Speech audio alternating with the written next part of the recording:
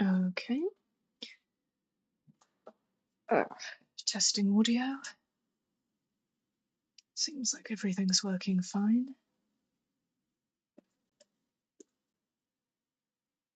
I'll just get your thumbs up.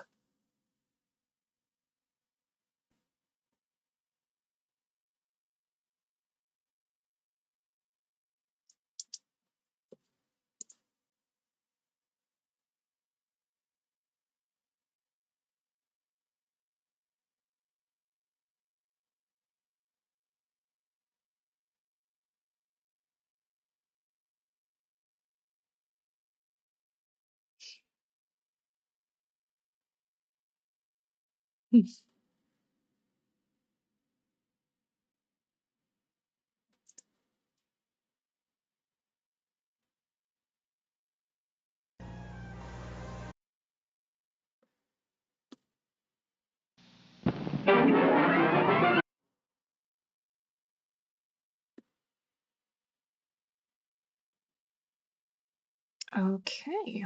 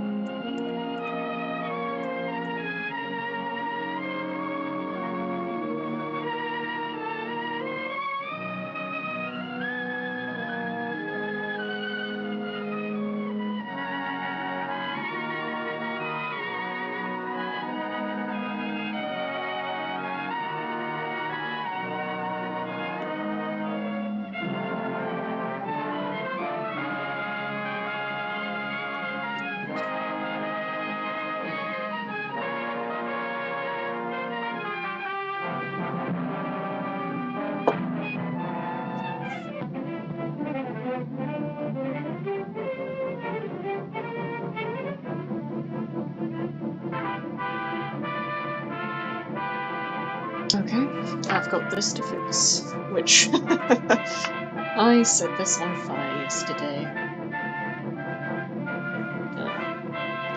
Let's see what the explained. Vincent Lubeck, age 16, possession of Not firearms. the best decision I've ever Remanded made, to but juvenile I'll hall. work with it. Vincent Lubeck, age 17, breaking and entering. Whitmore Reformatory, 6 months. Vincent Lubeck, age 19, petty theft. Sentenced to city jail, 9 months. Vincent Lubeck, age 20, grand theft, auto. Sentenced to county jail, 1 year. Vincent Lubeck, age 22, armed robbery. Sentenced 5 to 10 years, state penitentiary. Gentlemen, Vincent Lubeck is a hoodlum, an habitual criminal. It is my opinion that he be denied parole. But Warden, Vincent Lubeck has served his sentence. His record here has been exemplary, and I feel that this man Ordinarily, Warden, your objection would be sufficient for denial of parole. But in this case, there seems to be extenuating circumstances. The only extenuating circumstance in Vincent Lubeck's case is that he has not killed anybody. Yet. I am in contact with this type of criminal every day. I live with them. The Vincent Lubecks never change. But, Warden, this is an institution for correction, not punishment. If we permitted ourselves to act in so prejudiced a manner, we'd be subject to attack from society. Apparently you do not realize we are not dealing with the old-style gangster anymore. The Vincent Lubecks are committing the most vicious crime there is. Crime against people. Street attacks, armed robbery, assaults upon women, murder. The hoodlum is our public enemy, #1. Gentlemen, I would like to have you meet Mrs. Lubeck, Vincent's mother. It would make no difference. I'm dealing with brutal facts, not sentiment. I see no reason why we should not see Mrs. Lubeck.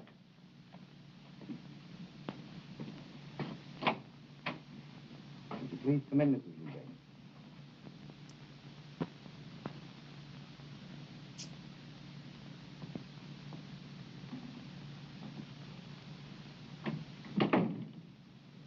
Mrs. Lubeck, this is Warden Stevens. These gentlemen are members of the parole board. Mrs. Lubeck, there seems to be some inadvisability about granting parole to your son. Why won't you let him come home? I can only go by Vincent's record, Mrs. Lubeck. Why do you hate my boy? Mrs. Lubeck, I don't hate your son. It's just my opinion that he is not fit to take his place in society. In 5 years, long enough to take from a boy's life. When do you think he will be ready? 10 years? 20 years?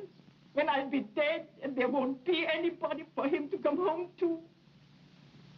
Mrs. Lubeck, let me ask, did Vincent ever bring home a paycheck? Did he ever buy you a dress? Did he ever take you anywhere? Dress, good time. They don't prove anything. You do not know Vincent like me. Ever since he was a little boy, he fights the whole world because he wants to be big. I tell him to be big. He must be big inside. Vincent is a plain boy. He don't have the strength to make his dream come true. To dream is not enough. For 5 years, he's in jail. Now he understands that in this world there is a place for everything. Everything can't be silk. There must be cotton. Please, please, let him come home with me.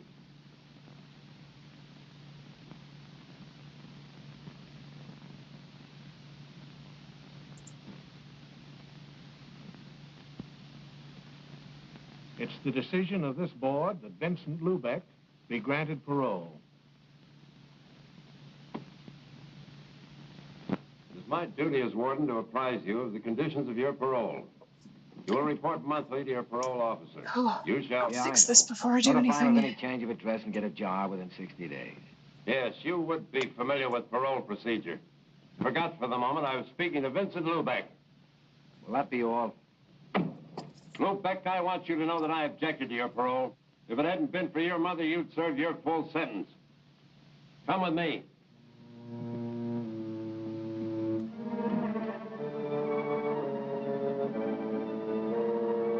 Hi, Chelsea. I made some adjustments to my mic settings. How do they sound?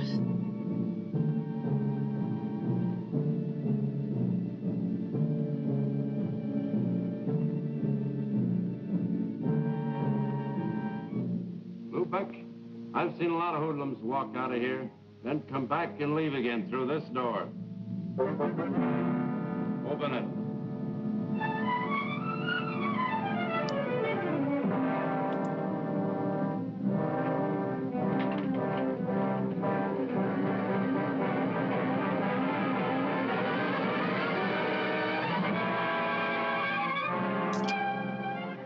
Keep thinking about this, Lubeck.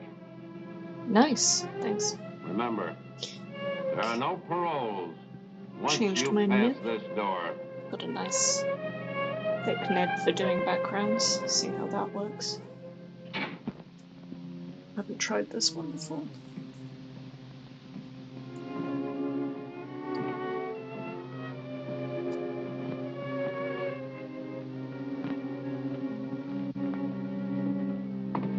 Oh, that's good. Hello. Let me say hello to my brother. What's the matter, Johnny? No hello? Look, Vince, let's get this straight. I didn't come for you. I drove Mama here. John.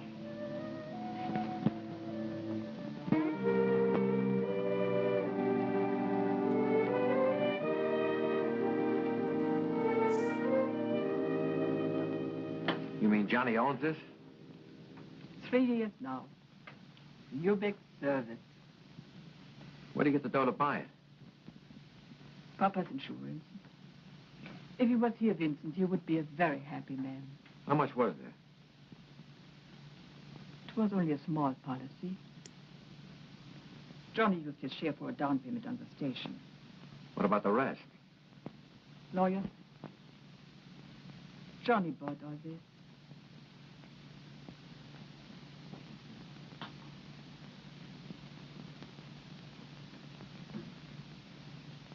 Take a breath, Vincent. Go ahead. Smell. You can smell fresh Oh, air my here. bad. Yep, Not there like you where we go. used to live by the city dump. Every time the wind changed, my, the smell. And Papa running around all day yelling, keep the windows closed, keep the windows. Stop it, Ma. Keep the windows closed. What was the use? The stink came through them anyhow. Into all the corners, into your lungs, your skin. Even if you took a bath every day, the stink would stick. Our playground, where we picked up a few Ooh. pieces of junk to get spending money. Very, very Rotten parasite stink. dialogue. Even now, we're not too far away from it. Yeah, but you wait. I got ideas. I'll get plenty of money. Yeah, dough. That's the only thing that'll ever cover up the stink of the city dump. Vince, you mustn't talk like that. You've got the whole new life to look ahead to. Look at Johnny. Yeah, grease monkey. Had to wait till Papa died till we get enough money to make a down payment on a gas station. Vince. Ma, the Bible gives you 70 years to live. The insurance companies tell you it's 65. The big companies tell you after 40 you can't make a buck. Well, I haven't got far to go. When you die, you're a long time dead. And when you are in jail, are you alive? Rosa. Hello, Mama. Vincent, you remember Rosa, Johnny's girl? Welcome home, Vincent. Hello, Rosa. Johnny, you promised me. Vin, suppose you forget what I said. Yeah, sure. This is how it should be. Brothers should always stick together. Well, what are we waiting for? Come, Rosa, you'll help with supper. All right. Johnny, tell Vincent about the station. It's Mom's idea, Vince. You mean I'm supposed to work in the gas station? She had to tell the parole board you had a job. Yeah, that's right. I forgot. That is not a bad idea. With you in the station, we could stay open longer. Pump more gas. And there are a few things I'd like to do. Put in a wash rack. Mom was in such a hurry this morning, I didn't get a chance to clean the dirt from under my fingernails. Then I'd like Your to... nails do get dirty, don't they, Johnny? Yeah, Vince, they do. But this kind of dirt you can wash off.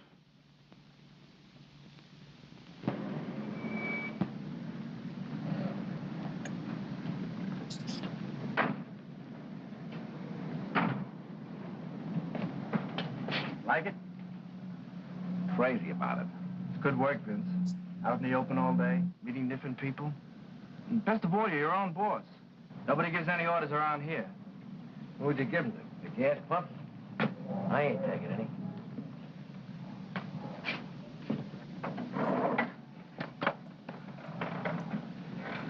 Hey, Vince, the boss looks counterclockwise in that wheel. Why don't you give the jerk a one to the buck and let him do it himself? If I had the time, I could probably do a better job than you. Tell me, what keeps you so busy? My job. What about getting back to yours? I need my car. Yours? Heaven really must be helping the working girl these days. Not him. The bank. The bank? And the manager's secretary. On a secretary's salary? I take home samples. That's an interesting hobby. Got any others? Yes, I read books.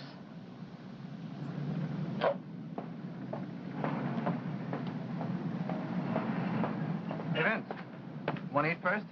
Tony's on the street is pretty good. No, I'll get something later. Okay, then I'll go grab a sandwich.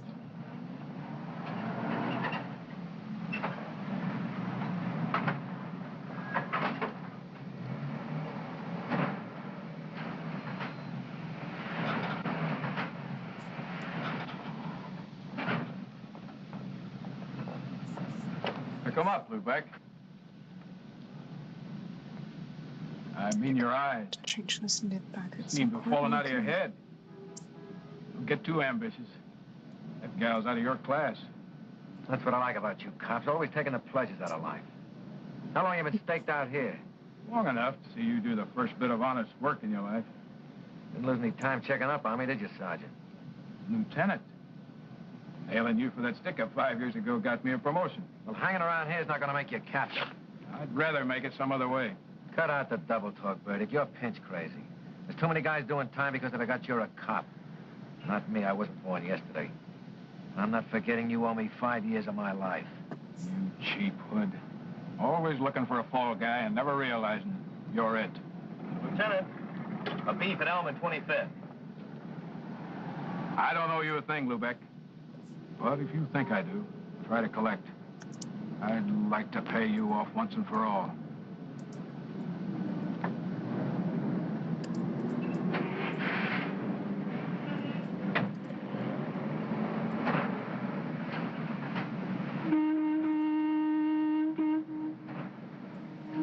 What do you want? Take $1 worth of that gas.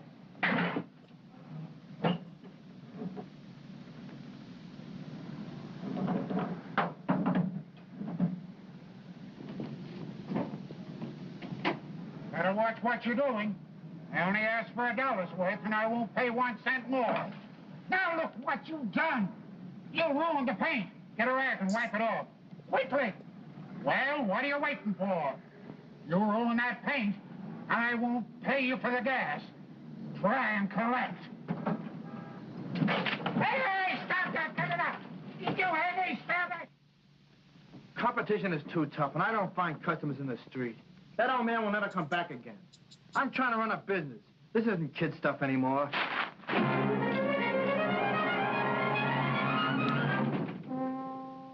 No, it's no use, Rosie. You can't even talk to him. Try to help him and he blows his top. It won't work out. Lower your voice, Johnny. You don't want to upset Mama.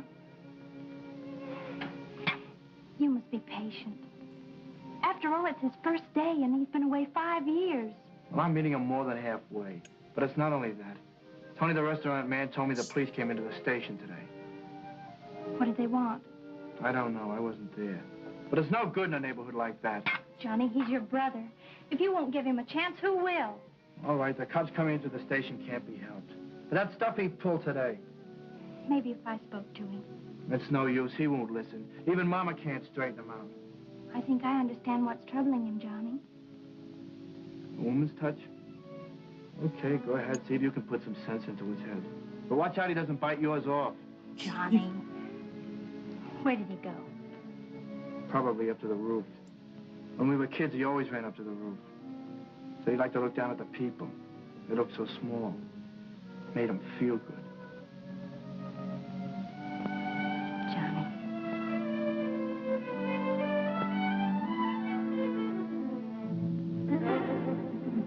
Caged.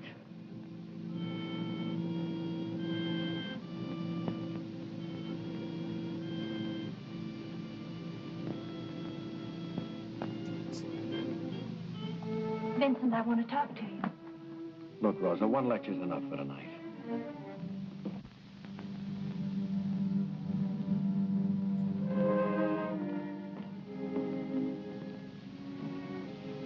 I only want to help. And so does Johnny.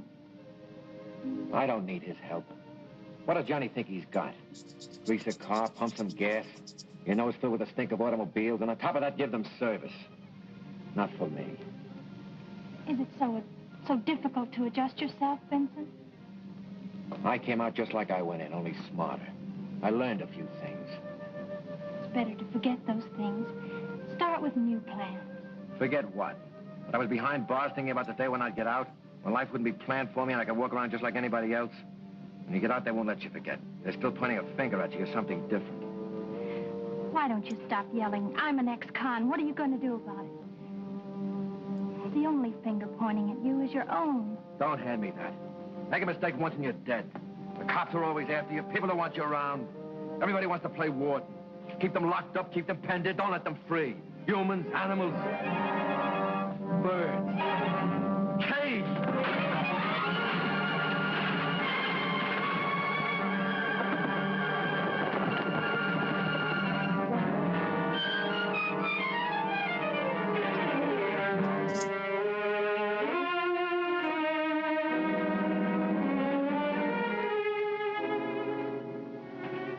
What was the use of that, Vincent?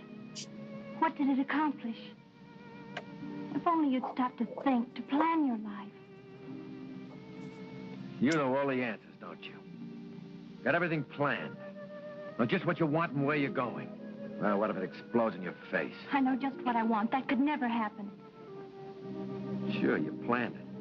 Everything just so. 1 and 1 making 2. What if something comes along you never figured on?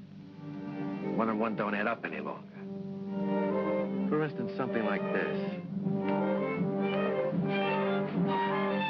Stop!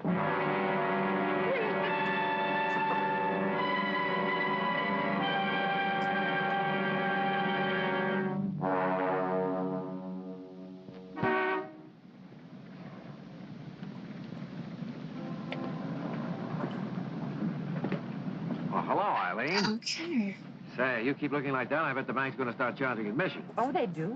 Only the depositors don't know about it. Give me 5. I've just 30 minutes to make it to our head office.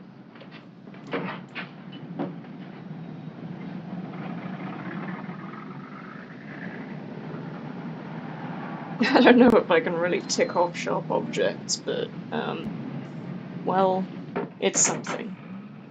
Put your money away, it's on me. Next up is Looks like they're sending the main asset down to the downtown branch. Oh, only for the afternoon. There's a bank manager's meeting. Say, how about a passenger? I'm going down to City Hall on some business. It's only a couple of blocks from where you're going. All right, hop in.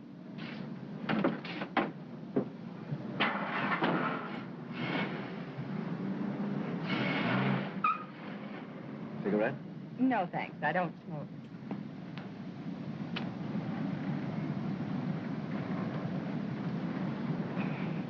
What do you do for entertainment? Looking at money all day must get boring. Can you think of a better pastime? Yeah, spending it. These guys that salted away in the bank haven't got the right idea. Me, I can think of better things to do with dough. For instance? Trade it for real living. These old guys sitting in exclusive clubs have got it and want to keep it. But I never heard of anybody coming back from down there saying he was having a good time. There's wine I've never tasted, music I've never heard. And, women? And women. Only there I'm even more particular. It's like a kid working in a candy factory. First he tastes everything that comes along. After a while, the only thing he touches is the silver wrap stuff. Then he's sick of that and he looks for something real special. Like you. And when he does find it? Oh, he's extra careful. Babies it so it'll last. How about some night this week?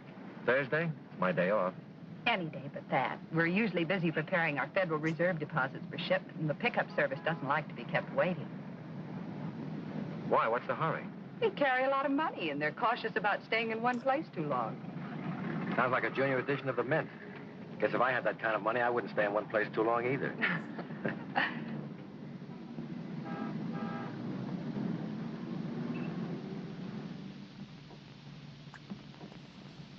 Marty. Well, the big man. I see they made you a member of the club. When'd you fall out? Last month. This is my first visit. Hey, you're looking prosperous. What are you doing? Legitimately? Selling used cars. You? Pumping gas at my brother's station, 4th and Boston. I mean, what do you got going for you? Keep it shady. We're not fixed to go. I'll see you next month. Wait a minute, Marty. I got something that'll be... No, I'm not interested. All right. But if you happen to know somebody who is interested in $500,000, let me know. I've been listening to your line for 5 years. Another couple of hours won't make any difference. I'll meet you tonight at the gas station.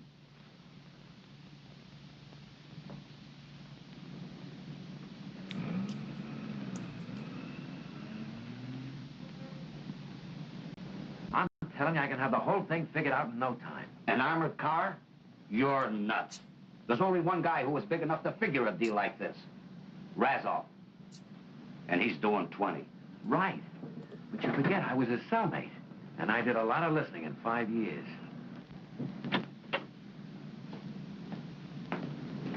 My brother Johnny. Marty Connell, a friend of mine. Hey, Vince, the parts house just closed, and I may have to chase all over town to get what we need. You check with Rosa at Acme Wrecking? Yeah, I caught her just before she left. No luck. Take care of everything while I'm gone, will you? Yeah. Your brother doesn't seem to like your friends. He doesn't like me. Well, how about it, Marty? If there's $500,000, it speaks for itself. Now you're talking. Johnny? Hello, Rosa. Where's Johnny? You went to get some parts, didn't you know? He said he checked with you. He did. I came down to tell him where he could get them. Why didn't you phone? Well, I thought I might catch him before he left. Yeah, too bad you didn't. You look upset. What's the matter? One of your little plans go wrong? You knew Johnny wasn't going to be here.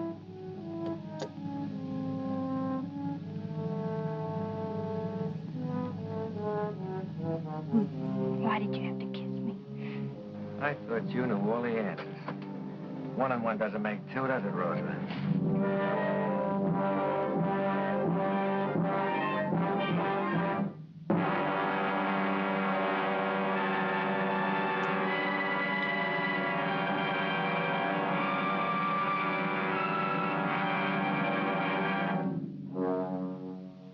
Well, you've had 8 weeks to play with this thing, and it's been costing dough. I'm Can you answer a using few something questions called the now? Word Association Network to come Well, up with ideas. The mastermind is going to talk. It's actually very useful. Okay? Put an Where does it happen? asphyxiation here. We'll take it in front of the bank. Why there? It's a busy street. Too many people. The only place that makes a regular scheduled stop. I still think we ought to take it off between stops. Hmm. We'd have more time for a getaway. Less Look at interference. Marty, those armored cars are like tanks when they're What's closed that? up. With that bulletproof glass and steel plates, the crew can hold off an army. How many men do you think we'll need? About 6. Now for the jackpot question. When?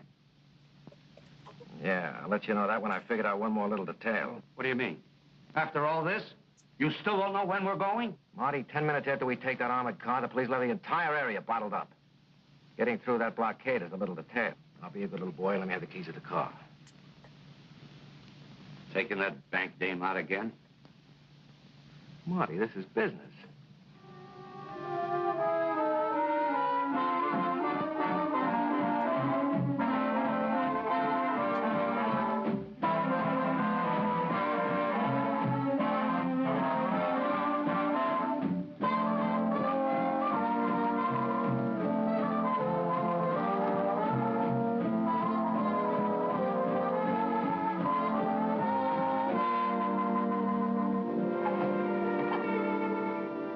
At this late hour.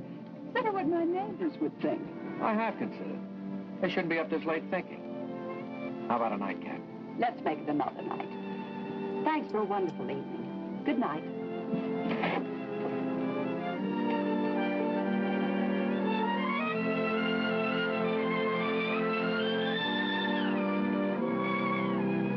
Okay, I think I could play around with the fumage to do an asphyxiation thing.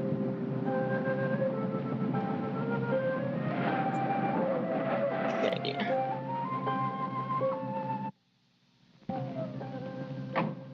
Rosa, you must be crazy standing here at this hour of the morning. Somebody might see you. I don't care. I had to see you. I must talk to you. Can't it wait till this afternoon? Come on, let me take you home. I'll see you later. No. You're just trying to get rid of me.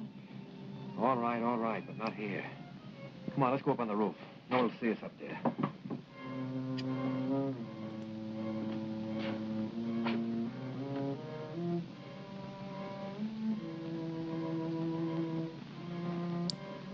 Vincent, I can't go on this way. Look, Rosa, we've been through this all before. It's 2 months. How much longer do you think I can keep this up? Johnny doesn't understand why I've been avoiding him. Why I've been so cool. And Mama. What are you dragging her in for? This is between us. No, it isn't. There's Johnny. It's not fair to him. We must tell him. Tell him what? That I've stolen his girl? That you belong to me? Oh, he'll like that, I'll bet. Can't we go away? Get married? Live someplace where we're not known?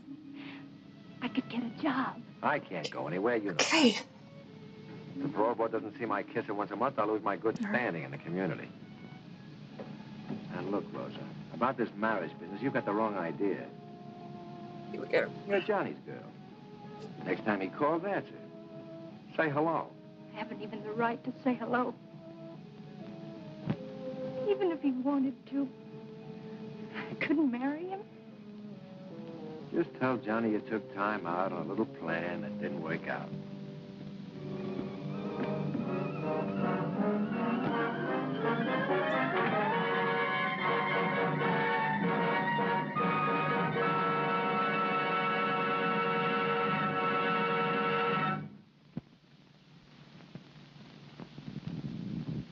Please, come in.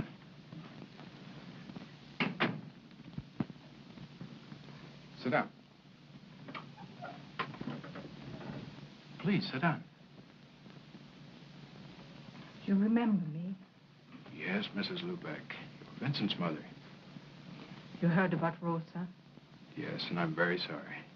As a matter of fact, I was just going through a copy of the autopsy report. Autopsy? What is that? Well, Mrs. Lubeck, when somebody dies, as Rosa did, the police have to make an examination. When you called me, I thought I'd take a look through the report. Since Rosa has no next of kin, I've secured permission for you to hold her funeral.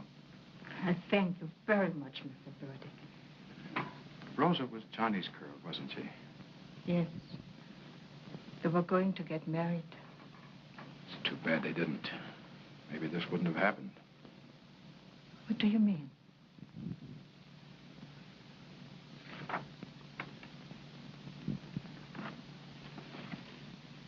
Autopsy report, Rosa Chermak. This is what I mean, Mrs. Lubeck. Autopsy findings reveal deceased was 2 months pregnant. Not Johnny. He loved Rosa too much.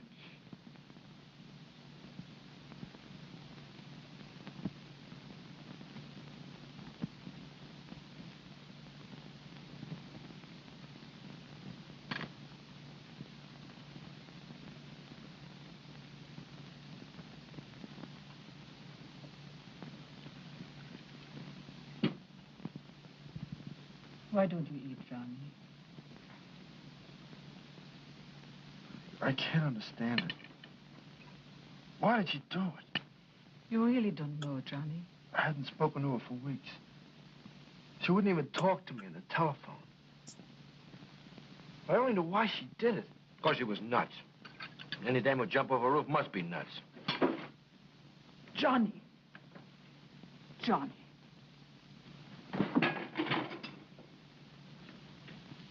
Nothing but trouble since you came home. I suppose I'm to blame for Rosa. Nobody said that, Vincent.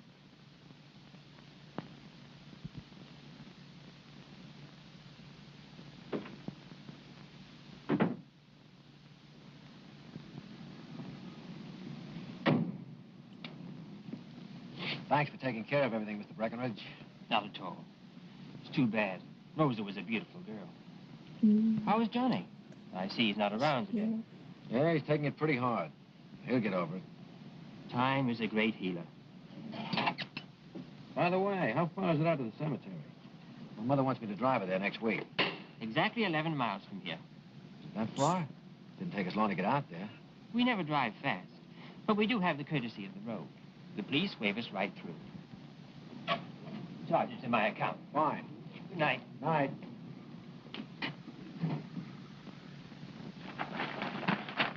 Police discovered the body of an unidentified man about 65 near 5th and Broadway late last night. The body now in the city morgue will be buried in Potter's Field unless claimed within 48 hours. Well, Uncle John is dead. Let's get moving. Christie, you will become Miss Vanguard. Eddie, you're her attorney. You play chauffeur. Right. Yeah, and lay off the booze. We want this to look good.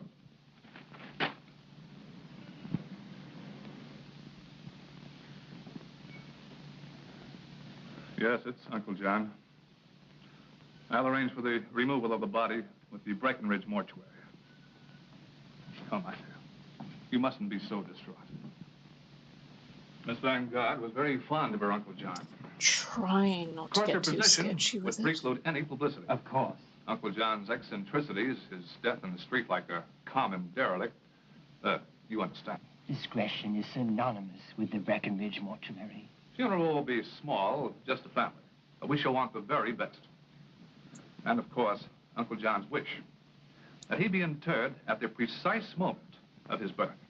The Breckenridge mortuary prides itself on fulfilling the slightest wish of our bereaved. Thank you.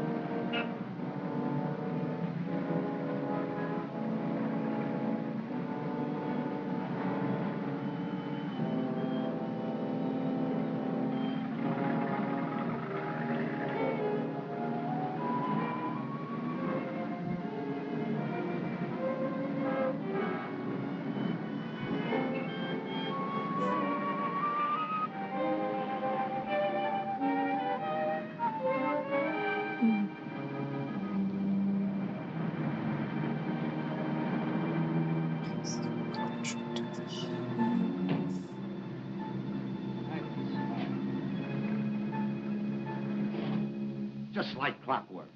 Timed right on the nose. If we'd been ready, we could have taken it right then. Yeah, and they'd have taken us right with it. One little hole is big enough for all of us to get buried in. Well, where is it, Vince? The back door. Somebody will have to be there just in case the bank guard gets ambitious. Yeah, you're right. Who are we going to put there? You? Nice. Right in the coffin corner. Where are you going to be? As I've always said, keep one man you can positively depend on in reserve, just in case anything goes wrong. I'm the only man I can depend on. I'll be right here in front of the gas station. And on this day, we are gathered in sorrow to pay a final tribute to one whose presence on this earth brought happiness to many hearts. To those who knew him best, John C. Vanguard was a man of many facets. To his niece, he was the essence of kindness and love, and never failing tower of strength. To his associates and employees, he was a fair-minded, open-handed man. His many good deeds had endeared him to all as Uncle John. None were ever turned away by him. His charities were legion. To those in need, he was truly a friend. For John C. Vanguard asked only of life to be of aid to his fellow men. And so we say farewell to this beloved man, whose memory will remain evergreen in our hearts.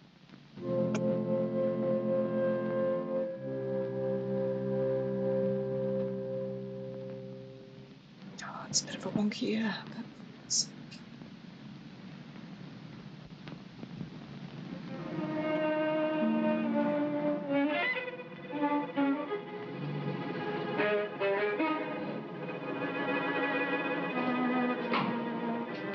What'd you come back for? I told you I could take care of everything. I come back to get some money. So what are you so jumpy about? Maybe you need a day off worse than I do.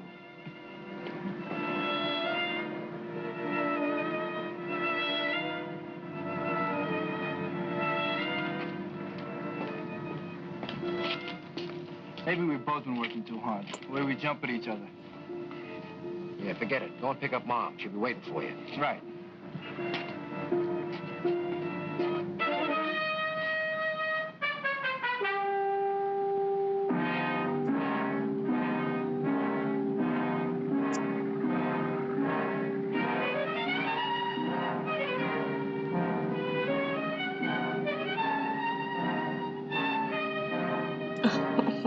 Taking a big risk by trying to draw hands. Yeah, so what?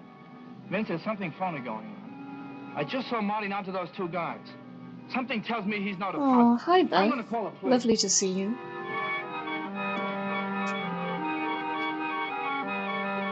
Get away from that phone. Drop it. Then I'm a truck. Vince, you're out of your mind. Put down that phone. I'm not kidding, Johnny. Vince, don't. Get back, Johnny, get back. You can't do it, Vince. It'll kill Mama. Vince, how can I make you see it's all wrong? You can't. I've got it beat now.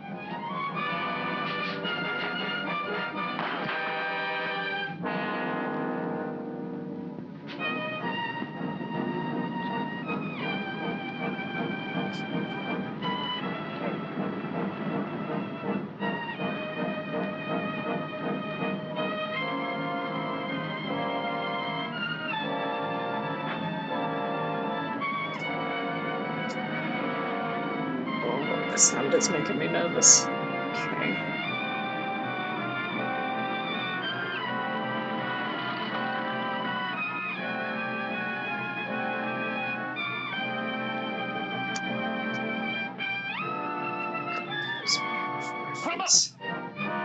Get away from that door.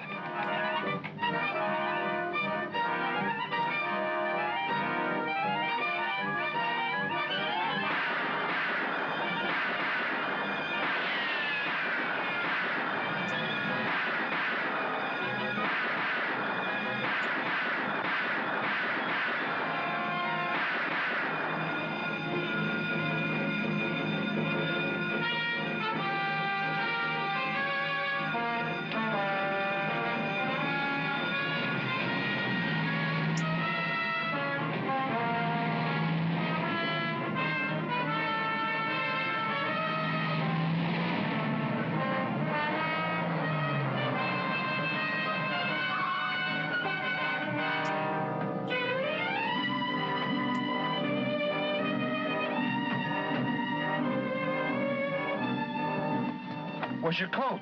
I left it at the station. There was no time to get it.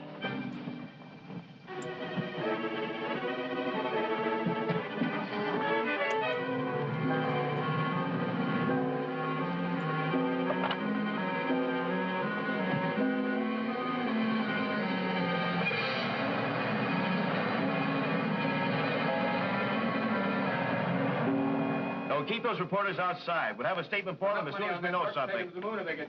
I want Yes? this blockade airtight. Attention all cars. 2 men jumped into getaway cab. Both are described as being of average height. They are armed and dangerous. Take no chances. Shoot to kill.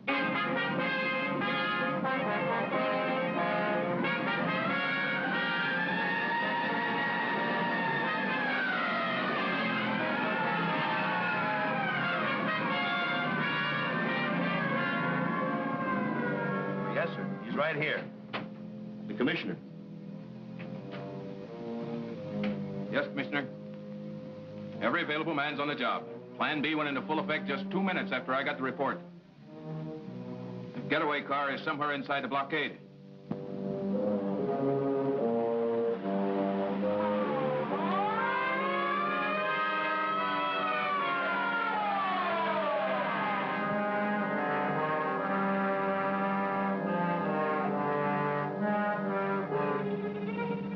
Patrolka.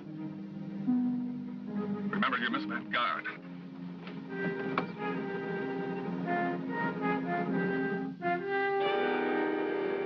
The trouble, officer? Sorry, we have orders to stop all traffic. But this is a funeral. Surely you don't intend to delay us. Sorry, those are orders. Nothing goes through. But certainly your orders don't apply to the dead.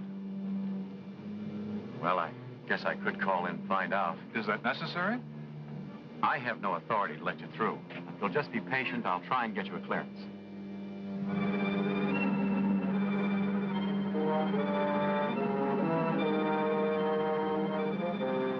Not coming.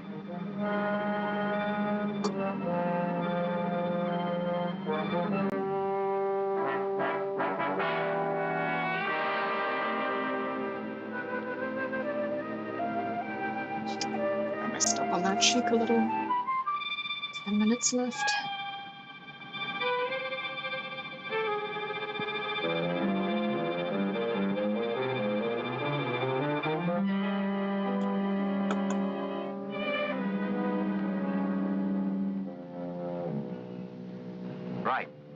Okay. Sorry to have caused you this delay. You folks can go ahead now. Thank you very much, officer.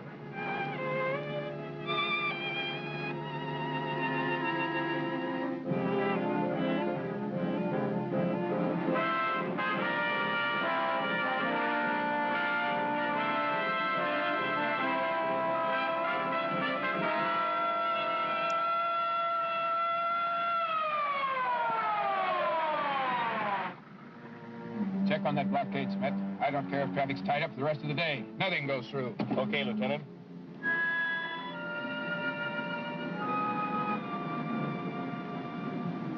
Schmidt speaking for Lieutenant Burdick. Catch anything in that net? Yeah, well, I have a note right here.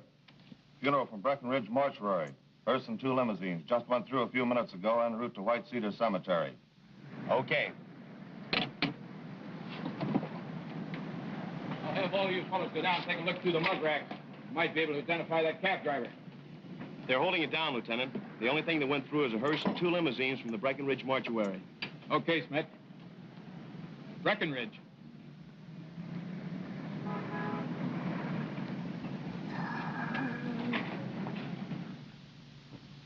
Mr. Breckenridge? Yes. Police. The funeral that left here a short while ago. I want some information. Is there anything wrong? That's what I'm trying to find out. Was there anything out of the ordinary about that funeral? There was. But I hardly see how that concerns the police. Listen, Mr. Breckenridge, this is not morbid curiosity on my part. There are 2 dead men out on that street. That funeral procession must have passed a moment before they were killed. Come on, quit hedging. I want the details. Very well. There was the unusual request of the deceased that he be interred at the precise moment of his birth. 11:01. There was... How many people were there? Only the family were present. 3. For 2 cars? Oh, no. They used only 1. Their own.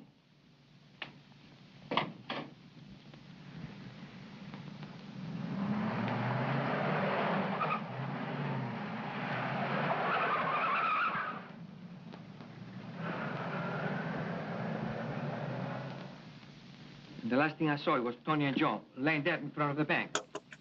Would you think this was going to be a picnic? This isn't Christmas and those guards weren't Santa Claus. All right. Skip the nursery rhymes and cut up that dough. There's your end, Christy. That's not enough. I stuck my neck out as far as anyone. I'm entitled to an even cut. Marty? She's right, Vince. If anything had gone wrong, she'd take the rap the same as any of us. If anybody gets more, it should be me. It was my job. Look, there were 8 of us when we started. There's only 6 now. If I were doing this outside, I'd look insane because it's like giving you a I double shave, always Marty. make the face I that think I'm your drawing arithmetic's a little off. while I'm doing it. How I about don't it? know Well, you why want to it's kick in habit. 25 grand of peaches to make little Christy happy? Apparently, I'm not the only one who does what's that. That's a 1,000 thing. more or less? Sure, it's all right with me. And it's okay with Mickey, too. How about you, Vince? Not me. I planned this thing and got you through okay. Now you're on your own. All right, Vince. Keep it. But I've got news for you. I'm not going to be happy.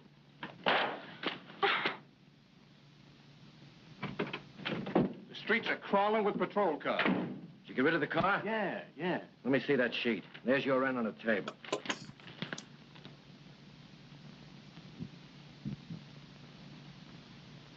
I got a bigger headline here, Vince.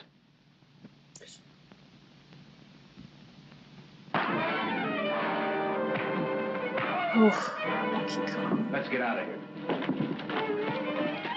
Eddie, let's put the money in a suitcase. Right, Marty. Mickey, you get Marty's car. Okay, Christy.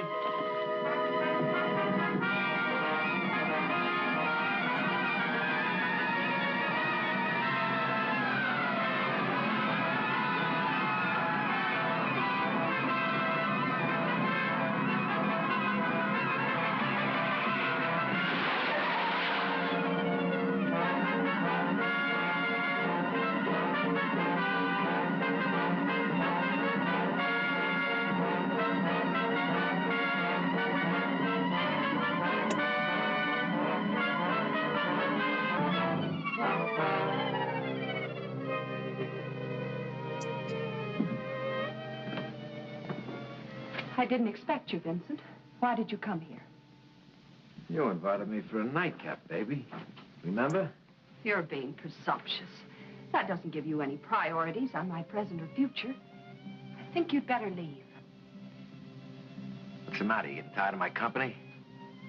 I intend to stay here for a few days. Harboring a fugitive isn't my idea of companionship. Get out of my bedroom. If you don't leave, I'll call the police. Don't forget to tell them where I got the information about the money in the armored car. You handle the truth carelessly, don't you, Vincent? That's what I like about you, class. Never come right out and call a man a liar. Relax. I'm only going to be here for a couple of days. You got any cigarettes? I left mine at the gas station in my jacket. I know you were in a hurry.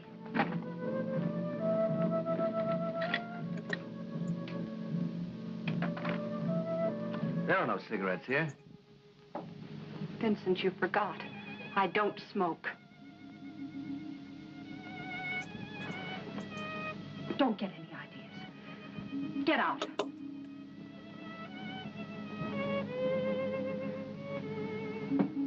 Just a moment. Forget this address. I never intended remembering it. He tells her in the eyes. Really get the terror in there.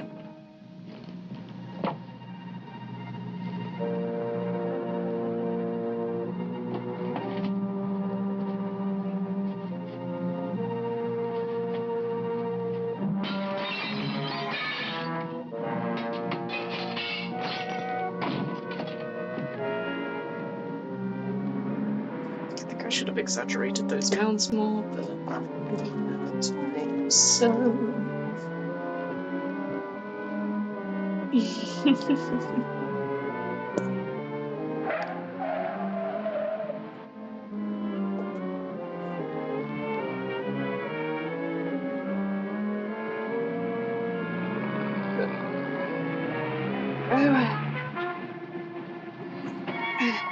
3 minutes left. See anything? No.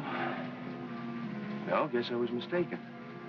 Must have been the headlights on our car projecting one of these gas pump shallows on that door as we drove by. Hanging around this neighborhood's making me see things. How about it, Lieutenant? Can we check in? My wife is going to let me know she's a wife. Okay, let's...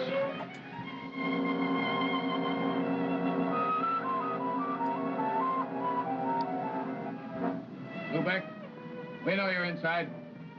Come on out, Lubeck, with your hands up.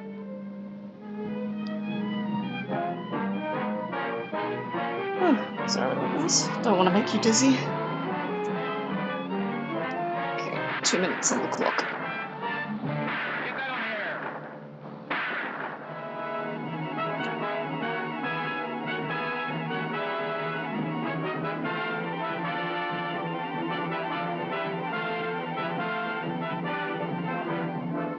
KWK to all cars, this is hot. Vincent Lubeck, heading south on 5th Street, driving stolen patrol car 97. He may be armed. Shoot to kill. Lieutenant, you're hooked in from here. Lubeck? Lubeck, this is Lieutenant Burdick speaking. This is the box score. Marty Cornell, dead. Eddie Bright, dead. Mickey Sessions, in the hospital. Harry Hill, in jail. Christy Lang, dying. You haven't a chance, Lubeck. It's just a matter of time. Lubeck.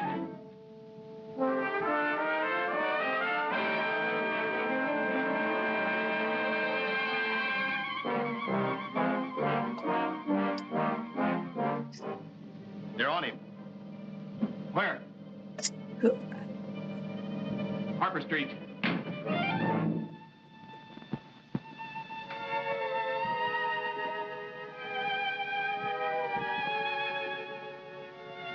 There we go.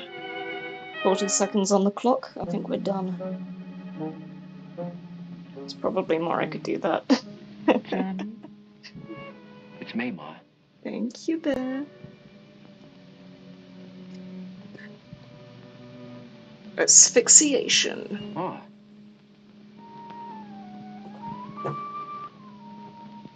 It's too late, Vincent. It's too late. What can Mama do? Go to the electric chair for you? Ta-da! Don't say that. Should I tell lies for you again? Say that you are a good boy, that you didn't mean it? Who should I tell? The man laying dead by the bank? Rosa, who you made ashamed? Papa, whose heart you broke? Can they hear me? It's too late, Vincent. It's too late. Shut up, Ma, shut up. I should have shut up a long time ago. But no, I thought my heart was big enough for both of us. I was blind. I always stuck up for you. No one could tell me you was no good. No matter Gets a what they tick told me, I didn't believe. and a tick in the timer box. Every time you got in trouble, I worked. Well, next is Gutsville. Lawyers, But first, because I'm on a Pomodoro timer, I'm gonna take a 5-minute break. out of jail. What did you want me to do? I never had a Whew. chance. Get some I never looked tea. at some way out. I wasn't going to let them kick me around. And a little time to think about what I'm gonna do for Gutsville, because I'm mostly making these up as I go along. You took your papa's name. Here are my pieces from yesterday, by the way. Put those up here. I never did fix the dog that I set on fire. Every time I wrote a letter, Vincent Lubeck, 199436. I should let you rot in jail. At least Rosa wouldn't have thrown herself off the roof.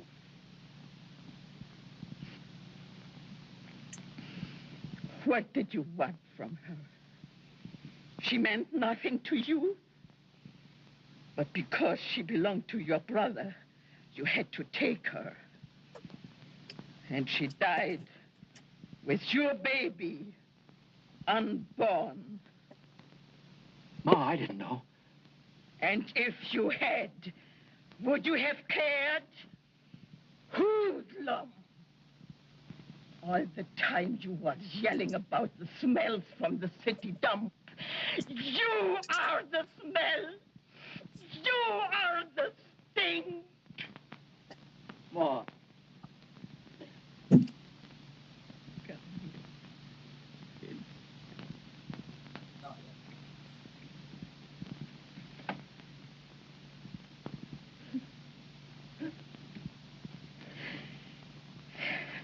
So, now you cry, my son, when it is too late for tears. You should have cried a long time ago and washed that poison out of your heart.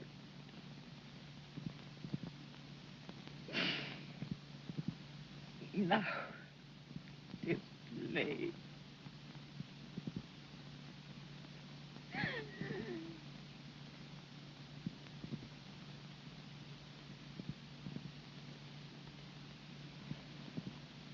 Ma. Ma. Ma. Your pills, Ma. I gotta get your pills.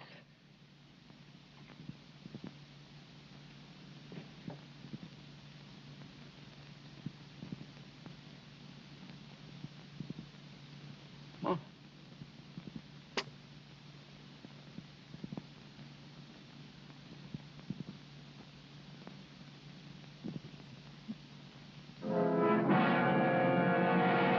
Johnny. Mama's dead. Yeah. She's dead. Nothing could stop her from loving you but death. Well, now she's dead. And you killed her. Just like you killed Papa and Rosa. Johnny, I never had nothing to do with Rosa. Liar. You never had anything of your own. Everything you got, you had to steal. And what you stole, you could never keep. Get going. Where? Where are we going? To the city dump. That's where we belong. That's all we're fit for. No, Johnny. I'll do anything. There's nothing you can do, Vincent. When Mama got you out of jail, you bragged about your big fix. Well, there are no fixes here. Mama can't talk for you anymore. Never mind the cops. I'm gonna finish this where it all started.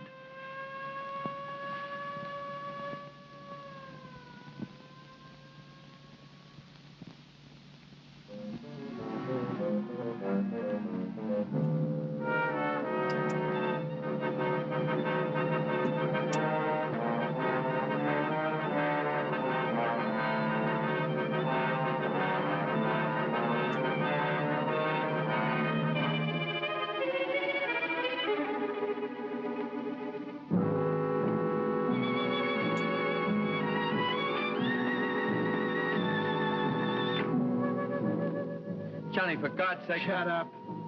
What have you got to do with God? Get those.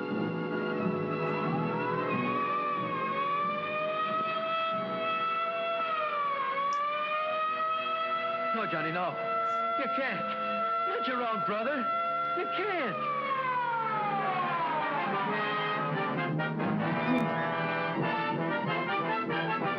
Go back! Stop! Go back! Go back!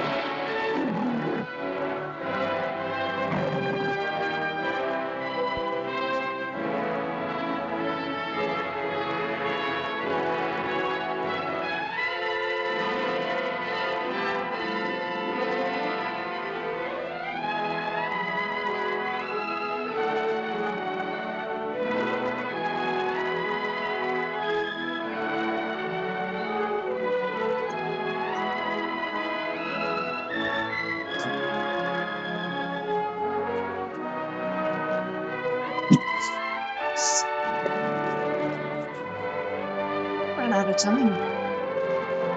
I should have brought the phone with me.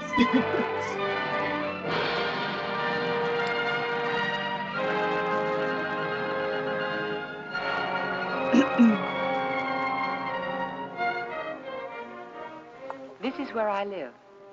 I'm a housewife. My name is Ellen Jones. That Tuesday in July started out just like any other day the past few months. Hey, good There was spell. no warning Good it was to be the spell. most terrifying day of my life. I remember thinking how tired I felt. Even the housework seemed drudgery. Definitely gonna So need a meaningless with reference for George this. confined to his bed. No one Oh, to I see or don't know. care even. And then I got scared. I don't know. Because I knew I was beginning to feel sorry for myself. George was the one who was ill, and he needed all of my thoughts and attention, and above all, my cheerfulness. I tried not to think about us, about George. Well, I'm gonna try it without and see how how it he'd goes. changed. I told myself it was just my imagination, that things would be different when he was well and strong again. Then I thought I heard him call. George, did you call? George, are you all right? Yes, Ellen. You want anything? Not now. I've just begun work on an insurance report for the office. Well, call me, dear, if you need me. Okay.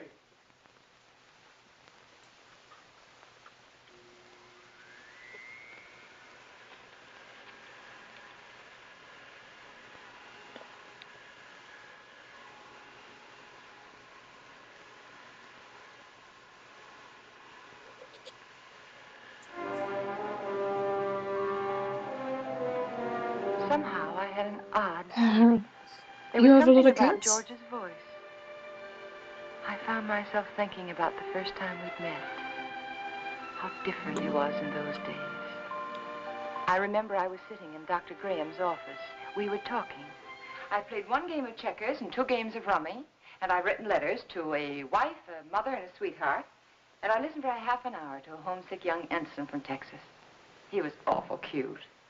Now, what else can I do to help boost the morale around here, huh? You could go out to dinner with me.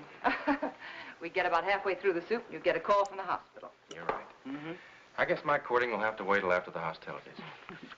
There's a compound fracture down the hall who's waiting to see me, but I'll be tied up for a while. Oh? They tell me he's feeling blue. You see, his wife's expecting a baby in a minute. And I think he could stand some cheering up. It's practically done. See you later, Ed. Oh, I'm sorry. They told me I could find Dr. Graham in here. You ought to be along any minute. Why don't you come on in? Sure, thank you. Are you a patient here, sir? In a naval hospital? No. I'm just a friend of the doc's. Flew in last night with the ferry command. The only thing wrong with me is a double-barreled hangover. Too bad. Dr. Graham will be detained, so I'm taking you for an airing. And maybe he doesn't want to go for an airing. He doesn't. There's nothing a woman likes better than shoving a man around.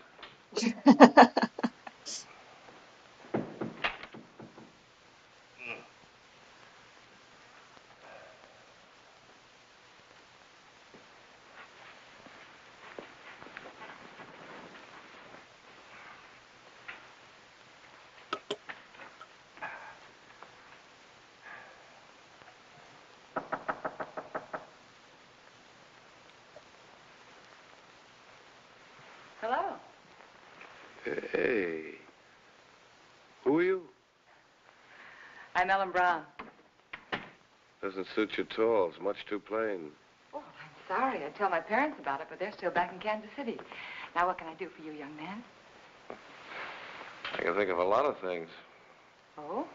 Well, shall we begin with a game of cards? Well, I could read the newspaper to you. I could write a letter for you. I know. I'll sit right here and you can tell me all about that wonderful baby you're expecting. The baby you're expecting. Does Ripley know about this? I beg your pardon? Skip it. Which is your bad leg? Well, neither one of them's working very well today. Oh, my head. Is your head bothering you? Terribly. Both of them. Would you like me to write that for you? Wow. Can't think of anything nicer. There. Now relax. Oh, close your eyes. The 40s was something Now else. just think of something pleasant. I can't believe he said that. Pretty soon you'll be going home to your wife. Won't that be wonderful? Think what she looks like. How pretty she is. Lovely. Beautiful blue eyes. Short nose. Soft brown hair. And lovely, kissable lips. Well, there's nothing wrong with your morale, young man. I'll recommend to the doctor that you be sent home to your wife immediately. Say, wait a minute. Wait, you're all dressed. Naturally. Well, George. Hello, Ranny. Son of a gun. What are you doing here? Enjoying myself immensely? his leg isn't even broken. No? No, it Hey, isn't. Doc, what kind of nurses do you have around here anyway? Hey, what goes on here, Ellen? But when I came in here, he was lying there all covered up, and he let me make an absolute idiot of myself. Rubbing his head. Both of them. Best cure in the world for a hangover. Ellen, this is George Jones, an old and untrustworthy friend of mine. Now, remember, I saw her first. George Jones. The name suits you perfectly, completely undistinguished. I wouldn't say that, honey. Someday you may wind up wearing it. Wait. Shall we go? She's cute. It was pretty depressing having a medical student for a roommate. Oh? He was always dissecting something, including me. You gotta know what's going on inside if you expect to understand the outside. Yeah. Excuse me, sir, but you're wanted at the hospital. There's an emergency. Oh, Ran, I'm sorry. So am I. Well, back to the salt mines. See you folks later. Not if I can help it. I intend to keep you to myself for the rest of the afternoon. Oh? And for the next 2 weeks. Oh. When a lonely prospector strikes gold, he doesn't yell for his friends. He stakes a claim. How about some lunch? Yes, I'd love it. I don't like to make love on an empty stomach. No, neither do I. Especially to a perfect stranger. My Ellen, wherever did you get the idea that I was perfect? Oh, you. Would you like to switch boxes like we did when we were kids? Naturally. Oh, rather. Fried chicken, potato salad, tomatoes, cookies, Gay rations. Canned See you ham, later, Beth. powdered Have a milk, good one. chewing gum, and 4 cigarettes. coffee. Honestly, is that the best you could do? That's the best I could do with no ration card. Oh. Now, if we were to combine forces, pool our resources, I think we might do very well together.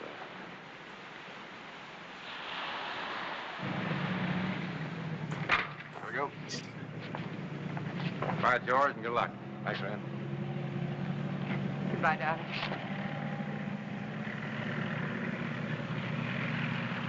Take care of yourself. I'll be back, honey.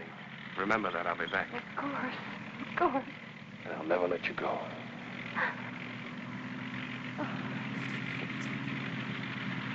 Goodbye, darling.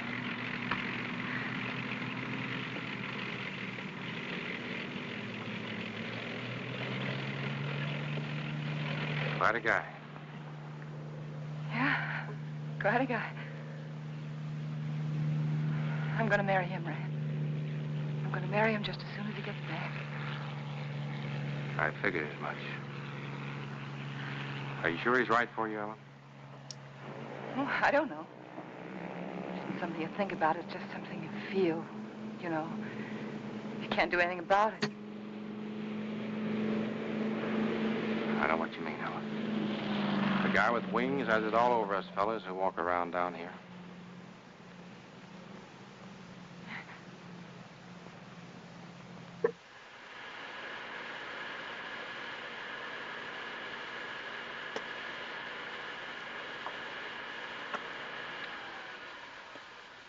I'm coming up now, dear. Do you want me to bring you anything? No. Oh, you're still here. Nice. I just got a Be Real notification. What is it? What's the matter? Get a doctor. Here, take No, not that. Get a doctor. Another doctor, not Graham. But I have to, dear. He is your doctor. Don't argue with me. Don't call Graham. Get another doctor.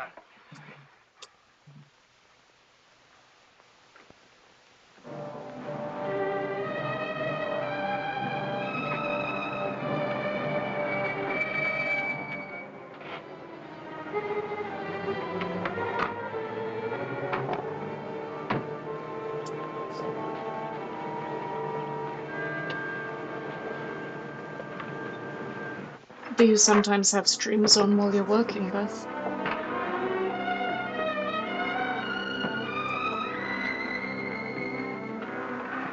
He didn't want the medicine, but I made him take it. Good girl.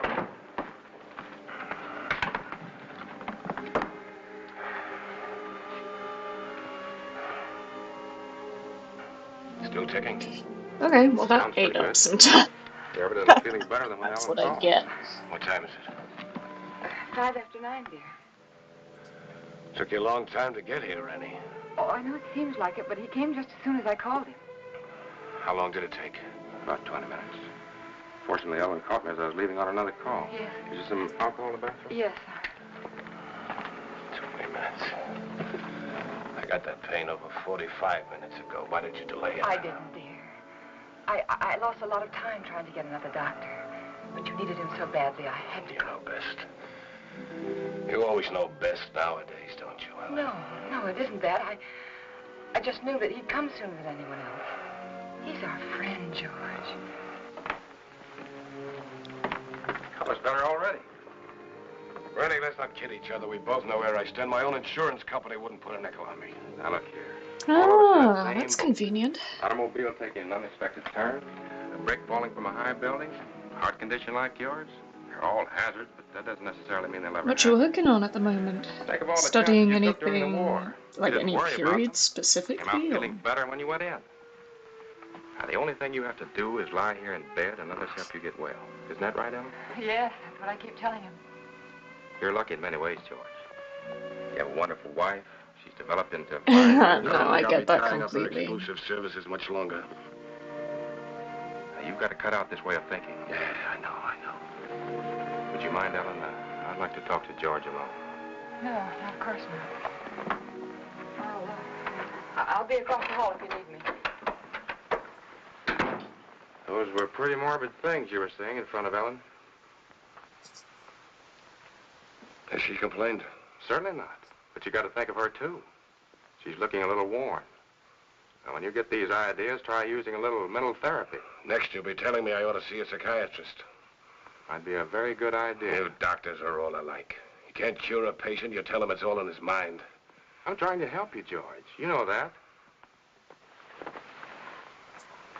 I'll drop in again this afternoon. Maybe we can talk this thing out. Yeah, maybe we can.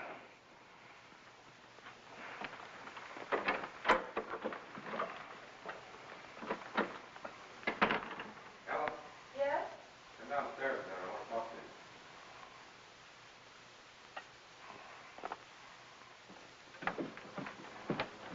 Ellen, did anything particular happen to upset George this morning? No, not that I know of. Why, do you think he's worse? Frankly, I don't like his mental state. Well, I think maybe it's just the hot weather. Depresses him. He's been a very active man. It's natural for him to be depressed, but yes. When a man's at a low ebb mentally and physically, he's prone to all sorts of imaginary fears. Yes, I know. I'd feel better if he were in the hospital for a while. No, I don't think so. Well, you want what's best for George, don't you? Well, of course, that's just it. I think it would upset him terribly. You see, he doesn't seem to want anyone else around him except me. Well, this morning, he didn't even want me to call you. Oh, it isn't that he's disloyal, Ran, or has lost confidence, but lately, he seems to have taken these sudden dislikes to people. Look, Ellen. Yes? You and George aren't just patients, you're friends. Just casually trying to remember what a heart looks like. Could develop into something serious. Go to You won't send him to the hospital. I want you to have someone here to help you. I'm sure you know what's best, Ran, but honestly, I don't know how George will take it. Well, he doesn't even seem to want his aunt around anymore. Ellen, I don't think it's wise for you to try to handle this alone any longer. You're stressed to the breaking point already. Okay, see you, Chills. I'll take it I'm up with George probably this going to be afternoon. around for quite a long time.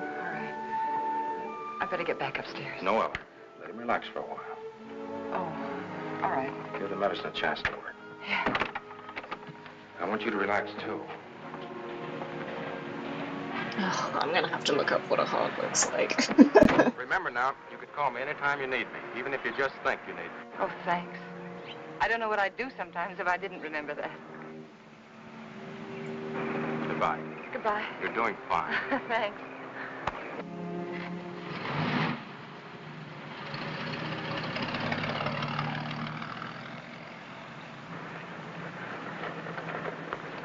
Stand where you are. Don't move. Oh, you frightened me. Did I? Yeah. No. Hey, what are you all dressed up for? And where did you get that beautiful new tricycle? It's no tricycle. It's a horse. Oh? A Palomino. My grandpa gave it to me. Oh, he did? Well, it's beautiful, Billy. I'm not Billy. I'm Hoppy. Hoppy? Now, who's Hoppy? Don't you know who Hoppy is? No, I'm afraid I don't. Don't you have television? What? Don't you have television? No. Want to see mine? Sure. Look inside. Well, look at that. See? Hoppy's there, too. Just like in a real television. Why, of course, I know him. That's Hopalong Cassidy. Well, saved many people today, Hoppy? Oh, 60 or 100. Don't try any tricks now. Oh, I wouldn't think of it. Do you have any cookies? No, I haven't. See, the groceryman hasn't come yet, but I will have later. You know what I do with a bad man? No, what do you do? I dynamite him into little pieces. Shot him, put him in jail. This is cute. Oh, like I don't think the this. real Hoppy would treat even bad men that way. Well, really what I did was lasso him, tie him up, throw him in jail. Well, that sounds like a lot more work, and more dangerous, too. Had to take care of you, didn't I? Yeah, you sure did. Can I come in? Oh, well, honey, I'm sorry. I'm afraid not. My husband isn't feeling very well today. See? I won't make any noise. If I was eating cookies, I couldn't even talk. No, you couldn't. Well, I'll tell you what you do. After the groceryman comes, that'll be around 12 o'clock. See, you come to the back door very quietly, and I'll have some cookies for you. Okay? Okay. I'll ride my horse up and down and see that no bad people make any noise. Because I'm your friend, aren't I? That's right, Hoppy. You're my friend. Choo-choo. I'm an engine. I'm going to beat that car at the crossing. Choo-choo. Choo-choo. Choo-choo. Choo-choo.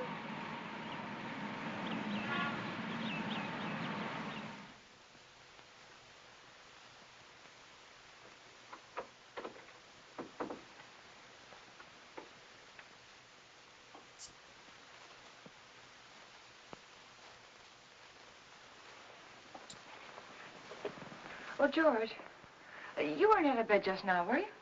No. Oh, it must be the heat. I could have sworn I saw somebody so right... long? What, dear? It took you so long. Sorry, dear. I was talking to Billy. I should say Hoppy. Let me change your pillow. You know, he's the little boy I told you about who just moved into the neighborhood. The one with the glasses, you know.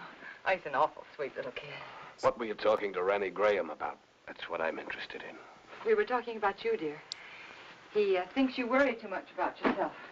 If I didn't, I don't know who would.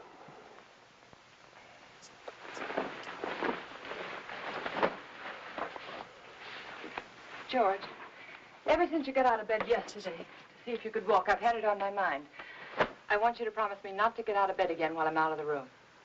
All right, Ellen. Did you call the druggist about getting the heart prescription filled? Yes, dear. He said he'd send it up later in the day. But there's enough there if we need it before. Okay. Did you tell him I spilled it? No, I didn't. Do you feel well enough for the paper? Yeah. Editorial page? No, just the front page is all right, thank you.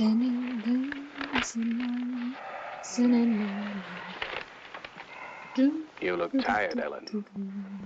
Oh, I'm not. Just that it's so hot today. What are you thinking about, Ellen? Well, you know, I was just thinking that everything in our lives, every breath, every thought has been for ourselves.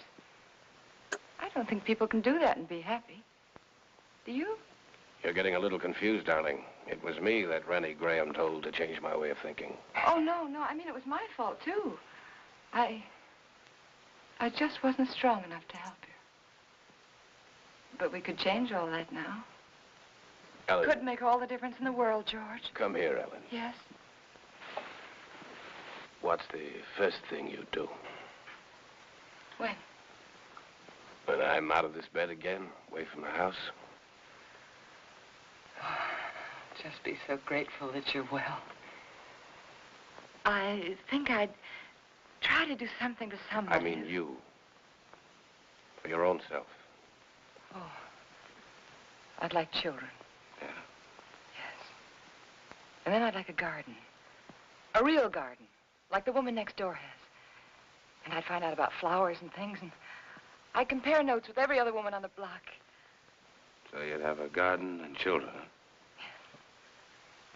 Oh, isn't it good to plan again?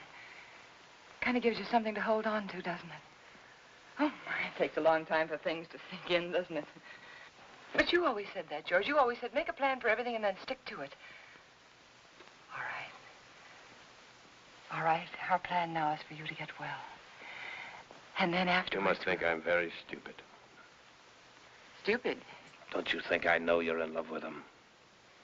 In love with whom? Graham. Well, that's the silliest thing I ever heard of you. You're not as subtle as you think you are, Ellen. It's quite obvious. First, I thought it was just an infatuation, but now I realize it's more serious.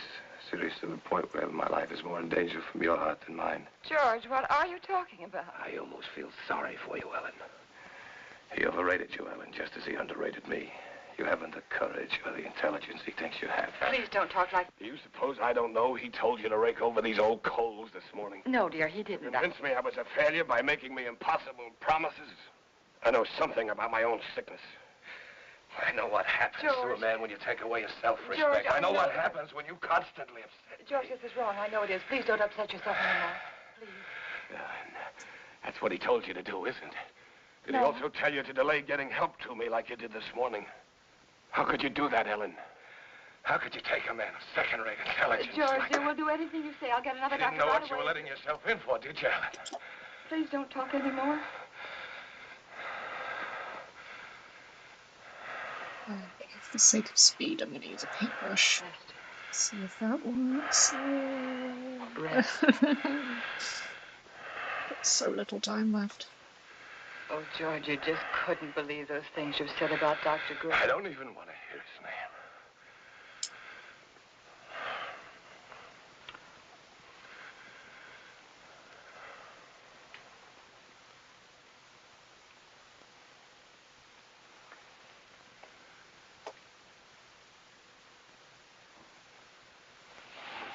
Leave it halfway up, Ellen.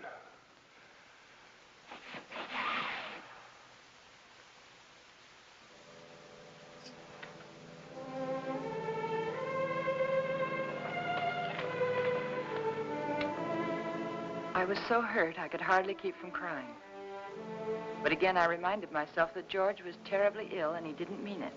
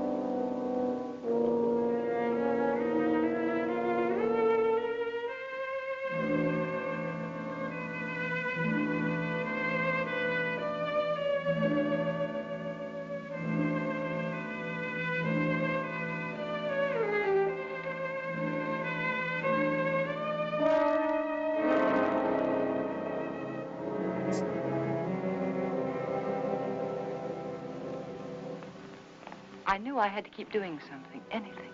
Anything to keep me from hearing George's words. He didn't mean them. He couldn't mean them. It was his illness, the heat.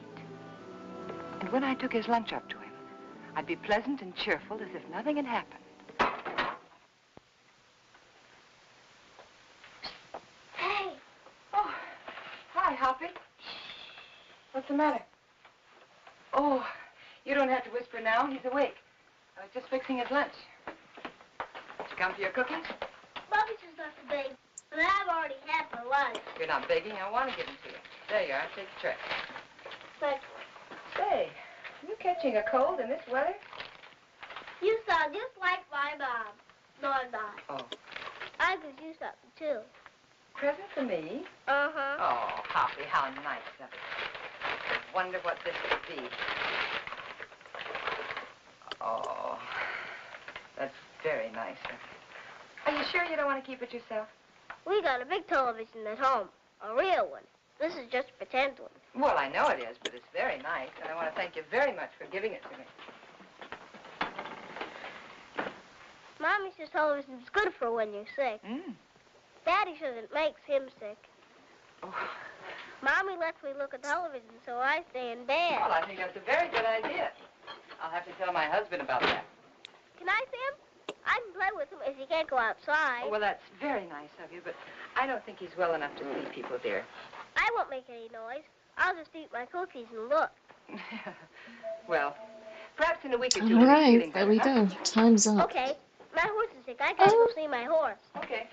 Yeah, I mean, I wish I could have added like a little puddle of blood or something and used up a bit more space, but, you know. For gut spill. For my horse?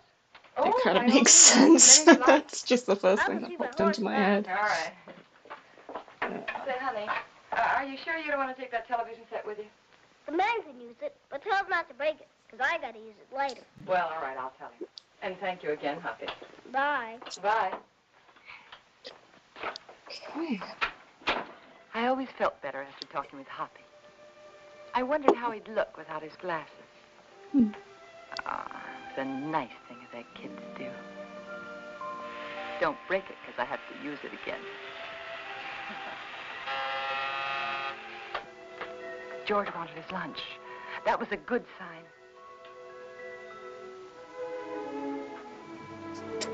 Stretch break. And next up, amputation.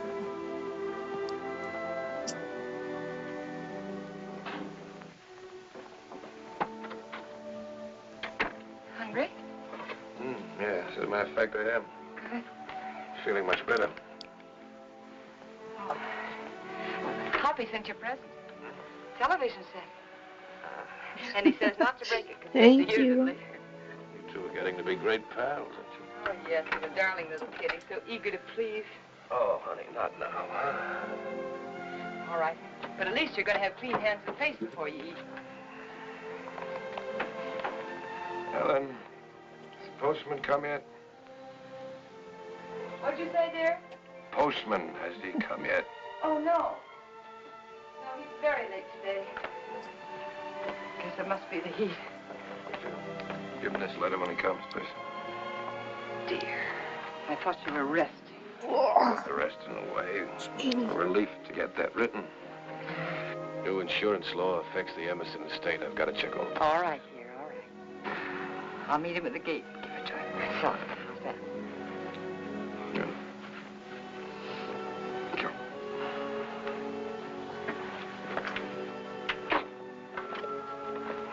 There you are. Looks good. It is good. Oh, Ellen. Letter. Oh, sorry. And if you finish before I get back, don't try to put that tray on the floor. You remember what happened the last time? Say, you really wrote a letter, didn't you?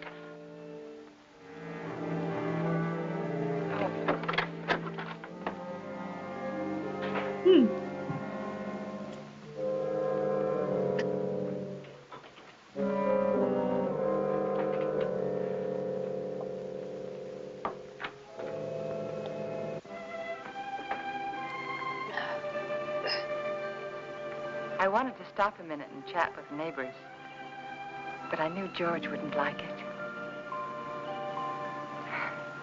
He didn't believe in neighbors. And then I saw the postman.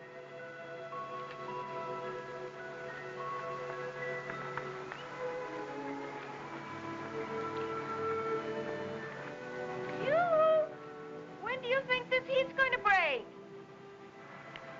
Morning, Mr. Carson. Oh, good morning, Mrs. Jones. Certainly is hot, isn't it? Oh, it sure is, especially with this mailbag.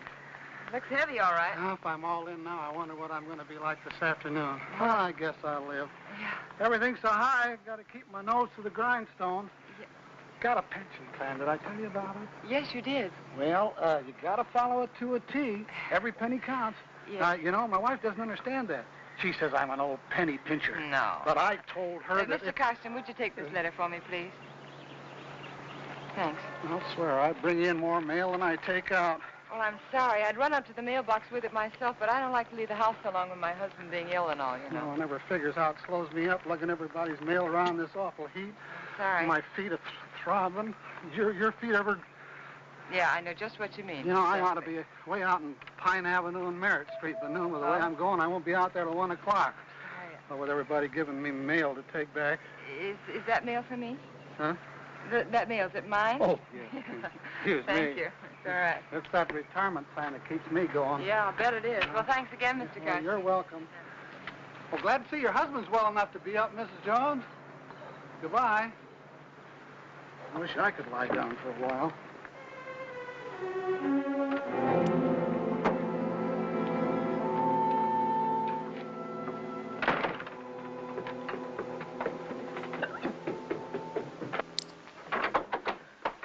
George, you were out of bed. And you promised me you I wouldn't. can't get out of bed in my condition. Dear, the postman said he saw you at the window. Did he really? Well, no, he didn't actually say he saw you. But... Postman's got a touch of sunstroke. Yeah, me too, I guess. Oh, it's time. Hot wind certainly doesn't help much. You finished? Yes, very nice, thank you. I'm glad you got that letter off. Come over here, Ellen. Sit down. Right, amputation. Does a guillotine count as amputation? A little while today? It's pretty hot. Oh, she'd love it if you asked for her. Can't really think of anything creative, like right off the bat for this. You know, Aunt Clara gave me a toy when I was a kid. A toy I was crazy about. My mother used to tell her she gave me too much, but I can still remember that toy. It was a bottle with a small, absolutely perfect sailing ship built inside of it. You know, I was so crazy about that toy, I wouldn't let anybody touch it. Oh? Not even my mother. One day I was making a garden, making a garden in the backyard. A neighbor boy came running out of my house with my ship in his hand. Somehow I got it away from him without breaking it. I don't know what I said to him, but he looked awfully scared and white. And suddenly I was frightened too, thinking he might have broken it, the ship, I mean. I picked up the little rake I'd been playing with and began hitting him with it. And my face had been so white it was all blood. Oh, no. I think I might have killed him if mother hadn't come out.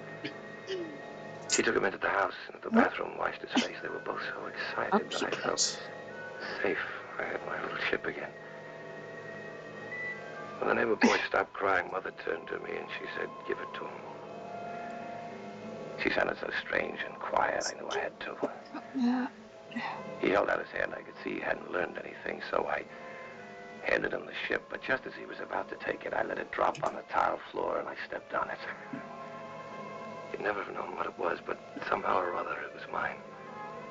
Mine more than it had ever been before. I remembered every little perfect thing about that ship. But to them it was just a mess of broken glass and matchsticks on the bathroom floor. Ellen, you know who that neighbor boy looked like? You know, very much like Graham. Your Dr. Graham was going to find himself in exactly the same position as that little boy. But we're not going to have him here again. But that doesn't change the fact that you're wrong about him. He's been wonderful to you, so thoughtful and given you so much time. Maybe that's because he's a bachelor, huh? No home life. He's been a good friend to us. Ellen, time's limited, so you must listen carefully. Randy Graham may have you, all right. But he'll be disappointed with what he gets. Oof. George, please. George, I can't let you talk this way anymore. I'll fill this up.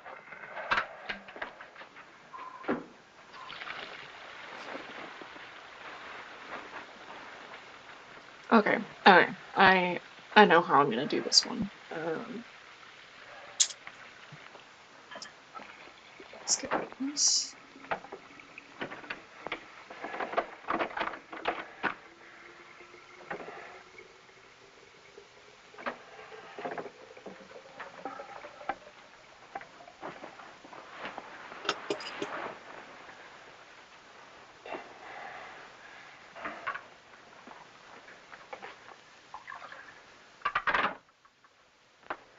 I'll be downstairs if you want me. You'd better wait, Ellen. I've written the district attorney asking him to make a complete investigation if anything happens to me today before he can get help to me. Why do you torture yourself like this? Why do you imagine things that don't exist? That letter exists. It proves you're trying to kill me. But I'm not. I'm not. If I can't help you, George, then I'm going to get someone else in who can. It's not me that needs help now, Ellen. You gave that letter to the postman yourself just a while ago. Yes, yes, I gave him the letter, the one that you wrote about insurance policies.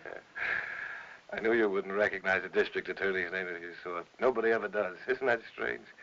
Everybody knows there's a district attorney, but nobody ever knows his name. We are going to get someone else in, another doctor, because this is all in your mind. My mind is fine. Just to reassure you on that point, let me tell you that letter was about insurance. I told the district attorney how much insurance we had on each other's lives. That if either one of us died, the other would do very nicely for the rest of his life. Or her life, very comfortably indeed. Oh. I also told him how you and Dr. Graham, how you were working together to aggravate my condition so it wouldn't look like murder. George! I also told him how you were gradually giving me overdoses of the heart medicine. But that isn't true. Anyone would know that isn't true. Would they? Why is that bottle almost empty, huh? We only got it the other day. Well, you told me that you spilled it on the tray. You told me that yourself, George. You didn't tell the druggist that. Oh, Mr. Phillips will make an excellent witness against you, Ellen. He'll be the first if anything happens to me. And let me tell you, there'll be others. The letter takes care of everything. The druggist, the medicine, the doctor, he's in it too. Oh, you've implicated your old friend Graham, you know. Nothing's going to happen to you. I don't know whether you're doing this to frighten me or not, but I'm going downstairs and get that letter back from that postman. You're not going anyplace anymore, Ellen. Because I'm going to kill you. I decided that definitely this morning.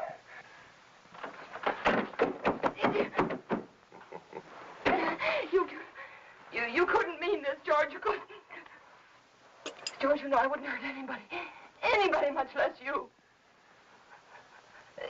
George, think. It's me. It's Ellen. It's Ellen. But you did want to be rid of me. It was in your mind. That's why you feel so guilty, isn't it? No. The letter will take care of Graham. I'll take care of you myself. I'll make it look like self-defense. Please don't.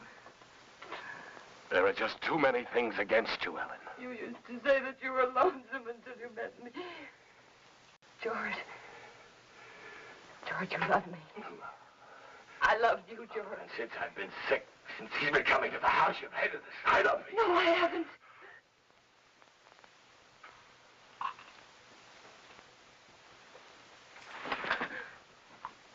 Oh, this is gonna be a wonky hand. Oh well. Oh. No.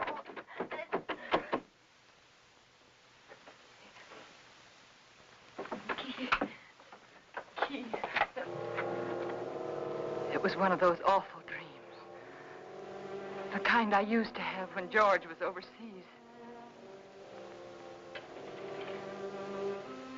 That man lying there was George, my husband. He was dead. He died trying to kill me.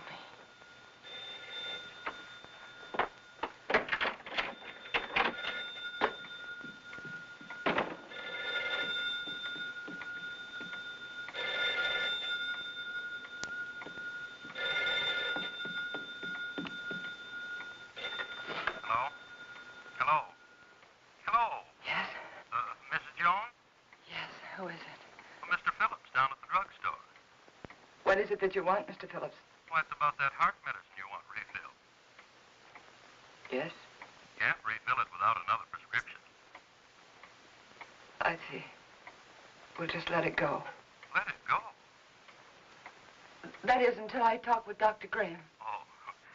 By the way, Mrs. Jones, according to my records, you got that prescription filled just the other day. But my husband knocked that bottle over on the tray and spilled it. Oh? You didn't tell me that when you called before. But that's what happened. I promise you that's what happened, Mr. Phillips. All right, Mrs. Jones. You don't have to promise anything. I didn't tell you before because I didn't think it was necessary. Well, it wasn't. Look here, Mrs. Jones, I didn't... George said that Mr. Phillips would be a witness against me. I just thought it was such a witness. You got that prescription filled. I'd warn you, that's all. Yeah. I'll see that you get another prescription. Yes, you just get in touch with Dr. Graham. Oh, I tell him about George. A wonky one or a disembodied one?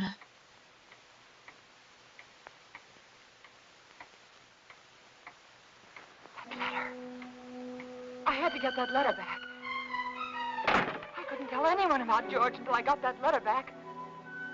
I could feel the woman next door watching me. Maybe she'd be a witness against me, too. She could tell them how I ran out of the house and then back in again. How strangely I was acting. It wouldn't matter what she thought if I could only get that letter back. I tried to think, which way did he go?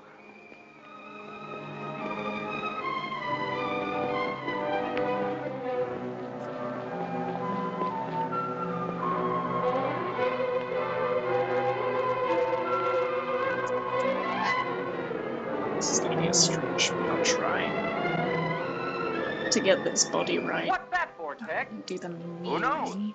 The heap needs everything we can put in it. Yeah, but what'll it do? Who cares? Pardon me. Can you tell me, did the postman go by here yet? The postman? Yeah. Yeah, old Oddball plowed his way through here a little while ago. Oh, which way did he go, do you know? That way. Oh, thanks. Yeah, up that way towards Merritt Street. You know. Yeah, I know.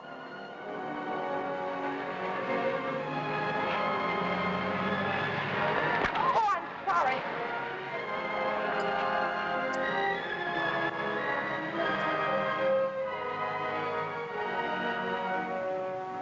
That's right. You know, every time I go home at night, I always tell my wife, Laura, if it wasn't for that pension plan of you, I just never get up. I just drop in my tracks one of these days, and that'd settle it. I just never get up anymore, and that's all. You know how it is. Hello, when Mr. you have... Carson. See you later, Joe. See you later, Mr. Jones. Well, Mrs. Jones, what are you doing out this way? I was visiting a friend. Oh, that's nice. I wish I had more time for visiting. But by the time I get home at night, I can just hardly make it up the stairs. I tell Mr. my Carson, wife... remember that letter I gave you this morning? Yeah, I suppose so. I pick up funny letters. Why, what about it? Well, I know it seems silly, but I mailed it by mistake. It wasn't even finished. No. Yeah. Now, what did you do that for? Well, I don't know. I guess I was just so busy. Finish it up and mail the rest of it tomorrow. They'll get it in 2 installments. Now, you wouldn't want me to do that. May I have the letter, please? First, I pick them up and carry them around for miles, and then they want them back again. Well, I'm sorry, but you can understand why I wouldn't want it to go out unfinished. Yeah, I guess so, but all these delays count. Keep me on my feet longer than I ought to be. Well, it won't be much trouble, will it? Yeah, here it is. Thank you. Now, look, you shouldn't have given me this letter in the first place. Why? Giving me this letter is just like putting it in the mailbox. Now, you wouldn't expect to get this back from the mailbox, would you? No, but surely you can make this exception. After all, Isn't this fellow the district attorney? Yes. Yes, my husband read about some graft in the newspaper, and he wrote to the district attorney about it. Oh, your husband wrote the letter? Yes. Thought you said you wrote it. Well, what's the difference? He's my husband. Oh, it makes all the difference in the world, Mrs. Jones. But why? It's one of our strictest rules. We can't return a letter to anyone except the person who wrote it. But, Mr. Carson, my husband's sick. You know that, and he sent me to get the letter back. Yes, I know that. Oh, don't be so obstinate. You know it's all right. He's sick. Give it to me. Obstinate. Now, how do you like that? After standing here patiently in all this heat trying to reason with you, you're the one that's being obstinate. You don't seem to realize it's against the rules. Well, what do you care if it is against the rules? I have to care, but you don't. You're not the one who'd get fired. Oh, I'm sorry. I'm very sorry, Mr. Carson. I forgot what it means to you, your responsibility and all. It must be this terrible heat. Please, I know how anxious my husband is to get that letter back. It was my fault. You see, I mailed it by mistake. He's awfully upset with me. He's very angry with me, Mr. Carson.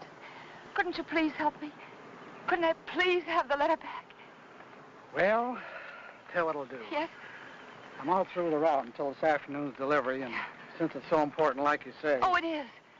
Well, if you'll give me a lift back to town in your car so as I won't lose any more time... I will. I'll go over to your house with you right now and give the letter to Mr. Jones personally.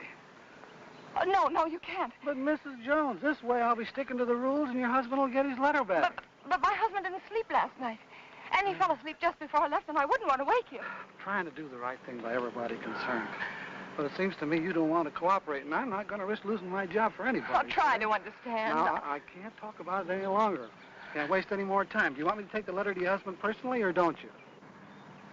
No. All right, then I'll take it to the post office like I'm supposed to. You can go down there and get it from the superintendent. Superintendent? Yeah, he's got more authority than I have. Maybe he'll give it to you. I see. But you better not waste any more time. Once I bring the mail in, they send it out right quick. Oh. Once it leaves the post office for delivery, nobody can stop it. The post office downtown? Yeah. Yeah, thanks. Oh, Mr. Carson, how do I get there? The shortest way on. Right on down the boulevard, shortest. You can't miss it. Thanks. How much time do I have, do you think? Oh, about 2:30, maybe a little before. Thank you.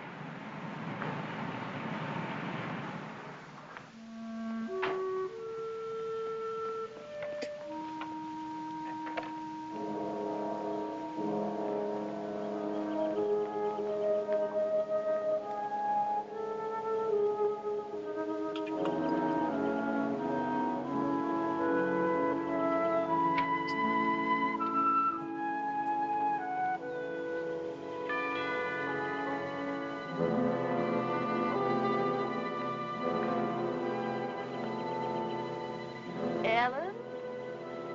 Ellen?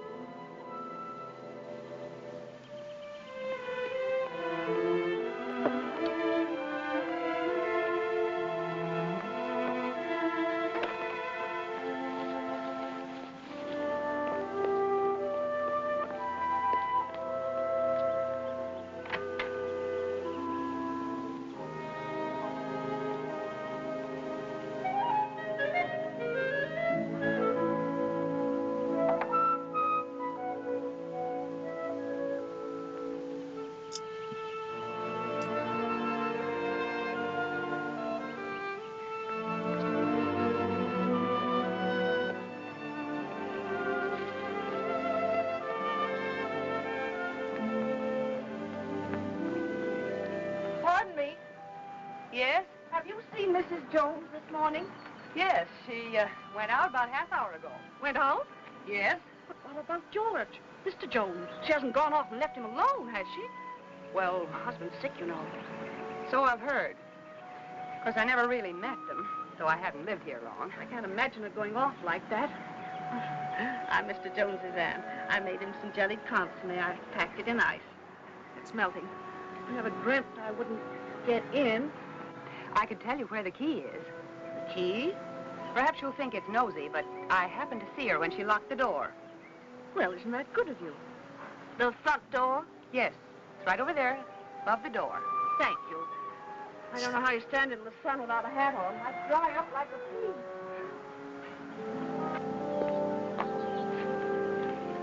pea. The top of the green shutter, the far side of the door.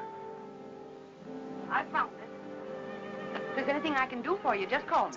You've been very kind. Thank you.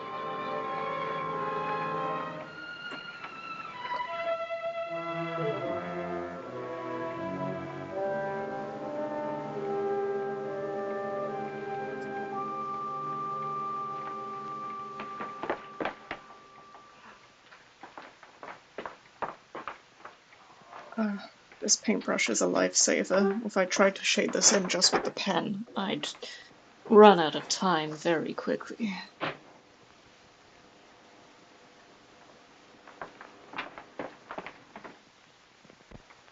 It's giving me all those details I need to make it extra scrungly. Hey, Clara. Ellen, where on earth have you been? Have you been upstairs? Well, I was just going up. Oh, why are you so out of breath? Why, I've been running and... Running in all this heat, you should have more sense. How did you get in, Aunt Clara? I found the key on the ledge. There, look at that. It stripped right down my dress. Now it's ruined. I was worried half to death. I thought something had happened. Happened? I've never known you to go off like this. How's George? He's all right. Well, I even rang the bell. Just a jab. Is he taking one of those sedatives? Yes. Oh, people take too much medicine nowadays, if you ask me. When I was a girl, we had homeopathic doctors. Wonder what ever happened to them. Anyway, they gave you very little medicine, and all of it tasted good, even the tonics. And no barbitals at all. Well, and I never seen you look so tired and worn out. Why don't you ask that doctor to give you something? I'm all What's his right. name? Looks a little young to me to be a good doctor. But after all, if you and George like him so much, confidence is half the battle. And you look awful peaked. Ellen, you're not letting yourself go, are you, dear? Oh, I know I look terrible. When George fell asleep, I had some errands to do, and I'll get you some. I just thought I'd go and take care of them without bothering to change. You know how it is. You sure you're all right? Yes. Why don't you go upstairs and lie down for a bit, dear? Take a little snooze. It'll do you good. I'm not tired. Really, I'm not. Well, after all. Oh, Clara, I have so much to do today. Oh, sit down, Ellen. Lean back. Relax. You will be on your back before you know it if you don't watch out. After all I want to do is to help. From now on, I'm going to have more time, too. Ellen, I forgot to tell you. I resigned. Resign? From the Helpers Guild after 15 years. I'm not helping anymore. I'll leave the kitchen door open, and then we can talk while I'm cleaning up out there, all right? Oh, you might as well. You're so fidgety. Oh, Ellen, while you're on your feet, will you bring me a damp cloth? For 15 years, I was in that guild. And for the past 5, I was treasurer. And for the last 3, they were promising me the presidency. So what happens? Last Tuesday, they let Cora Comstock, you know, Zachary's brother's wife. Well, I was furious. Zachary said I was hasty. But after years. You know, I've never known a small woman yet who wasn't always boasting about her little hands and tiny feet and trying to run everything. The best I can do. You think I was right? See, here's after all. Zachary was upset. He says I need lots of outside activity, lots. And I agree. That poor one, she hasn't got a reflection of gold in her body. I thought if she didn't stop, I'd scream. He's playing a late game because of me. I always tell him he plays too much at his age. But that's just one of the worries of being married to an older man. Oh, Alan, why don't you have some of that jellied consomme? At least it was jellied when I left home. Tried. It's tasty, and it's full of vitamins. I'd like someone to enjoy. After all, it ruined my dress. Oh, I think I'll run up and pop in on George. If he's asleep, you can tell him later that I peeked him. Hey, Clara! Clara! What is it, Ellen? Okay. There's something I must tell you. Well, what is it, dear? What's the matter? Are you having trouble? Yes. I didn't want to tell you, but now I think that I must. Don't. Take my advice and don't. You'll only be sorry later that you did. I thought it was funny your being out like that and not going up to see George when you came in. But you don't understand. Yes, I understand. I'll just say goodbye to him. No, please don't. I didn't want to tell you this, but George said that the last time you came to see him, you upset him terribly. And he said to tell you that if you came again today, to tell you that he just couldn't see you. Upset him? You must remember he's ill. Upset him? Well, I've a good mind to tell him something. No, please. Well, I wouldn't think of humiliating myself. He knew I was here all the time. Well, he's rude, mean, and selfish before he was sick, and he's rude, mean, and selfish since he's been sick. I'm sorry I had to tell you this. Well, I thought when I first met you, you'd do something for him, change him somehow. But I must say he hasn't changed at all. He's worse, if anything. And Ellen, you can tell George for me that a man wrapped up in himself makes a very small package. I wondered how much time I had. She was right. I must look awful. I had to fix myself up before I could go to the post office. I feel bad for this guy. Go in there. I was terrified, but I knew I had to.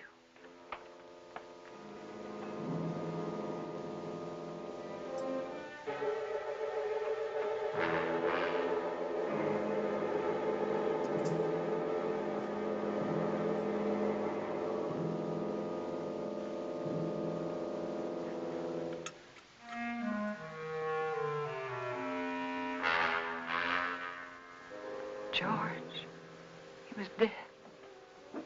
I mustn't let myself think about it. I mustn't think about anything until I get that letter back. That letter that said I killed him. Maybe it was a dream. No, it wasn't. I must fix my face. I must look presentable. Like any other housewife making a simple request for a letter. A letter that was mailed by mistake.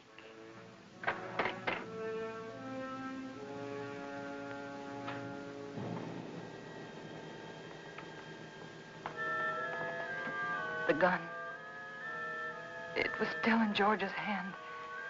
Somehow I knew I shouldn't leave it there.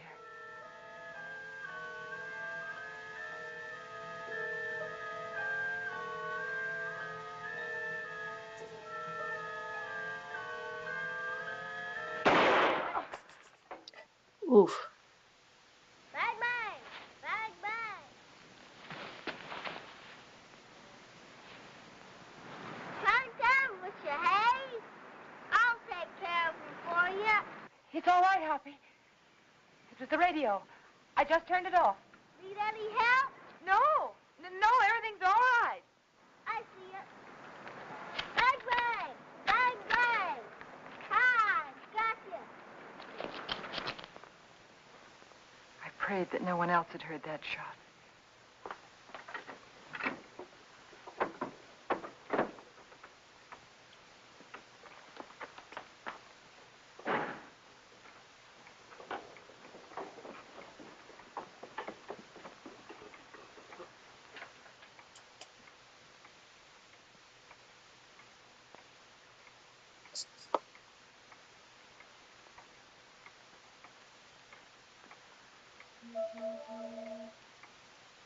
Okay. Time's up. I thought perhaps if I didn't answer, he'd think no one was home and he'd go away. But he didn't. He just rang the bell again and then stood there.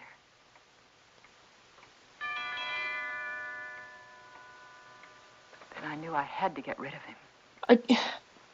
I feel like this story is gonna be, no, she didn't do it, but all of the efforts she's trying to make to hide that she didn't do it is gonna frame her. Expecting? Yes, he telephoned me the other day. Well, there must be some mistake. My husband is not well. He isn't able to leave his bed. He told me he was ill, but he did telephone to be here this afternoon. Well, nevertheless, he isn't well enough to see anyone. It's a business matter, Mrs. Jones. I'm sorry. But the doctors forbid him to see anyone. He warned me that I'd get some resistance from you. He did? He explained that you were over-solicitous about his health, but that I wasn't to take you seriously. Oh. Your husband only wants me to authenticate some legal papers. I'm a notary. Won't take but a few minutes. I'm sorry. I've already told you he isn't well enough. He's had a relapse. The doctor just left here a few minutes ago. And he said he wasn't able to see anyone today. Not anyone. Well, I'm sorry to have bothered you, Miss Jones. Oh, that's all right. I'll leave my card. Perhaps you'll call me. Yes. Better. Yes, I'll call you. Good afternoon. Goodbye.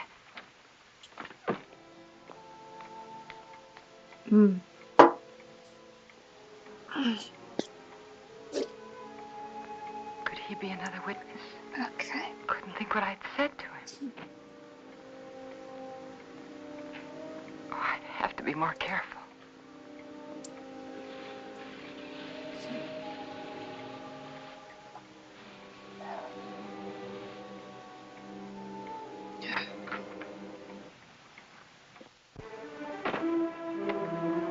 Suddenly I remembered what happened the last time. I had to be sure no one could get into the house.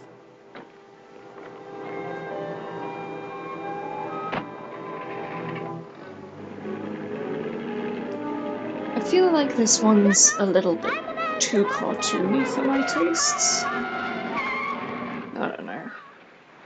Hi. Yeah. Billy. Where are you I going? think I would have liked Are you to all right? Sure. Can I go in? No, you block them out with sorry, where I'm the late. shadows would For be heaven's rather sake, be more than careful. using an Don't ever do outline. a thing like that again. Do you hear Try me? to do that next Okay. time. My horse ate up all the cookies. Well, I'll give you some more later on.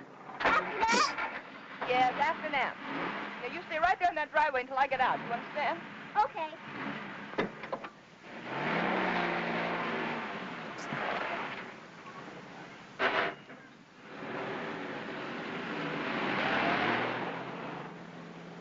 All I remember about the drive downtown was I kept thinking, this time I must control myself. I must keep calm.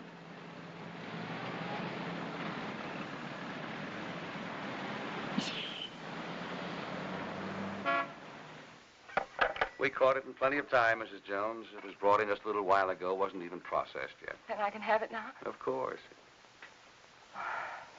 Heaven. I'm glad we caught it in time for you. My husband will be so pleased to have it back. I'll give you one of our regular forms here. And Form? yes, one of these. Oh. You mean I can't take the letter with me now? Just take the form home to Mr. Jones, have him fill it out, and when you bring it back, I'll have the letter right here, and I'll give it to you. But why is that necessary? Just regulations. Oh. Among other things, it'll give me a chance to compare Mr. Jones's handwriting with the writing on the envelope. Well, I can assure you, it's my husband's handwriting. Yes, I'm sure, yes. Yes. But I must have one of those forms for my records. Oh. But my husband's been very ill, and everything bothers him so. And if I don't have this letter for him when I go home, he'll be awfully upset. Why should he? Well, you see, I'm afraid that he said a lot of very strong things, and he regrets them now. You can explain to him that it won't be delivered. It'll be held right here till the form comes back. Yeah, but it's so hard to reason with a person who's ill. Well, you know how it is. They exaggerate the importance of everything. And what with his heart condition, I wouldn't want to take a chance. Really, I must have the letter for him when I go home now. I must. Mrs. Jones, I think I can take a chance. I'll let you fill out the form for your husband. That's very nice. On one condition. I, of course, must make sure the contents of the letter. What do you mean? It'll be strictly confidential, but of course the letter must be opened and read. Open the letter? Yes, to make sure that it is the letter to the district attorney, as you say. No, you can't. I beg your pardon. I won't have anyone prying into my husband's mail. Prying? I want that letter back, you understand? Unopened. Mrs. Jones, I was about to tell you, if you'd let me finish, that I would call your husband for you. Explain the situation reasonably and ask his permission for you to open the letter, not me. I'm sorry. I'm very sorry. I didn't mean to say that. But you don't seem to understand. No, I don't understand, Mrs. Jones. And I have no alternative but to send the letter on through the distributing room. Good day.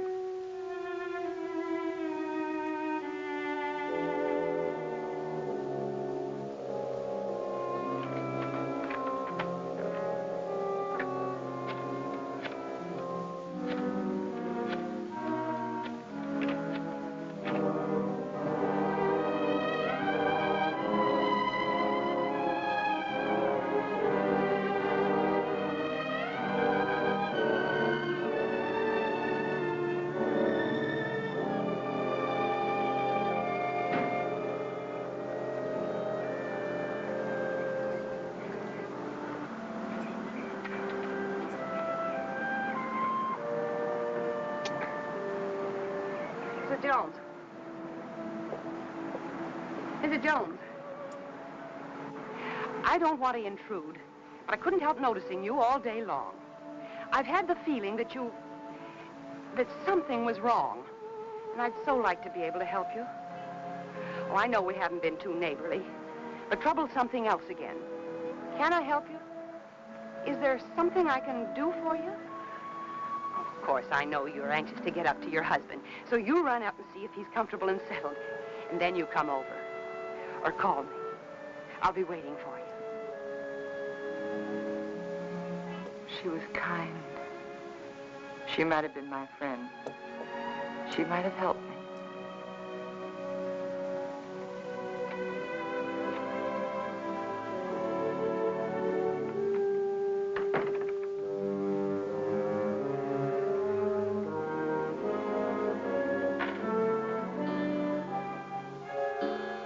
And then I remembered Rand. He said he was going to stop in again to see George. I couldn't let him do that. He mustn't come. I'm trying to find some nice examples of... I'm thinking of sort of sacred geometry. I want to use some geometric forms. Dr. And it's Graham's kind of office. Hello, this is brought Mrs. me Jones. to Dr. Graham there? Oh, he isn't here, Mrs. illuminated Jones. Can you locate him, please? manuscripts. It's urgent. I could trace him through his house calls. Please do. I did do It's very important that Dr. Graham doesn't come here today. the geometry you'd see in an illuminated manuscript, like the Celtic Triskells. As if it was a wasp hive, just because of the geometric forms that you'd see in hives. Might do something similar. Doctor, I just called your office and I just told your nurse that I...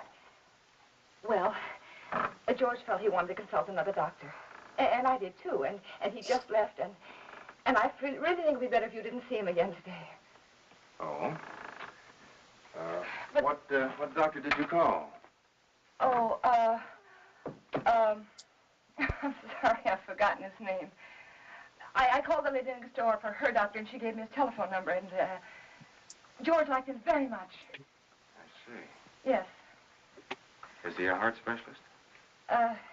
Yes. Mm. That is, I think so. Mm-hmm. What was his diagnosis? I don't know. Really, George is feeling much better. I'll call you tomorrow. Now, wait a minute. What's happened, really? Well, you see, after... No, please don't, please. Don't go up there. It's better for everybody if you just don't go up there.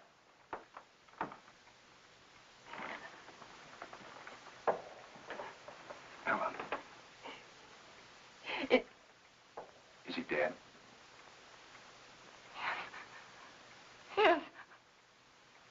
had a gun. He tried to kill me, but before I could shoot, he... Take it easy, Ellen. Take it easy.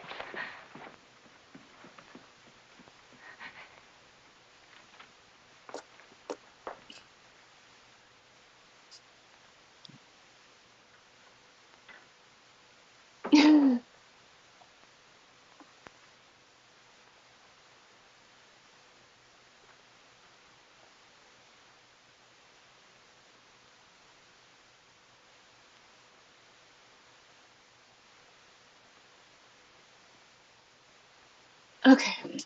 Okay, I've taken long enough.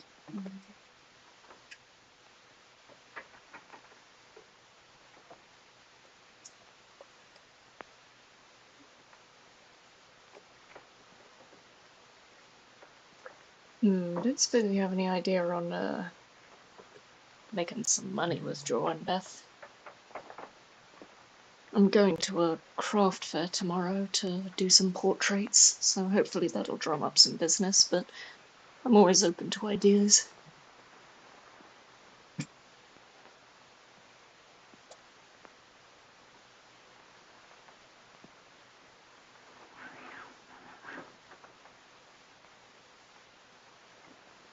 And so I took the gun out of his hand, and I hid it.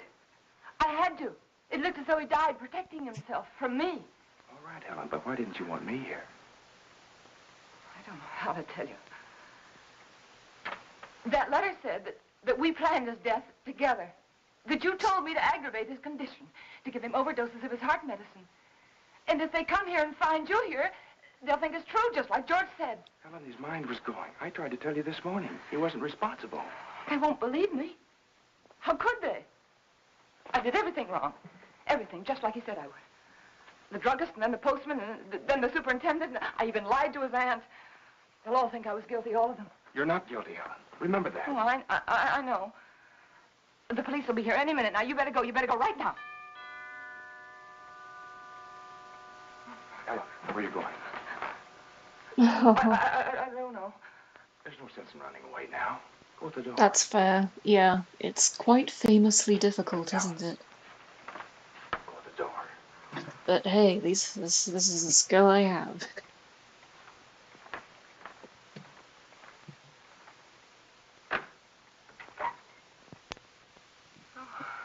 Hello, Miss Jones. I got a letter for you this afternoon.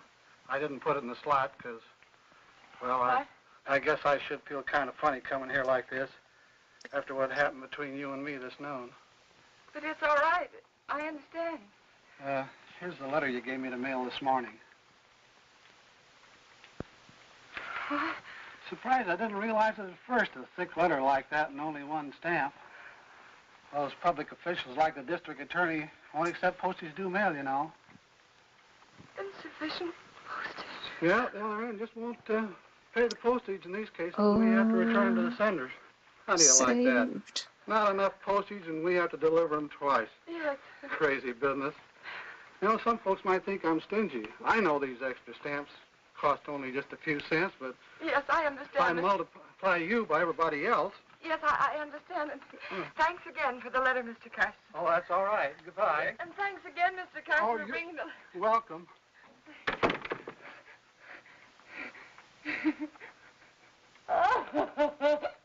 Oh, it's so funny. It's so funny. Oh, I feel like this can't be it. This can't be it. There's got to be another twist or something. It's too much for relief. You know, I tried so hard to get... All right, Ellen. You've got it now.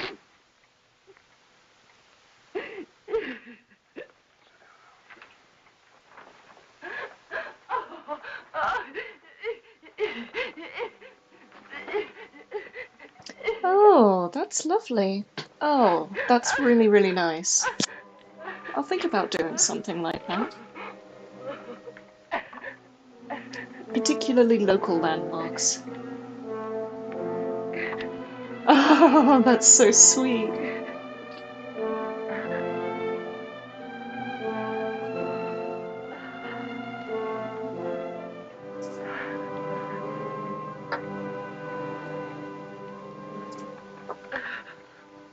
Then I knew what people meant when they said their heart was broken. All that was left of George and me and our marriage was that little pile of ashes. I knew that somewhere, somehow, I'd have to begin to live again. But right then, all I could do was pray to lose that one day. That one terrifying day. Oh, that really is it. Oh, okay.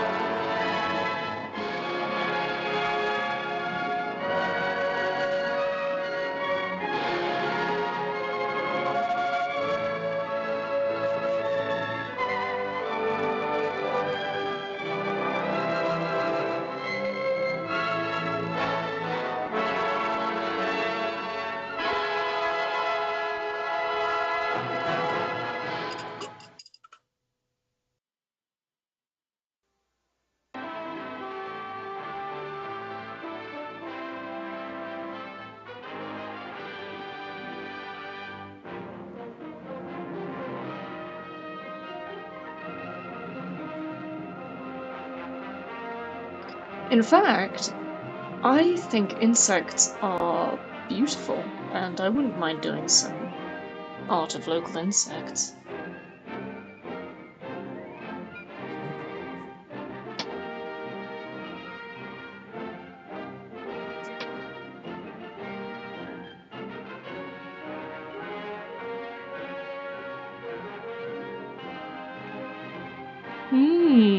Okay, I hadn't thought about pre-framing pieces. Fortunately, I don't have the money for frames at the moment. But something to think about for the future.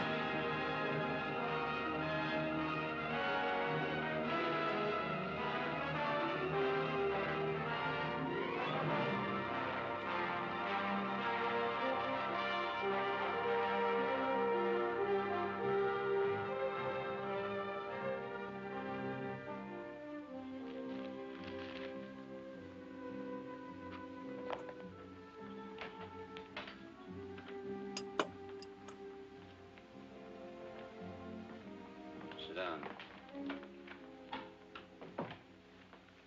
Take the cuffs off.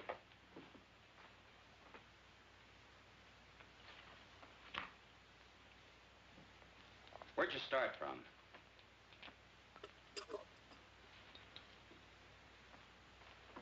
Take them over and book them.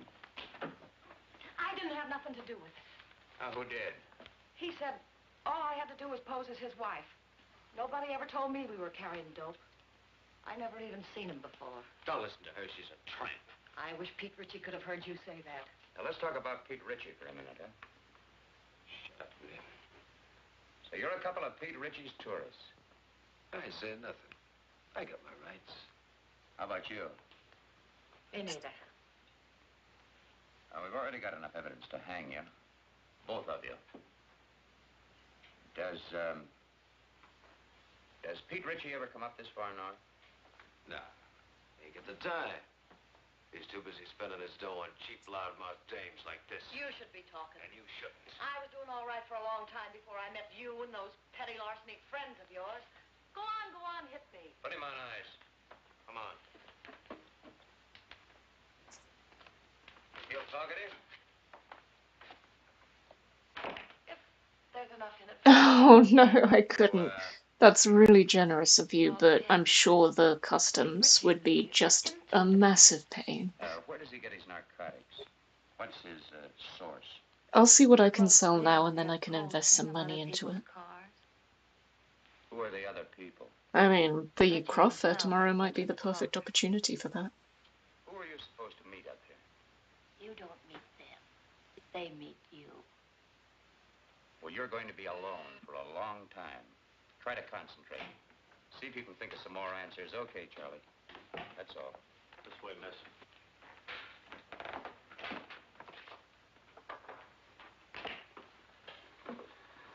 Even if characters like that wanted to talk, they don't know much. I guess we're going to have to start at the top again and work down. We're going to have to try to find the top first. We certainly didn't get anything new from these two. How can you say that? This is Madeline Haley, Bill. She's Los Angeles Police Department. Oh, yeah. She had a hand in grabbing our two friends. You know, I've had men, good men, in Mexico for months tailing him, and then dead end. Pete Ritchie can smell an investigator a mile away. Yep, he's learned to be very leery of government men. How about government women? Say, that's a notion. Ritchie would never expect us to send a woman. I have a note here I made of an important point in the Yeah, cross-examination. very important point. Ritchie is a sucker for dames. Yes, that's it. Hey, what's Jacqueline Kirk doing now? No, she's not good looking now. See, Molly Dunstead would be fine, only she got married and quit. What about June Michaels? She's back with the Denver police force. They wouldn't let her go. Now, how about her? Oh, Ritchie goes for tawdry, cheap-living dames. Well, she could pass. What are we talking about? Narcotics enforcement never uses a woman on things like this. Yeah, I know, but we're sending her to Mexico anyway on an extradition matter. It's all right with the chief. Yeah, it might be an idea. Worth giving a thought to it. She might be able to pick up a few crumbs of information on Ritchie. Do you think you can handle this? During the war, she was in the OSS. Speaks a pretty good Mexican. How do you spell your name? Haley.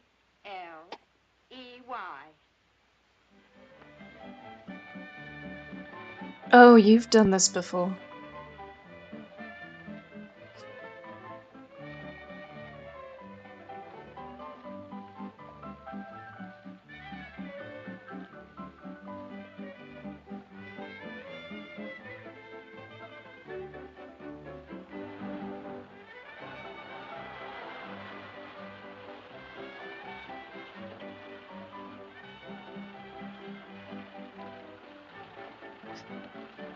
Oh, so are you suggesting you invest in frames? And I see how interested people are, but then send you the frames and prints? I do need to think about shipping. I haven't actually really thought that much about it, not overseas anyway. Ah. I'm sorry if you told me you studied art. I forgot. I forgot.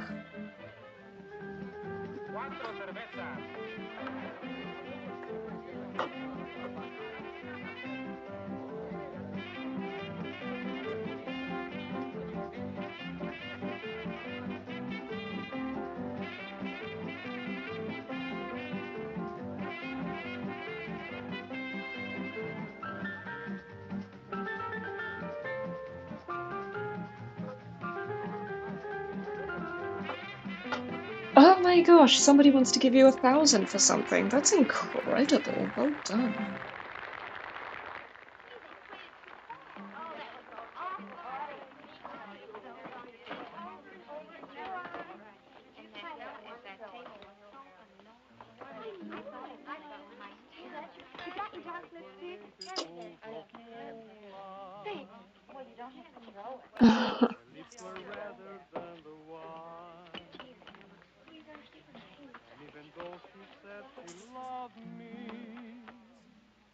I knew she never could be mine.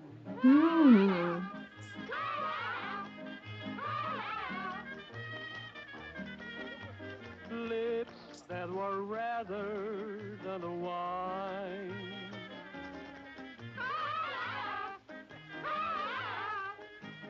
I certainly wouldn't say no to that. That would be really helpful, in fact. Gosh, if only I'd asked sooner, then I could have prepared something for the craft fair tomorrow. Oh, really? Is it a painted piece?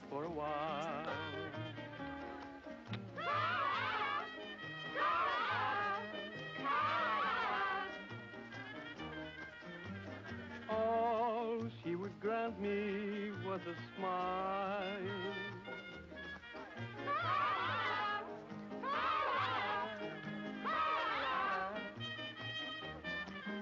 a smile that detained me for a while.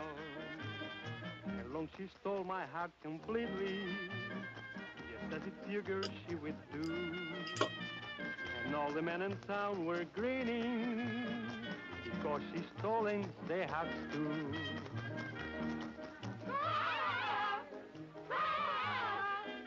Man, I do not like those women's voices. It seems she has stolen their hearts too. Oh, graphite, Were really? of eyes like pools of moonlight, of lips much redder than Well, the wine. fair after this one, I'm not... Okay, the fair after this one that I'm attending myself as a seller, absolutely.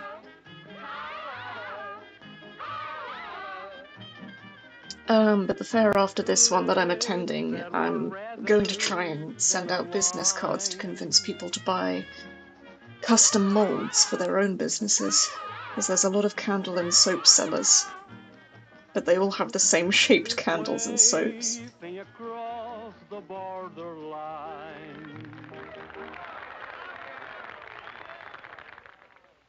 No, don't do that. And what I can do is I can make them a sculpture and then make a mold of it and send it to them so they can make candles out of literally whatever they're imagining. And I think that'll go down well. We might be able to make it tonight.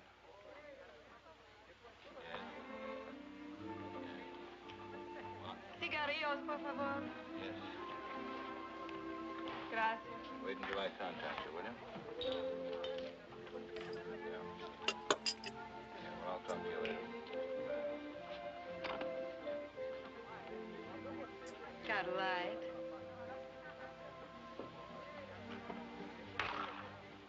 Give her a light.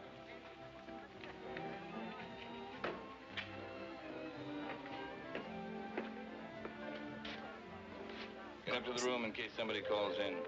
Sure, boss, I understand. What's the idea? Oh, I'm sorry. Try again. Unless you're afraid you'll get burnt. I've been burnt before.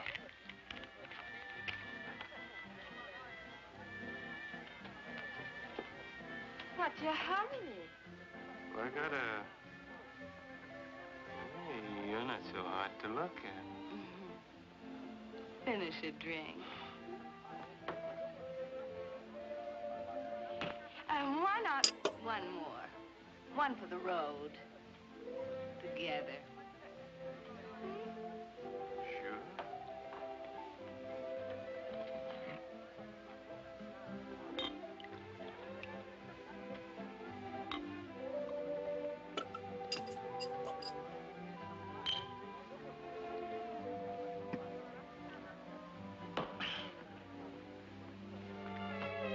Oh, that's wonderful. Yeah, it's a pagan market, so they're mostly ritual candles and soaps for seasonal festivals. And people like to shape them things that are appropriate, or with prints, like little carvings on them that suit the occasion. We've got things shaped like tarot cards and goddesses and all sorts. But they, yeah, all of them really only have access to what they can get on Amazon, which is also what everybody else can get on Amazon.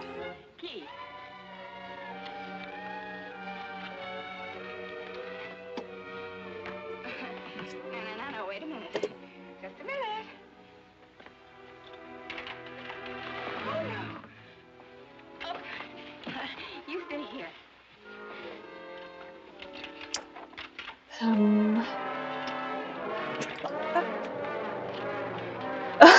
Really? We have a lot of those around here. I'm definitely trying to cater to the pagan niche.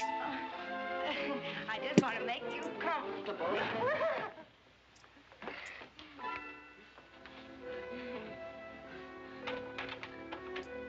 We have a compass, so I'm gonna use this toilet roll. Let's celebrate, hmm? Yeah, absolutely. Isn't this fun?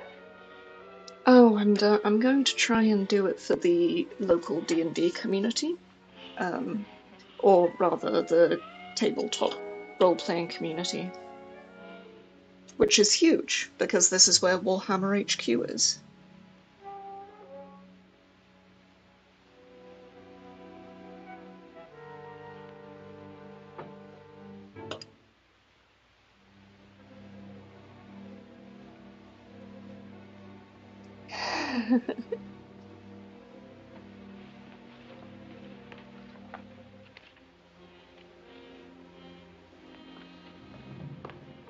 Yeah, I grew up where Wiccanry was born, and I think there's a strong druid community up in the Midlands as well. Right next to the New Forest.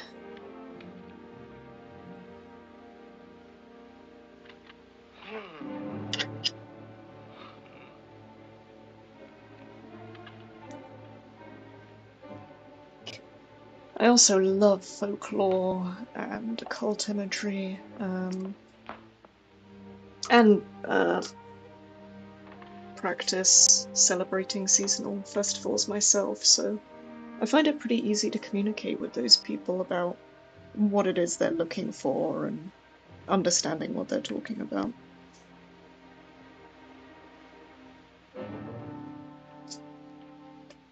That didn't work very well at all.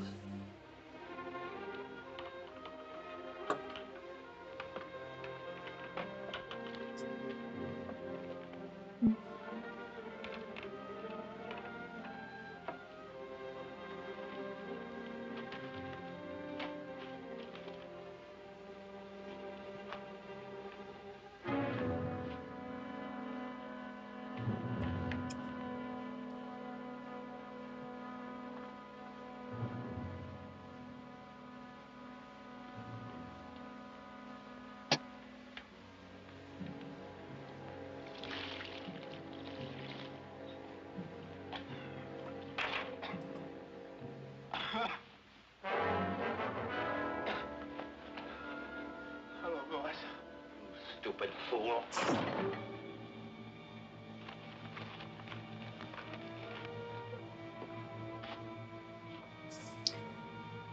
Oof.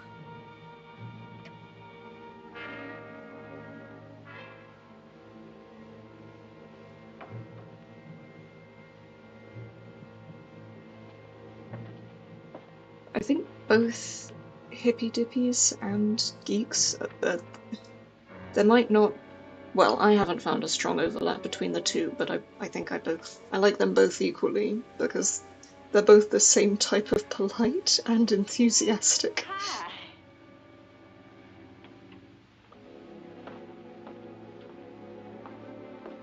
What's her name? A friend of mine. Get rid of her. She's a friend of mine. Get her out of here.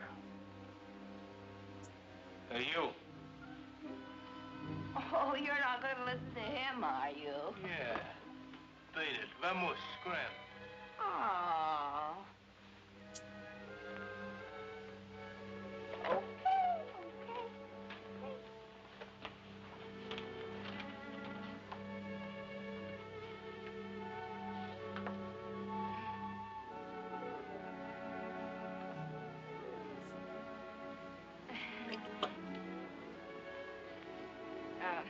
Don't think it hasn't been fun. Well, see you around. I hope you don't think we're being impolite. Oh, no. Drop in tomorrow. It's not like we're strangers. You're very nice. You'll find me much nicer when you get to know me better. I'd like to know you better.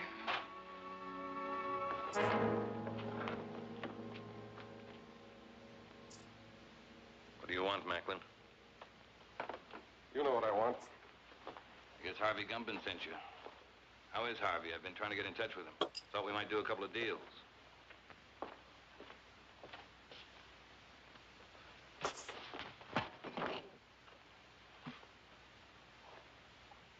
Catch you.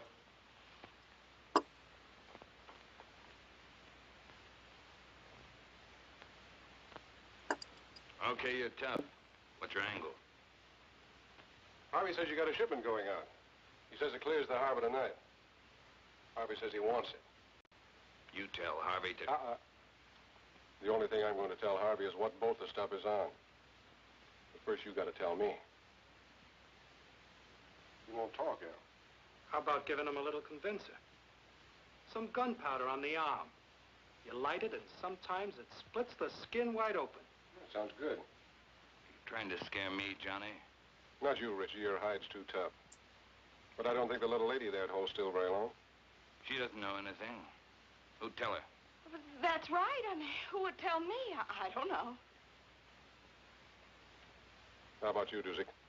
Pete don't tell me anything. He'll tell you that himself. Wrap him up.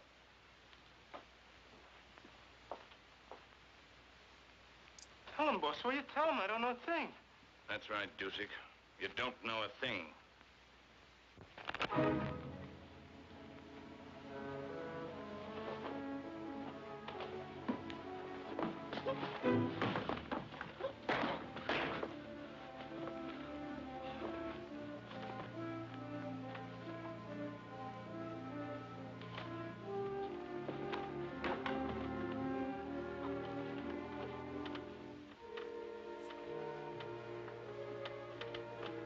Why don't you just tell us and save us all this trouble, Richie?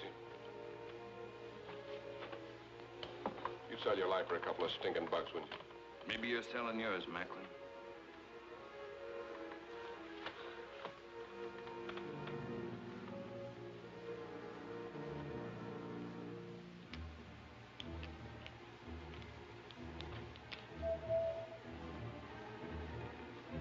Oh, almost out of time.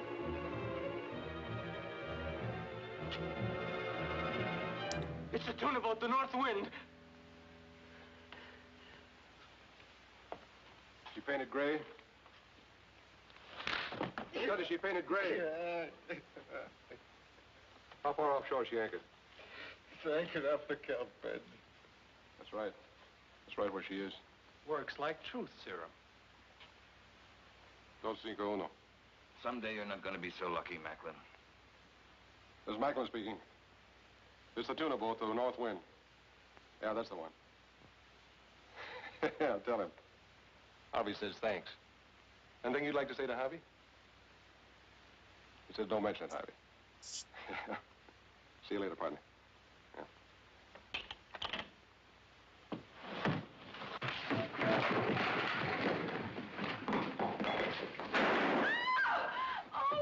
I told you someday you weren't going to be so lucky. Oh, no, wait a second, Mr. Ritchie, wait!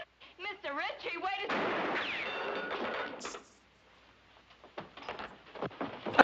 Oh, I'm out of time. Well, here you go. Some wasps on some clumsy triskells, one of which isn't finished. Come on, I want to talk to you. Well, I'm gonna finish the bottom one. I'm just not going to... not gonna be able to put that tick in the box, am I?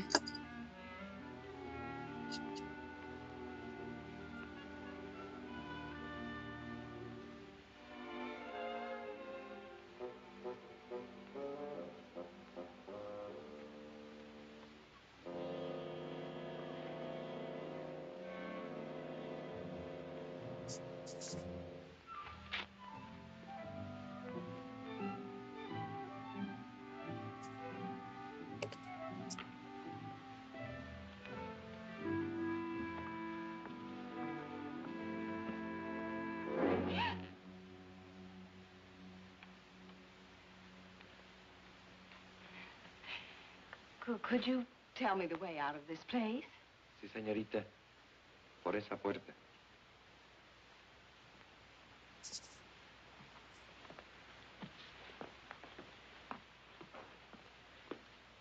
Sí, sí, por ahí.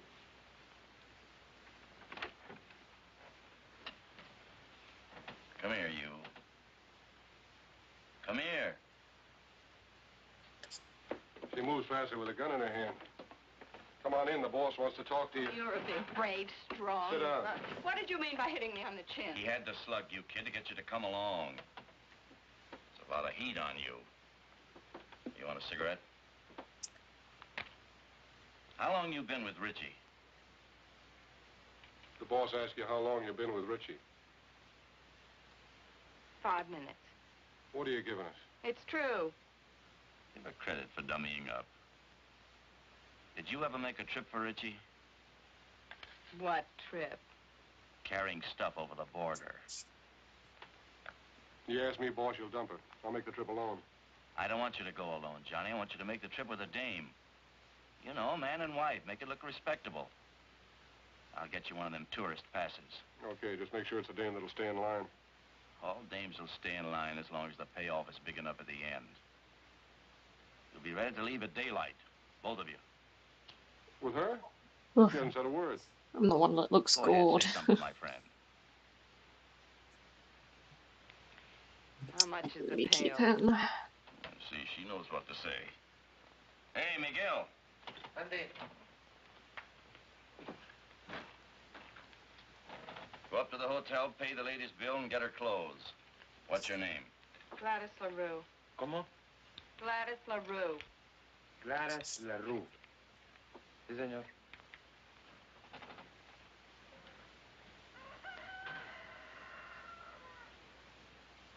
Buenos días, don Pancho. Buenos días.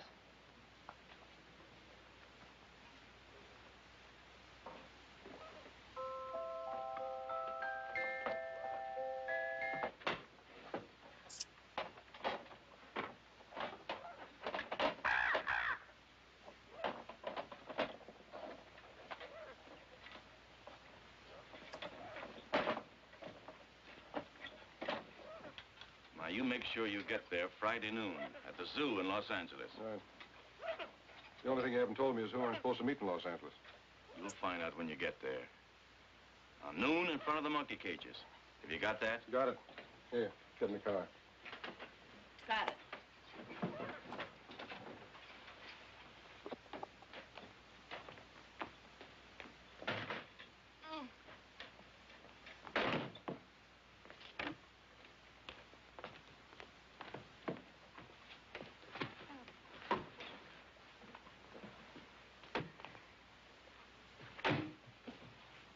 Come on, Miguel, let's go. Sí, señor, muy pronto.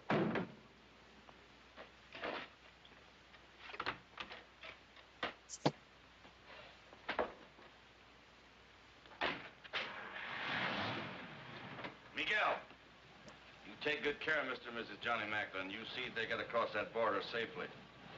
Sí, señor.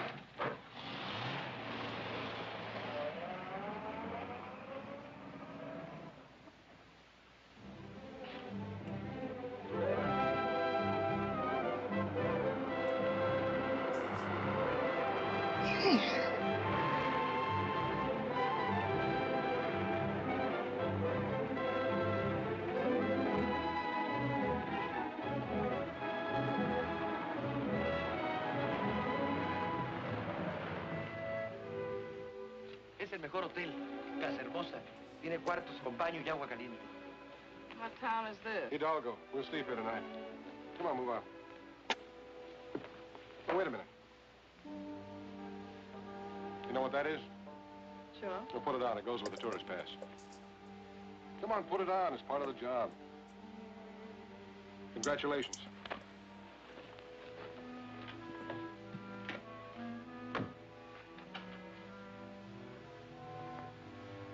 Hey, muchacho. Buenas tardes, señor. Have you got a vacant room? Oh, sí, señor, the old vacancy. Oh, you're welcome to the Casa Hermosa. We always try to treat the best we know how to treat the Americanos. Give me a room in the front overlooking the road. Oh, sí, señor. Mr. and Mrs. Smith, huh? This way, señor. Por aquí. Venga. Vamos, vamos, vamos.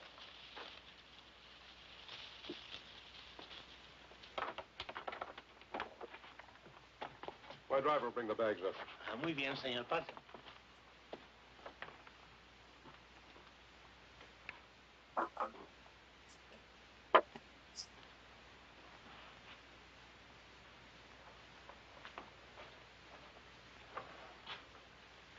Looking for somebody?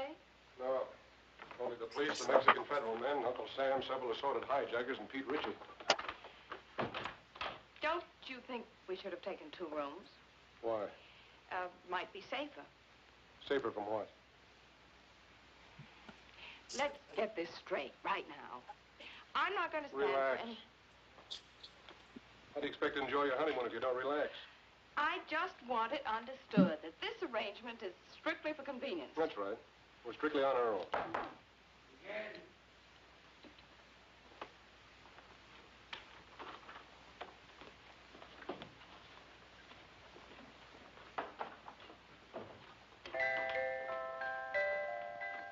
Why shouldn't you make a sweet music? Who do you have to know around here to get something to eat?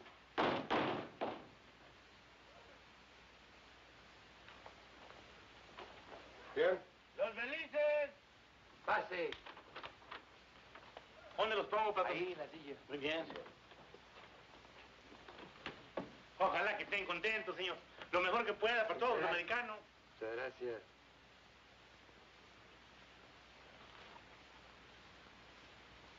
Now you know why Miguel never checks his hat. Wait, patron. See, amigo. Let's go. Lock up. Oh, shut up.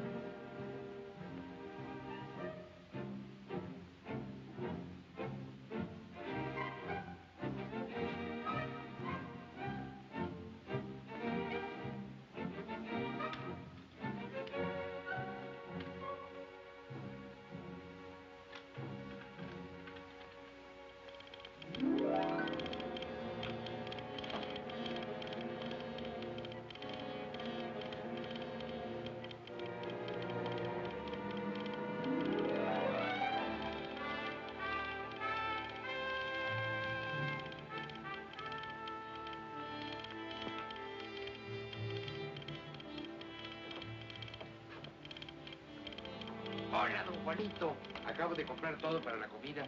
Salchicha, queso, jamón, de todo. You got some for yourself? Sí, esto y esto. Ajá. Telegrama for your sweetheart. No, for my mother. Her birthday. Muchos días de estos, Juanito?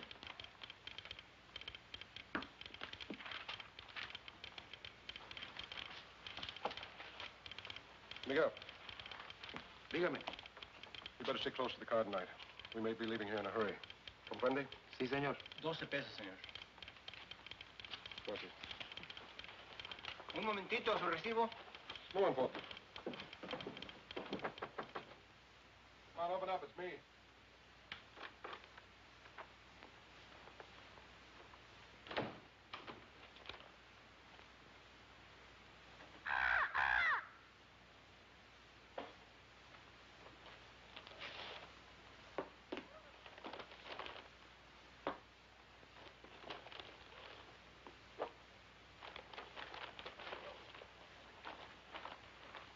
Food? The wedding feast. Don't talk to any strangers. I don't know any strangers.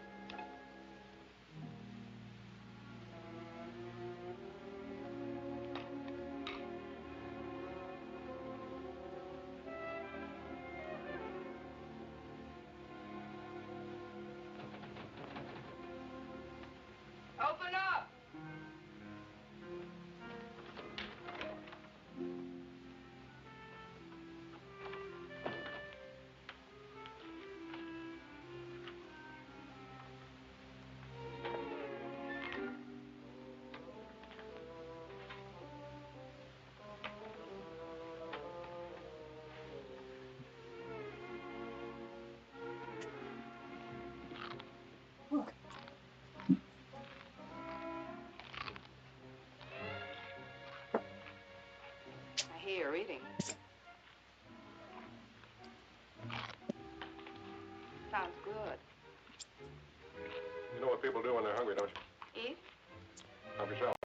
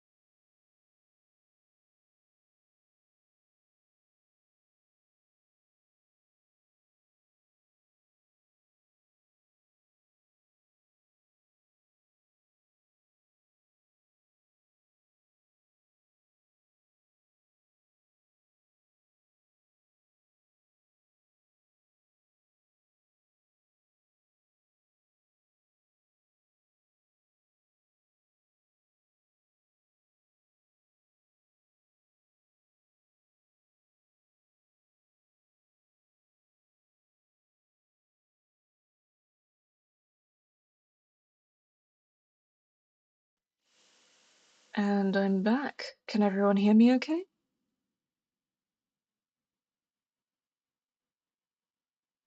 May need to pause and unpause this.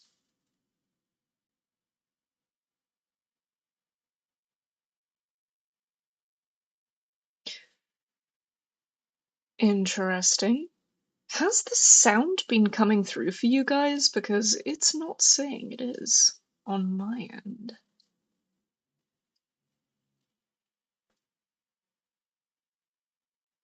A deal? Oh, it is now. Okay. Nobody can say I didn't leave him laughing. Right. Next up.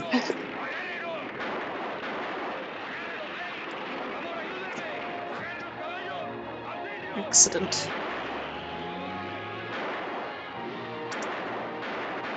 Get the car. I have no idea what to do for this. Just absolutely no idea.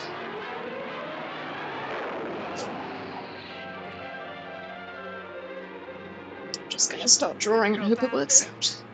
Maybe if I got out and pushed.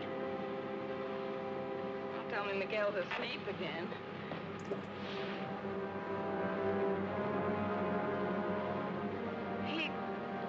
He's not asleep. Okay. Aren't you even gonna stop? Not unless I run out of gas. Yeah. Got a cigarette? Just gonna start going and see where it takes me.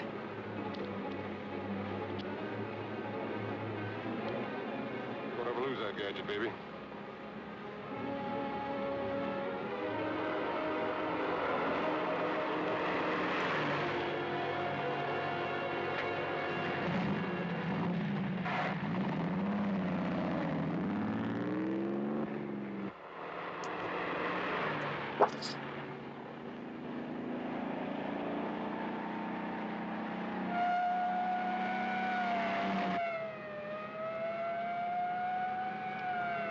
A load of narcotics and a dead man in the car. It's a great time to pick up a cop. Catching up with us fast.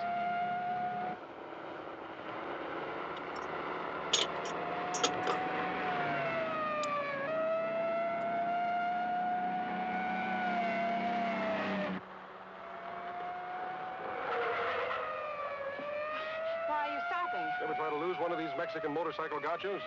Can't be done.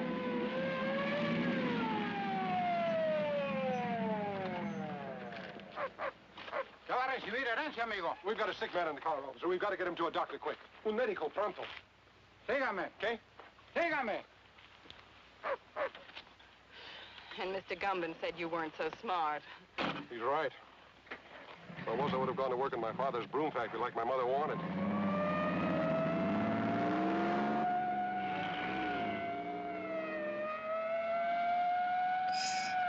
Ugh, this thing is bleeding a lot.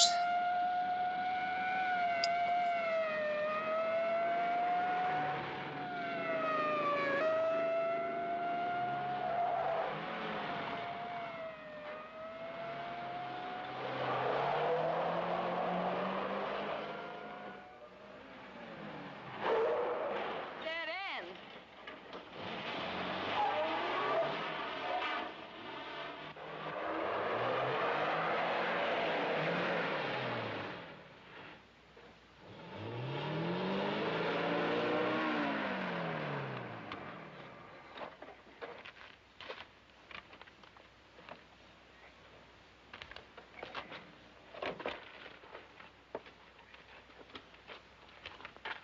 ¿Qué pasa aquí? Hola, José. ¿Cómo estás? Muy bien, hombre.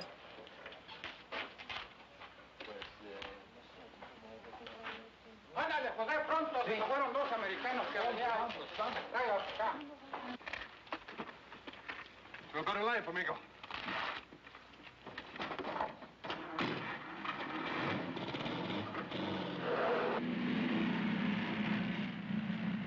No vi todos americanos pasar por aquí. Por allá se fueron. ¡Alto! Alto! Párese! I guess I lost you. Please, officer, this man's very sick. Él duele el estómago. Lo encontramos en el camino. Un médico. Bueno, sígame, pero esta vez no se pierda. Sí. Yo quiero más cerveza. Este hombre no está enfermo, está borracho. ¿Borracho? Sí. Oh, me gusta el enfermo. Vámonos, vámonos, váyase. Creía que estaba enfermo. Su permiso turista, señor. Ah, sí.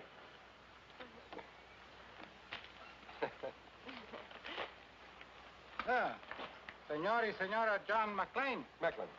Sí, andamos de luna de cielo. Ah, recién casados. Oh, qué linda esta güerita. Felicidades. Felicidades. Felicidades. Gracias. Adiós. Adiós, hasta luego. Oh, el amor es lindo aquí Oh, en todas sí, hombre. partes.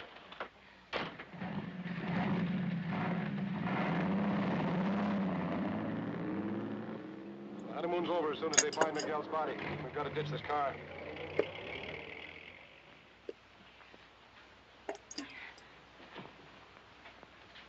Okay, you ready? Am I ready? Come on, give me a hand. I can't do it by myself. There she goes.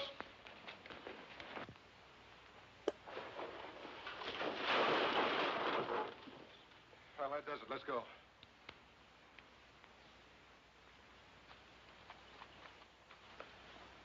Airport, 10 kilometers. Come on. How many miles in a kilometer? You mean how many kilometers in a mile? But yes. 10 kilometers is about 6 or 7 miles.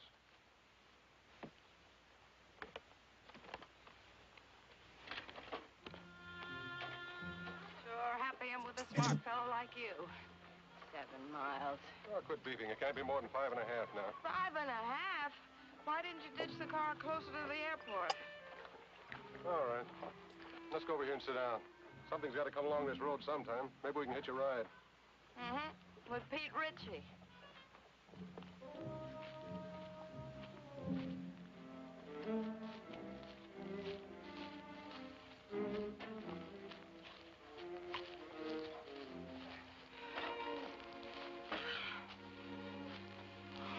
It's a great way to make a living. You picked it. I know what I'm doing. Do you? Making a living? You're not tired, are you? Oh, no. How long have you been kicking around this racket? Let's see. It started when I was in kindergarten. I sold the stuff to my little pals. How'd you get mixed up with Harvey Gumban? Well, that goes back a long way, too. They put me in reform school when I was 4. Threw me in with a lot of hardened criminals of 7 or 8. I learned plenty, but they couldn't hold me. I broke out when I was 5. I met Gumban, and I've been with him ever since.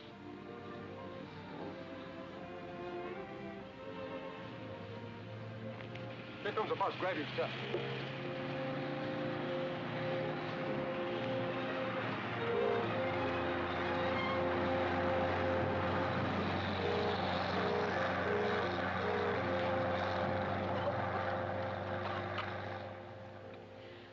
Oh, that must have been the limited.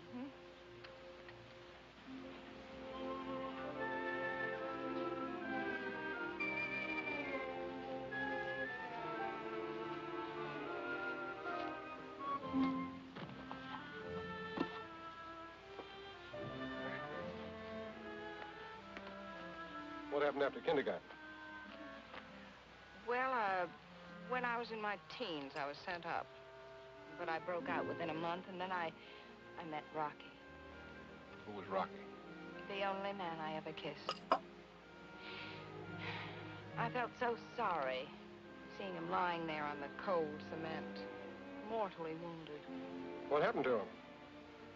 I shot him. I made sure that he'd never kiss another girl. Does that answer your question? Here comes a ride.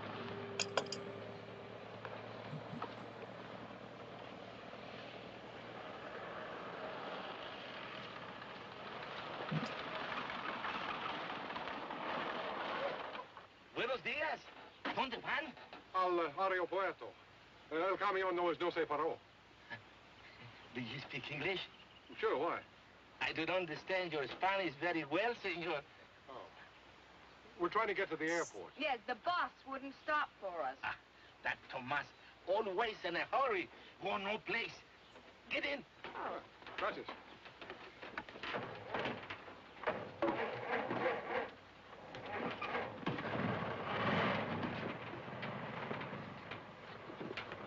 I can't think of exactly how somebody would lie on a staircase. I mean, yes. For 3 years, I was school teacher, also inspector of water supply. I have now 14 acres of land and 12 children. 12 children, huh? Almost 1 to an acre. That's very interesting. But is there an airline that goes up to the border? No. But don't worry, I will fix it for you. I am un hombre muy importante. I have friend. Little Pablo, he's a piloto. Does he have his own plane? Un pequeño. That means a little plane. Have you got money? Sí, un poco. That means little money. Bueno.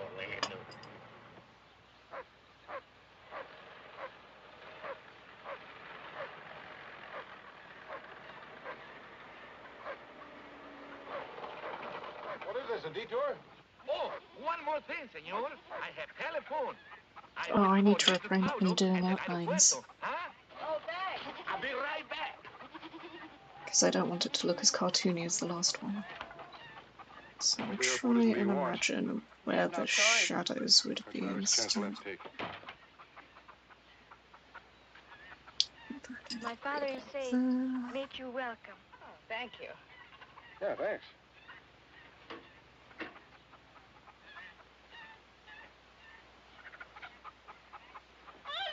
Give it to me. What am I going to do with this woman? She has no conception of mother signs. ¡Dámelo a mí! ¡Yo oigo mejor! Me tienes loco, mujer. Hola.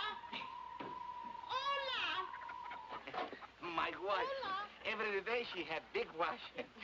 I can understand that. Look.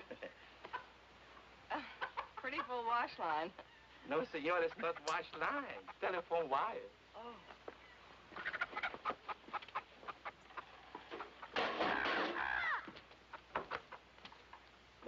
Más fuerte, little Pablo. Tengo mala conexión. Oh, welcome to my home. Little Pablo is on the phone if you wish to speak with him. Hola, Pablito.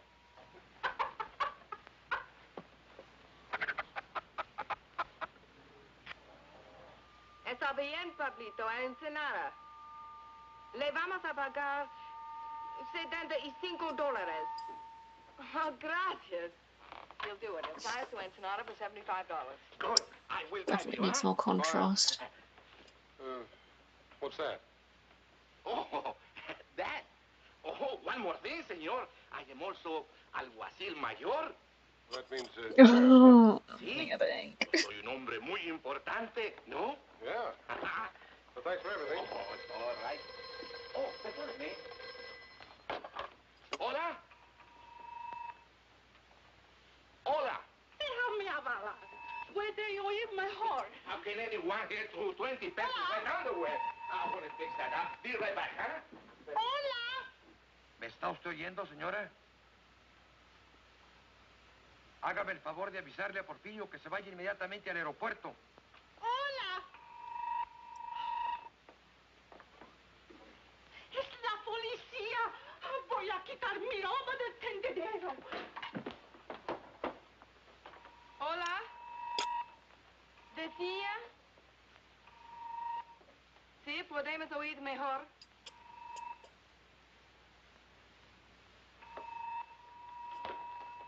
Let's left.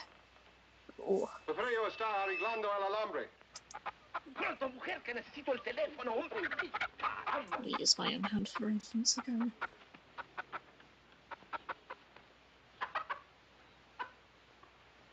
Oh, I know what to do. Oh yeah. Sí, yo se lo diré. I think this man had like a gunshot wound or something. No. You're to go to the airport immediately to see that they don't escape. See, of course. But who am I looking for? I must call back the police. I have the description. Oh? There's a man and a woman. The man is tall, handsome, extremely well-dressed, dark wavy hair, very charming manner. See? And the woman is very short, dumpy-looking, nose like a tomato, long, stringy hair, and a glass eye, green. See, they will not get back Porfirio. We have to hurry. We have to go to the aeropuerto, huh?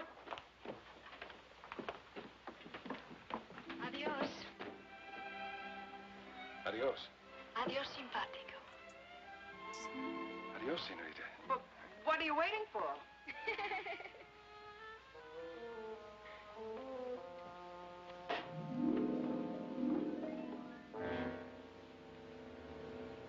This is it.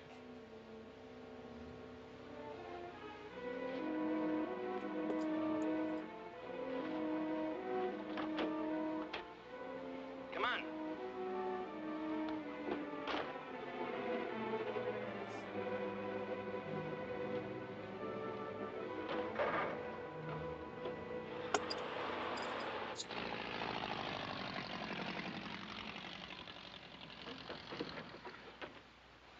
How soon, little Pablo? In a jiffy, senor. What gives with the sheriff? Oh, he's still sniffing around the entrance for a short, fat woman with stringy hair. No offense. What's little Pablo doing? Trying to stretch our luck? We'll be in bad shape if the police do any checking with our friend. They don't hang the washing on the telephone wires around here. We can leave any time. Let's go, baby. Ensenada next stop, then across the border. Yeah, the border. Oh, the bird will ride with me, senor. Okay.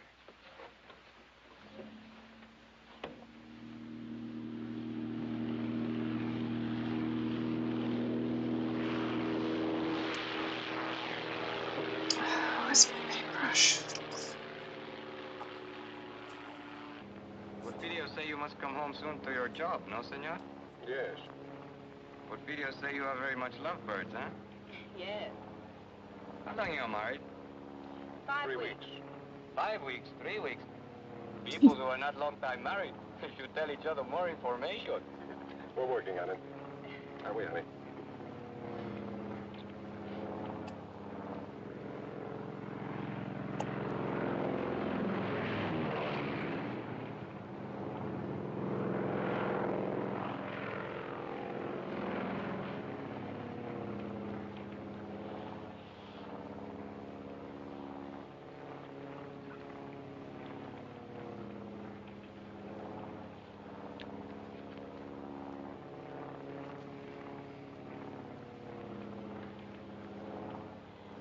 What's the matter?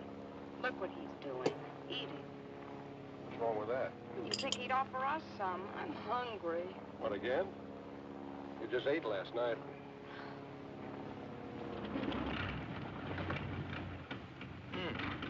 No gas. No gas? Oh, no gas in one tank. I switch over to other one.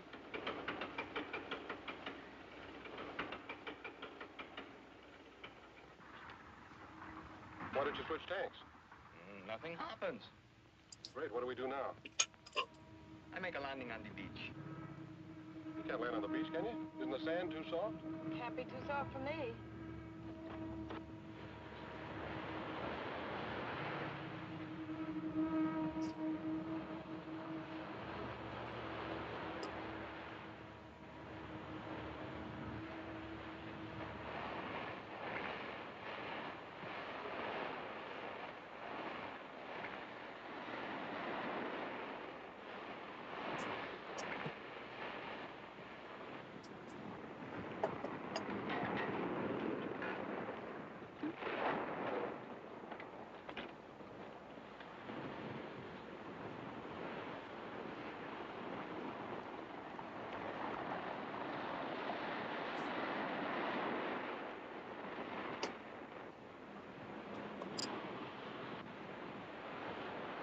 Scared? No, weak. Perdóneme, senor. You will help me, please? How long is it going to take you to switch? Goretober really is just drawing all of the things that your school counselor would be deeply upset by. No, not to tonight, too dark. Tomorrow. Tomorrow? What are we going to do about food? This is a problem. All I have is but one paquete of gum for chewing. What flavor?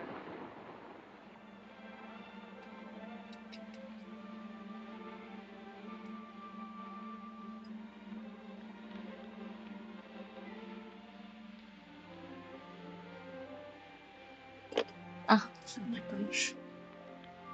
Okay. Yes. Come on, you might as well sit down and take it easy. That operation's going to take a little while, you know.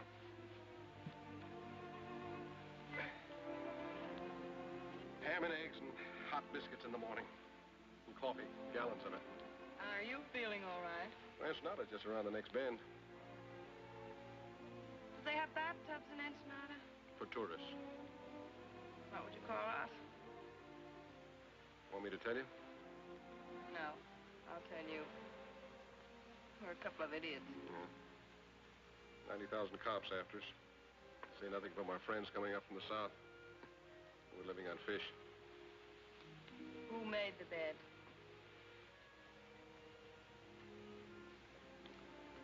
You know, I might not be a very smart guy.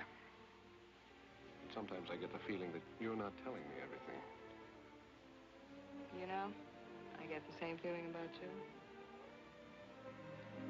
I mean, you never learned a trick like that in jail.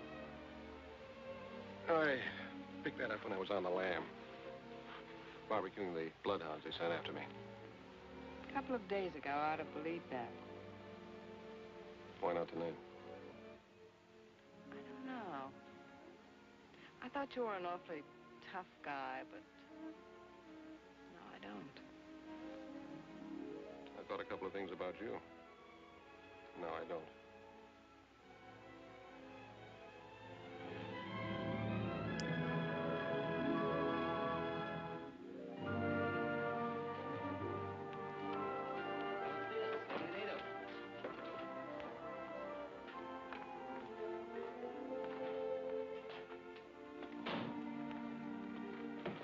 Oh, it's pretty here. I told you it was. Except you can be seen easily. If enough people are looking for you, can be seen any place. What makes you so smart, Johnny? This way, please.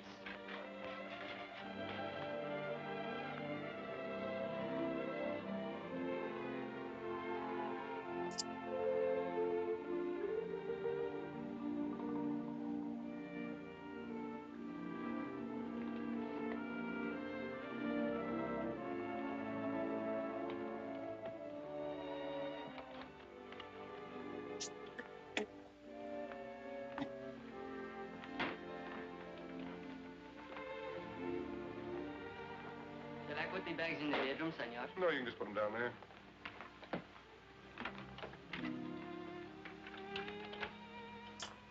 Muchas gracias, senor Jackson.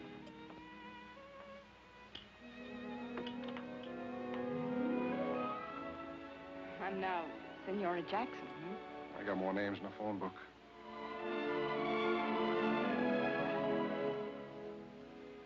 I must be loco. That makes two of us.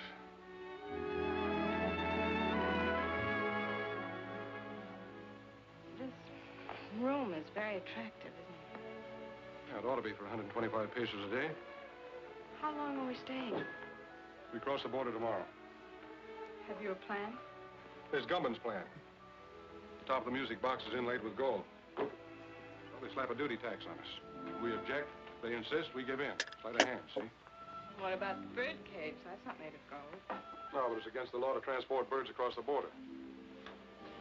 So we argue back and forth. We take the cage and give them the bird. They insist, you object. Not me. I never object.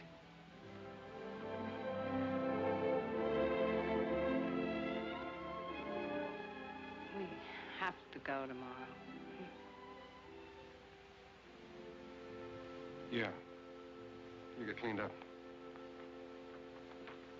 I'll meet you down at the bar. I think that's it. I think that's as far as I'm taking this one. Okay. There we go.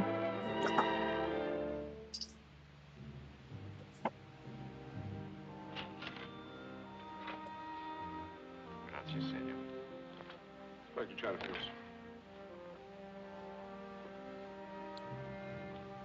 And a couple of Panatel's clear out.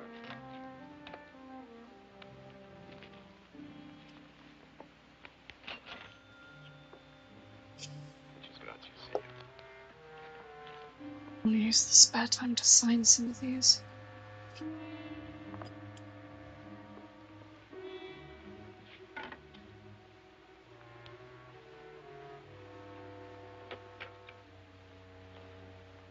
Hi, Alonzo. Hello, Johnny. Is this where you Mexican G-men spend all your time?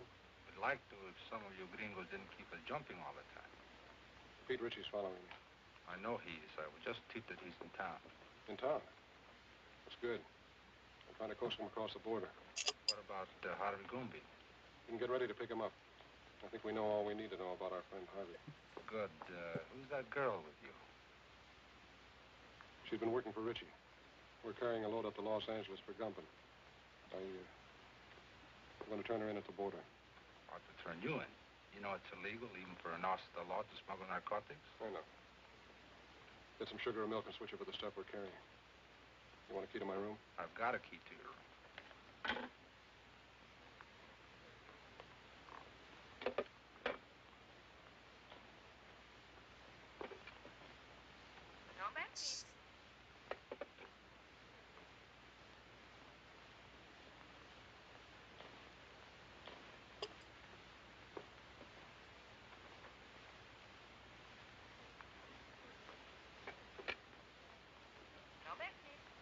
I want to place a call to the United States Customs Bureau at the border.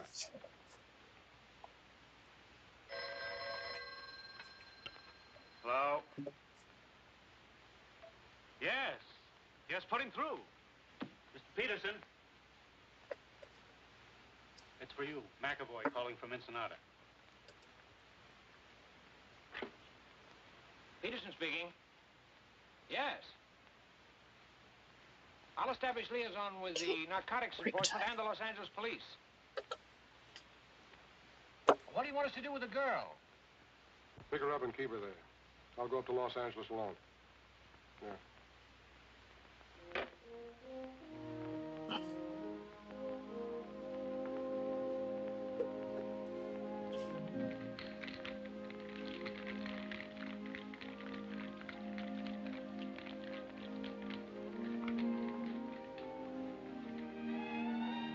¿Qué pasó, amigo? Hey, clean up good. Thank you. Let's sit off the table. That's what we've done so far. I ordered a daiquiri for you, all right? How did you know? It's a nice dress. I mean, you make it look nice. To disguise. Might come in handy.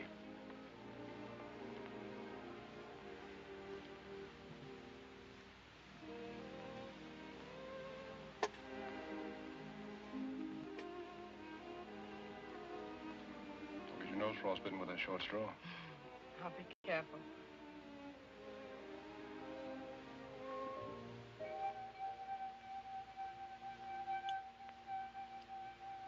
I didn't know you were musical.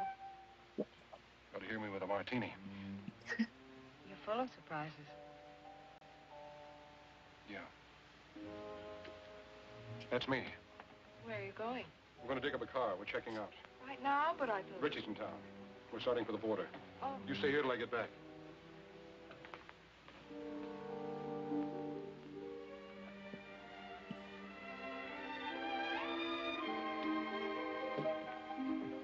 Macklin, I wouldn't try that, Johnny. Just keep walking. Where to? Try the elevator first.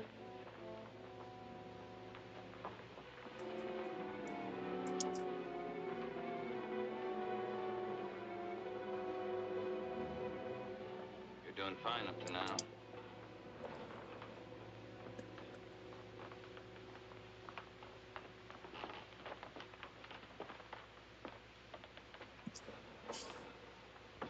Floors, please. 3. Are you enjoying your stay in Ensenada, senor? It's delightful.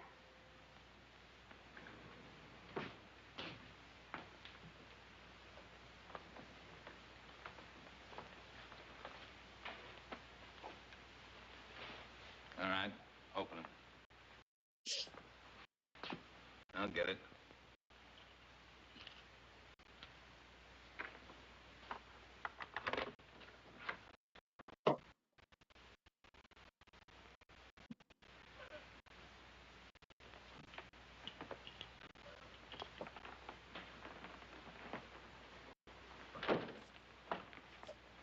You're under arrest, Richie.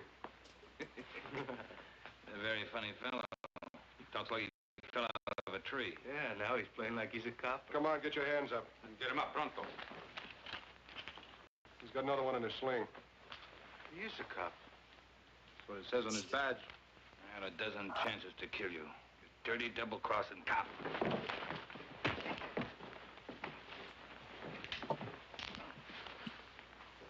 Is your gun? Yeah. Take him down the back way.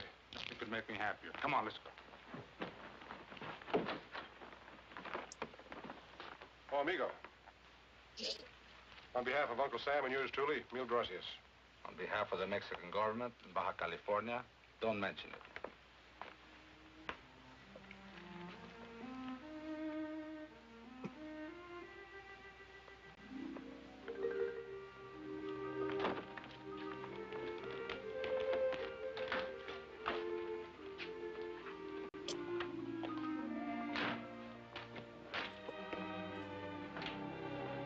How long a drive is it to Tijuana? About 2 hours, senora.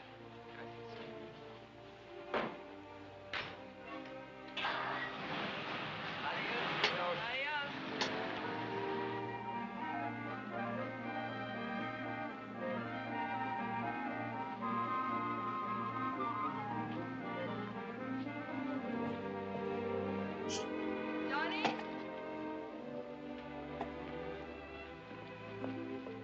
Johnny, here, I bought these for you, in case you have to walk home. Thanks. Oh, no. I figured you wear a size 4, but I thought 5s would be more comfortable, so I got 6s. Thank you, Johnny. Well,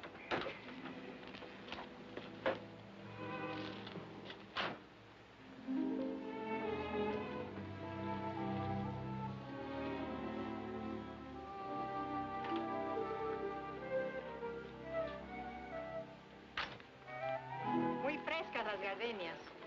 Senora, Flores.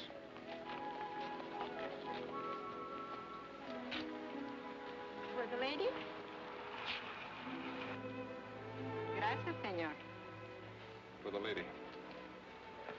And the lady will press it in her girl graduate book and keep it forever and ever. She'll keep it till we hit the border. They take flowers away from you, too? So enjoy it for 10 minutes. Oh, comes the slump.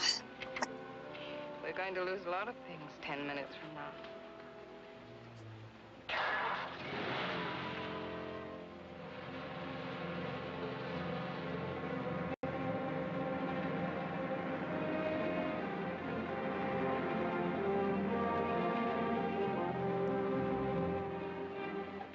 Where were you born? Missouri. And you? Missouri.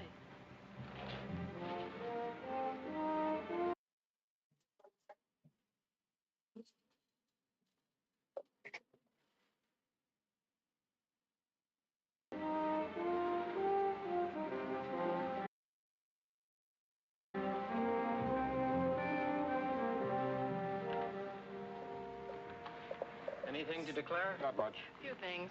I'll park your car over there and take your declarable things to the office.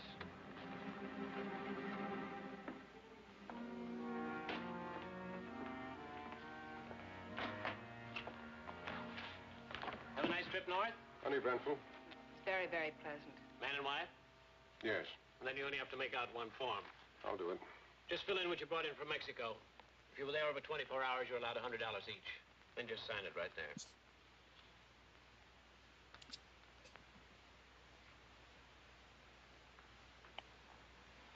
Mrs. Macklin, can I talk to you a minute? Yes, surely. Just this way, please.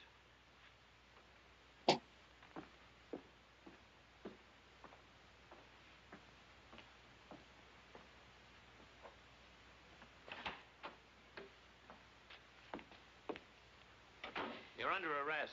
What? You're under arrest. I'm under arrest. Yes. Oh, no, you're all mixed up. My name is Haley. The Los Angeles Police Department has a file on me, and so has Narcotics Enforcement. I'm sure they have.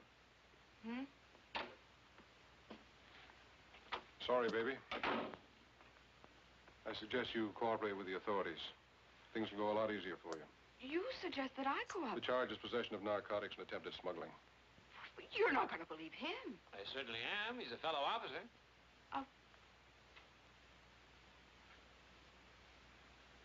fellow officer? You're a copper? That's right. Customs Bureau. Well, Mr. Tough Guy, throwing your weight around, slapping down mugs. Oh, getting lucky.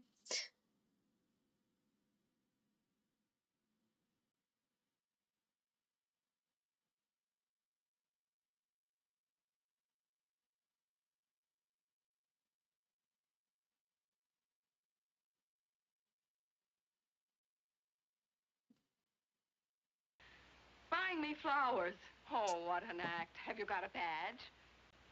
I've got one. Oh, you were going to turn me in all the time. Well, you certainly had me fooled. My job isn't always easy. Some things are more rugged than slapping down mugs. Talking. You're killing me. Hello, Peterson. Mr. Whitaker. So you must be McAvoy. I'm Whitaker. I know. How are you, sir? Well, let's get down to business. So you don't mind if I use your desk, do you, Peterson? Go right ahead. Well, what's with Gumbo? Hello, Haley. Mr. Whitaker, I have something to tell you. Yeah, well, tell me later. Now, look, McAvoy. Just a minute, sir. You know her? Well, certainly.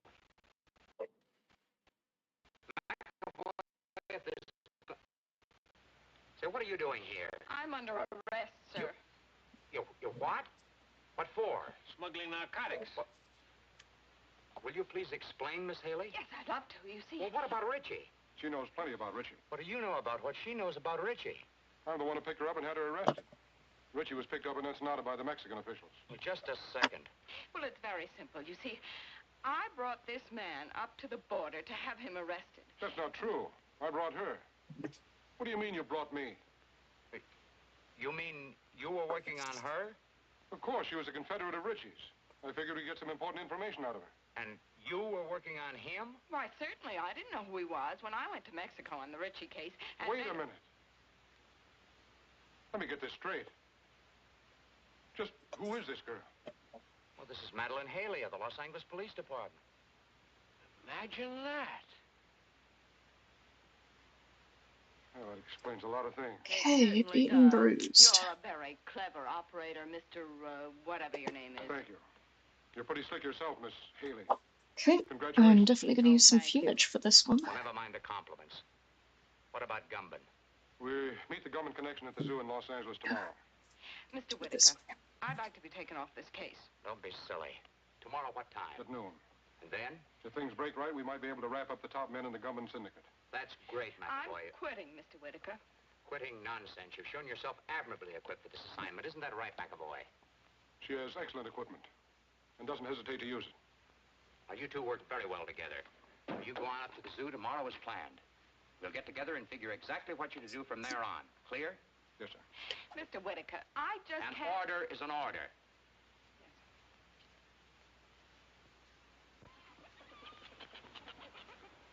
Why is she mad about being lied to? She was lying to him too. Got the time?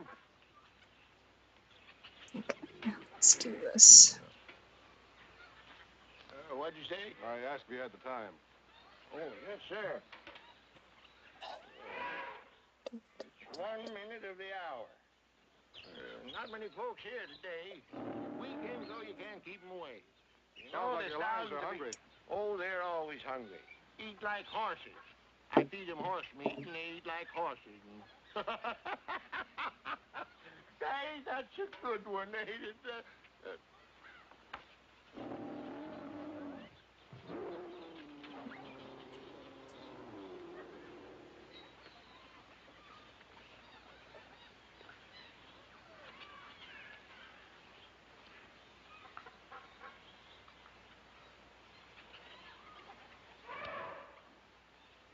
Buenos dias. Well, you both look surprised. I guess you didn't expect to find me here. I expect whoever I meet. As long as there's a payoff at the end of the line, huh? That's right. You both will be paid. I'm not worried, Harvey. As long as I know you're running both ends. See, amigo. I own the syndicate in California just as I do in Mexico. You'll learn someday, Johnny, you can't trust anybody. I know. I found that out. Did you get the stuff across the border okay? Yeah. Oh, they looked innocent enough. Except I saw them at the border looking just as innocent. Well, then you get to my place as quick as you can. 628 Palm Drive. Big colonial house, the end of the road. Come on.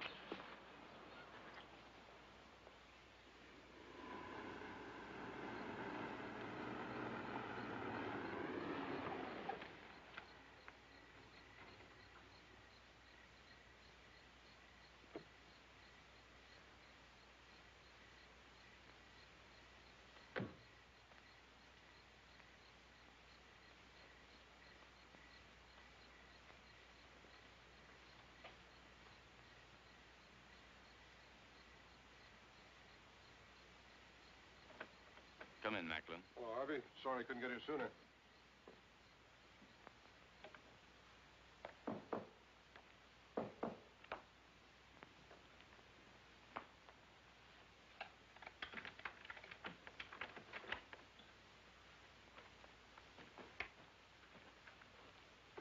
This is Macklin, boys.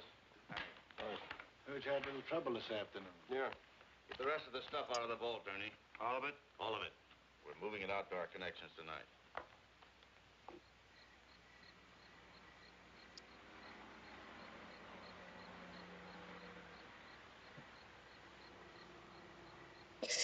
I already feel like I've made the eyes too big.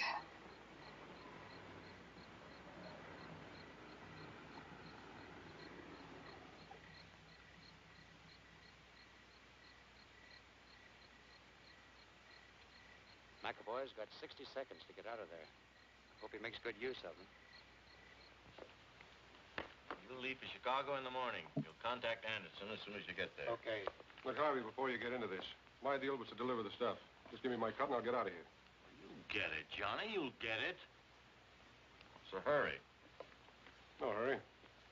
You go to San Francisco. What about Milgram? I'm scratching him off the list. His lousy pay. What'll you have to drink, Macklin? Well, if I gotta hang around here, I'd like to make myself a sandwich. Where's the kitchen? Sandwiches are at the bar.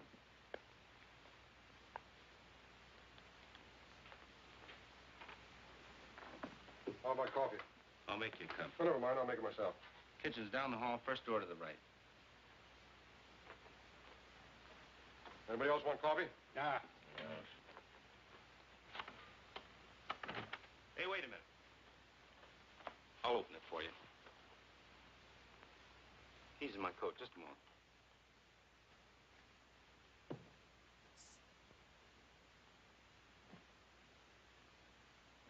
Attention. Attention.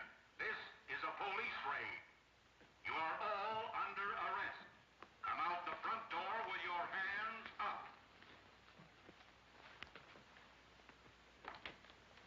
Do you hear me?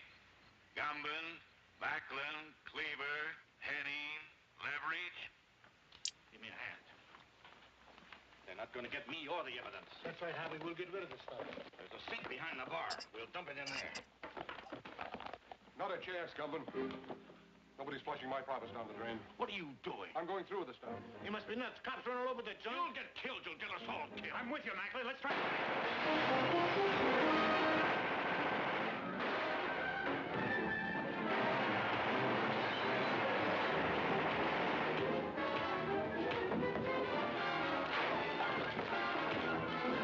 No, I'm gonna mess up this nose.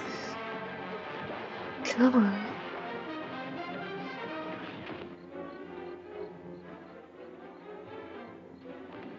Yeah, I'm channeling the energy from the King Crimson album cover.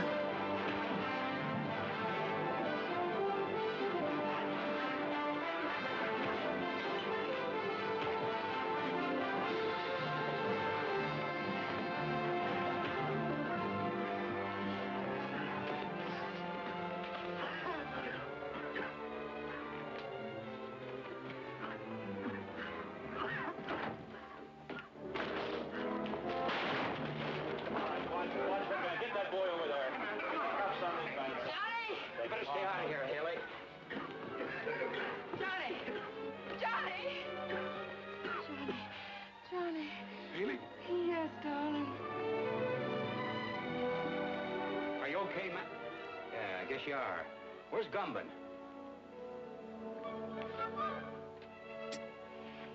Johnny, are you all right? Never felt better in my life.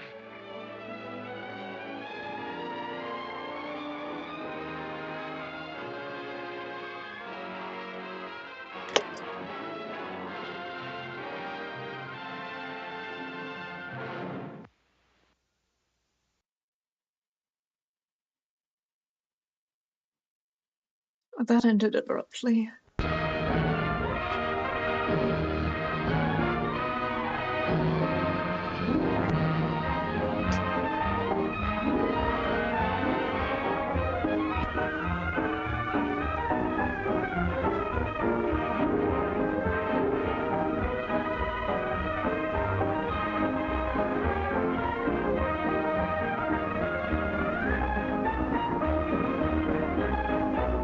Ooh, I like that. Actually, the shading is doing a lot for this picture.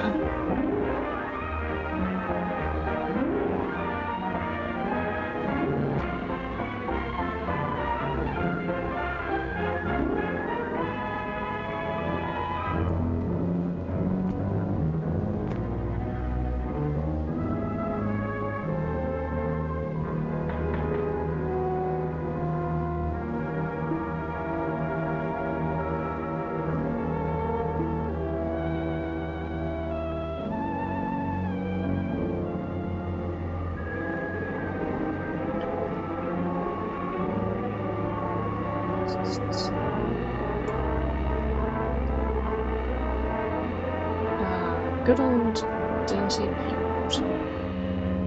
It's actually turned out to be very useful.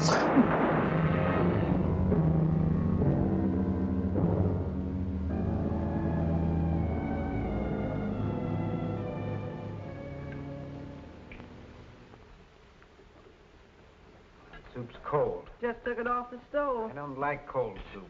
Give me the bread. Hey, guess what, Key? What? I'm getting promoted next week to the crane unit. Well, it's about time. Tony fell off a platform and broke both his legs. Ain't that a break? What'd you do, push him? There you go. Always thinking the worst of me. Oh, well, with the baby coming, we can sure use the extra money. It don't take a baby for that. What's keeping Julie? She's upstairs dressing. Oh, now we're dressing for dinner. If she can't eat with the rest of us, she oughtn't to get no dinner. Shut up. Who you telling to shut up? You heard me. Yeah, I heard you. Fred, don't talk like that to your father. I pay for my keep. I'll say what I want. Oh, sit down.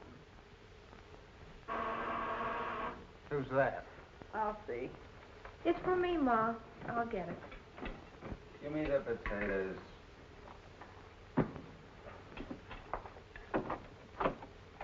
Hello, Julie. You're early, Ray. I haven't had my supper. Oh, lots of time. Go ahead, I'll wait.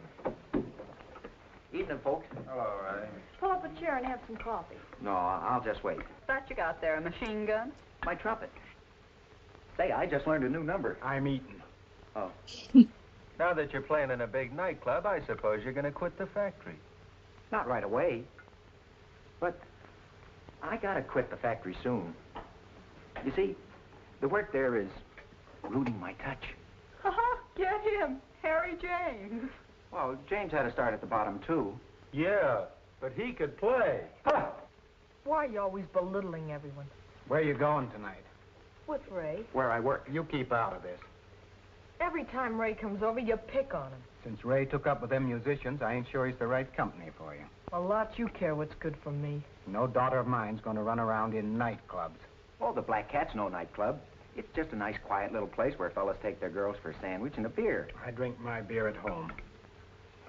It's a new dress, ain't it, Julie? Yeah. Do you like it, Katie? Must have cost plenty. It's pretty, Julie. Thank you, Ma. Let's go. Well, so long, folks. What time you coming home? I've got a key. That ain't what Pa asked you. You keep out of this. The band plays till midnight. I'll bring her right home. Come on.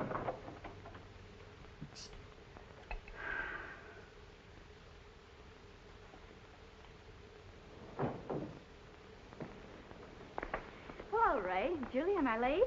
We were just leaving. Gee, that's a swell dress. It only cost $9.75. Well, nice to have seen you, Helen. Good night. Oh, Helen's coming with us. Surprise. Yeah.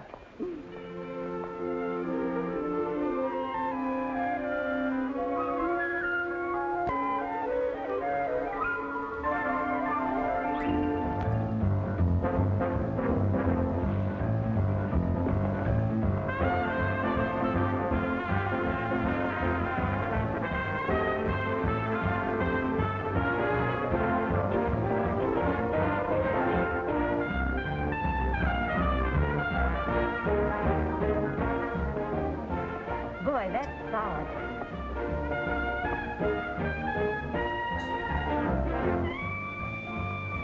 Messed up that airline somewhat. It's fine. You know him? No. If you keep looking at him like that, it won't take long. Now you're talking like my father.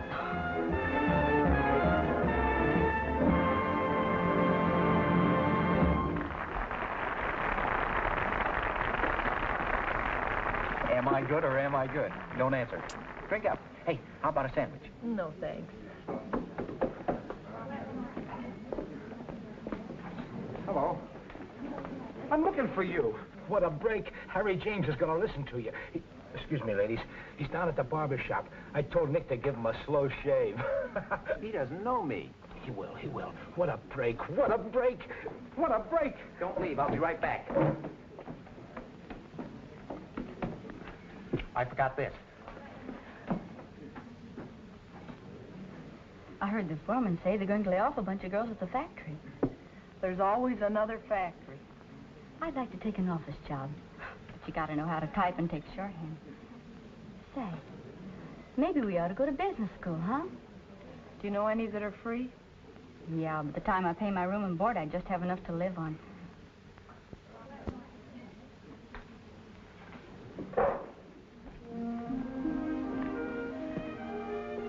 Hello.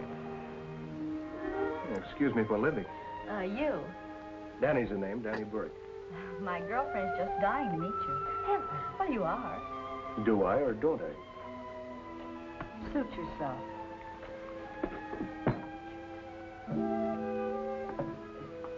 Some dump. Oh, slumming. No, just broke. That's a swell way of looking for a job. What's your name? Julie. Julie. I'm Helen. Yes, I heard. You come here often? Since Ray started working here. He's a trumpet player. He's pretty good. I haven't seen you here before. I just got in town today. Where from? St. Louis. I've got an uncle in St. Louis, Paul Wilson. Paul Wilson? Uh-huh. Never heard of him. Cigarette? I don't smoke. If you're looking for a job, what about the factory? I don't think that's for Mr. Burke. There are a lot of things worse than working in a factory. Such as? Well... Goodbye, Helen. Goodbye, Julie. What a strange guy. It wasn't Harry James.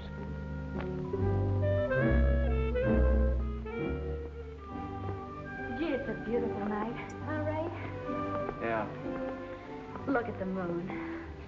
Yeah. It's up there. Hmm? What's up there? The moon. Oh, yeah. Well, here's where I say goodnight. So long, Ray. So long. Bye, Julie. Good night. What are you thinking about, Julie? Nothing. Julie, Yes. if only you weren't taller than me. What difference does that make? Well, night, Julie. Good night. Good night.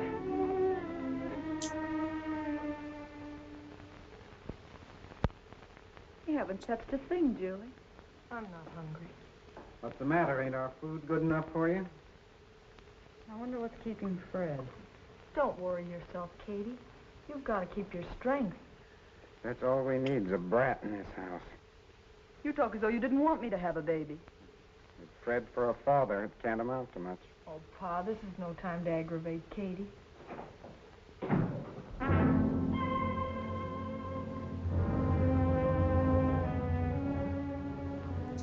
Where have you been, Fred?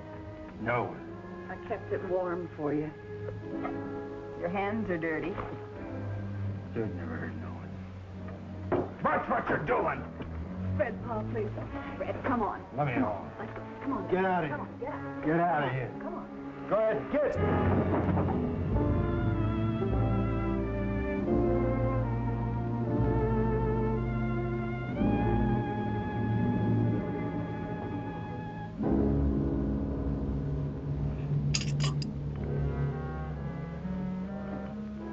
What a family.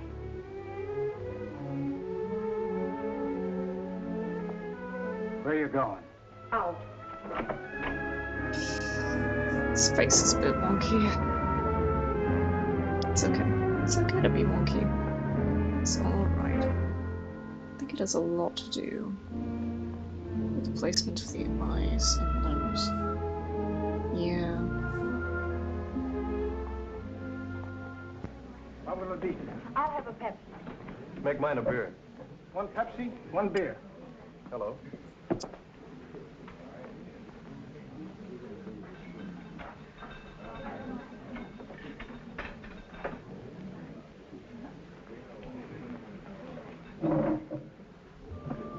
The band's off tonight.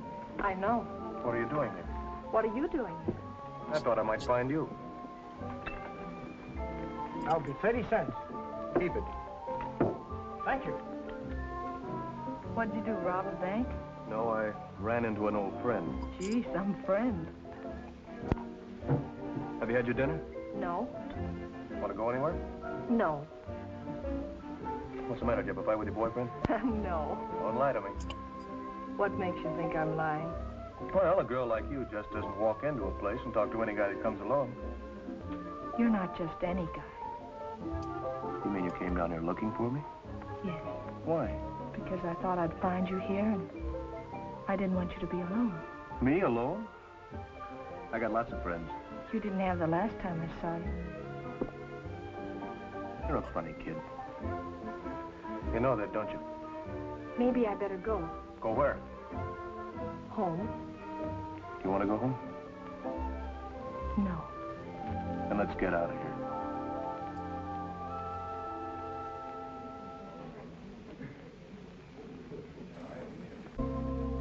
Let's put our dreams together. It might not be big enough. And blend them all in one. We'll dance upon a heavenly star and spin around the sun.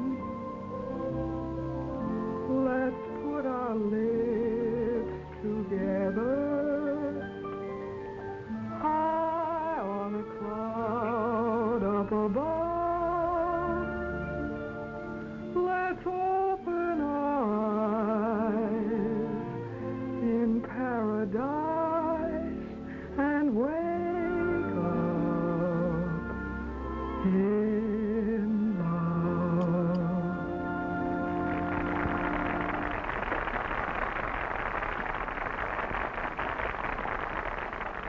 Hello, Danny. What's new that's nasty? Cute character. When did you get back to town? Yesterday? Oh, Julie, this is May. I liked your song. It stank. Well, I'll see you later, kid. I like her. Yeah, all the kids here are pretty nice. Is Mr. Bigelow good for this? Okay. The usual, Stoney. Right, May. Guess who's back in town? Who? Danny. How do you know? Sitting right over there. I said Danny's back in town. I heard you.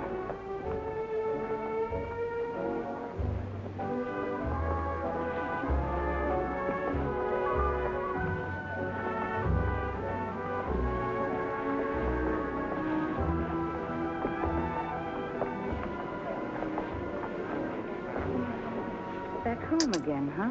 Yeah. I got lonesome. You don't look very lonesome. Julie, this is Irene. Hello. You're not very fussy about the kind of company you keep. See me before you go. Well, aren't you afraid? You heard what she said. Oh, running out of time. Maybe I am bad company. I don't think so. Will you excuse me a minute? You going to talk to her? Yeah.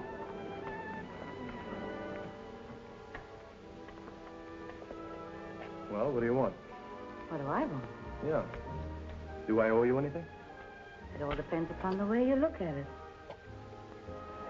You mind? No, of course not. This your first You see, time this here? is why artists should use an Where easel, you from? because I I live in have town. elongated this by drawing it at an I know angle. Danny. I only met him last night. I was just wondering. What are your plans? Oh, goodbye. I suppose you're broke. No, I sold my car. How long do you think that'll last? Long enough. Then what? There's a lot of things I could do. I might even take a job in a factory. A factory? You? What's wrong with that? Don't tell me that you're letting that sweet little thing in there put ideas in your head. No one tells me what to do. No one.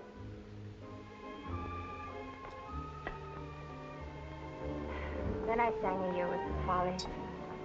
That was back in 19... That was some time ago. I bet you were good. I was sensational. I sing a little, too. Yeah? Well, take some advice, kid, and stick to the factory. Oh, you want one? I don't drink. Good for you. This stuff's poison. Come on, Julie, let's go. But we just got here. Yeah, I know. Something important came up. It's been awfully nice talking to you. Don't forget what I said, kid. Stick to the factory. Oh, only a few seconds left. When will I see you, Dad? I don't know. Don't you want to see me again? Of course I do. It's just that I'll be busy for the next few days. Will you call me?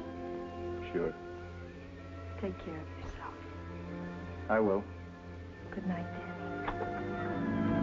You know what time it is? Hey, that ain't Ray. Who is it? This is Danny, Pa. Where'd you meet him? What's the difference? I met him in the place where Ray works. Oh, so he picked you up at a bar, huh? You get out of here. Get in the house. Go on. There we go.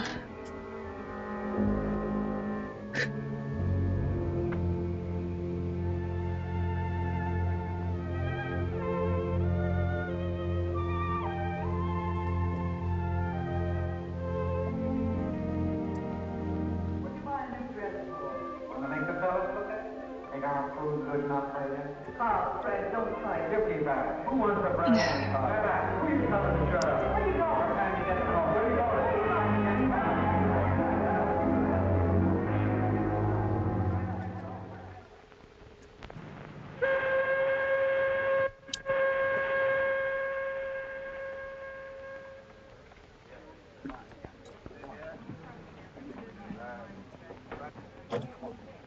Then where did you go?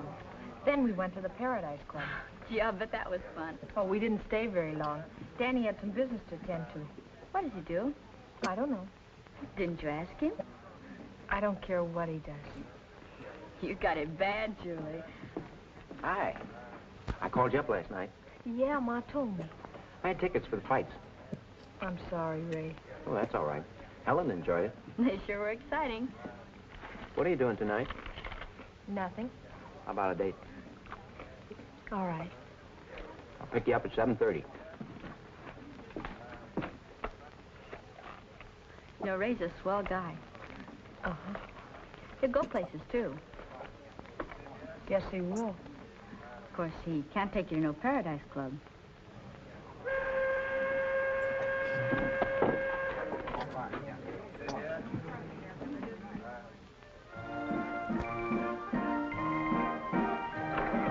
$80 saved up. All I need is 320 more to buy the boys a couple of new instruments and some good arrangements. Then we can get a job at some regular spot uptown. Did you hear what I said, Julie? There we go. How long will it take you to save it? Oh, another 6 months if I don't get laid off. I know I'll make good. I'm sure you will, Ray. 6 months isn't long, is it? No. Well, if things work out the way I've planned, Julie, do you think maybe We've got plenty of time ahead of us. Let's wait and see. Get in there. Get in there. Hey, come here. I got a winner. 20 games. What do you take it in, candy bars or mint? What'll it be? Mint. This must be your lucky day. My lucky day? Say, maybe it is. That gives me an idea. Dice don't fail me now. Oh, Ray, we shouldn't have come in here. I can't lose. Roll 'em. Snake eyes, you lose again. That's all for me. Come on. How much have you got left? Enough for car fare and 20 packs of mints.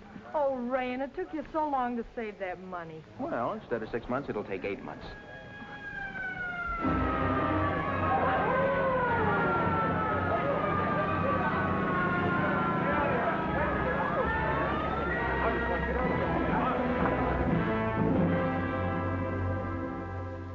John Smith, $30 or 30 days. Jane Doe, $30 or 30 days.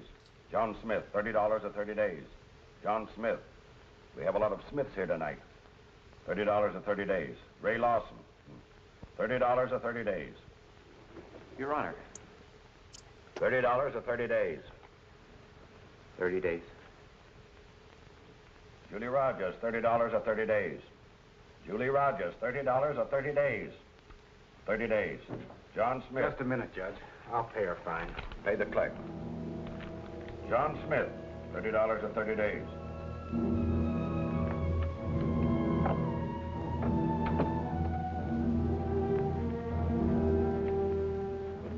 Thanks, Pa. I'll pay you back. You won't have to. What's this? Your things.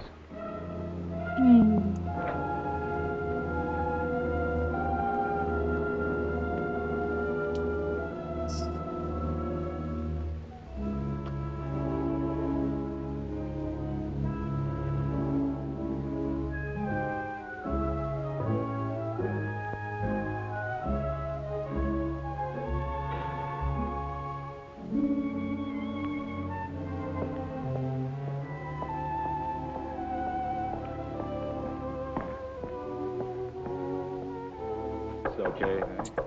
That's okay. Take it. Okay. Looking for someone? Is Mr. Burke here? Danny Burke. Don't know him. Are you sure? Positive. Thank you.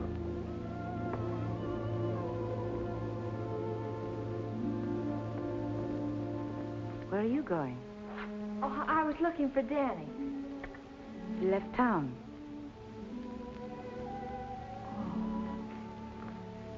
Where'd he go? He didn't say. Are you supposed to meet him here? No, I only hoped he might be here. Locked out? Thrown out. Got any money? No. Well, if May don't mind, you can put up with her for the night. It's upstairs, second door to the right. Thank you.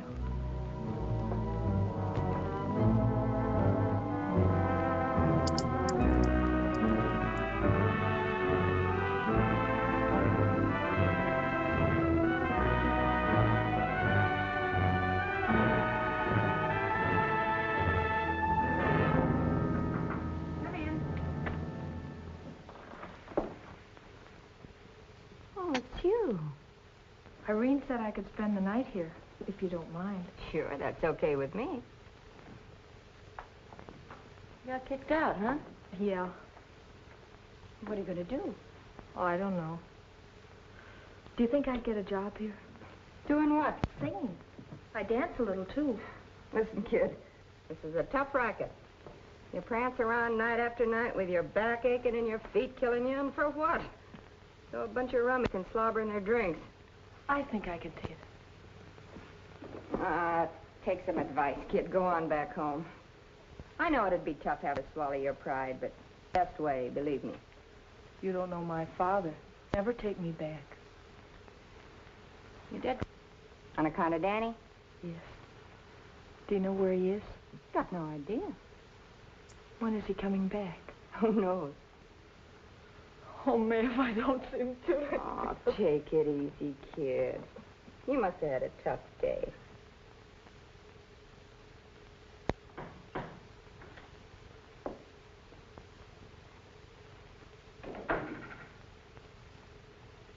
What got you up so early? Tears, honey. That kid was bawling all night. She'll get over it. Oh, I don't know. Irene's got it awful bad. What do you want me to do? Can I have an advance on next week's check? May, you've already drawn next month's check. But the kid ain't got a dime. Well, that's her tough luck. Well, what can she do? She can't go back to the factory on account of her old man. She's a good-looking kid. Can she dance? She says she can. Well, then there's a job for her right here. Well, what's the matter? Doesn't she want to work here? Well, I guess she hasn't got much choice. Thanks.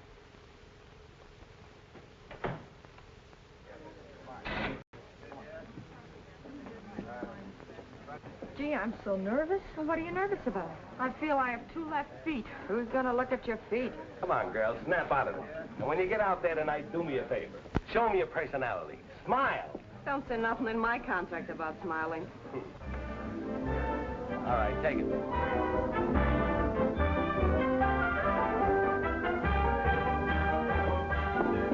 How revolting. Come on, get going, get going.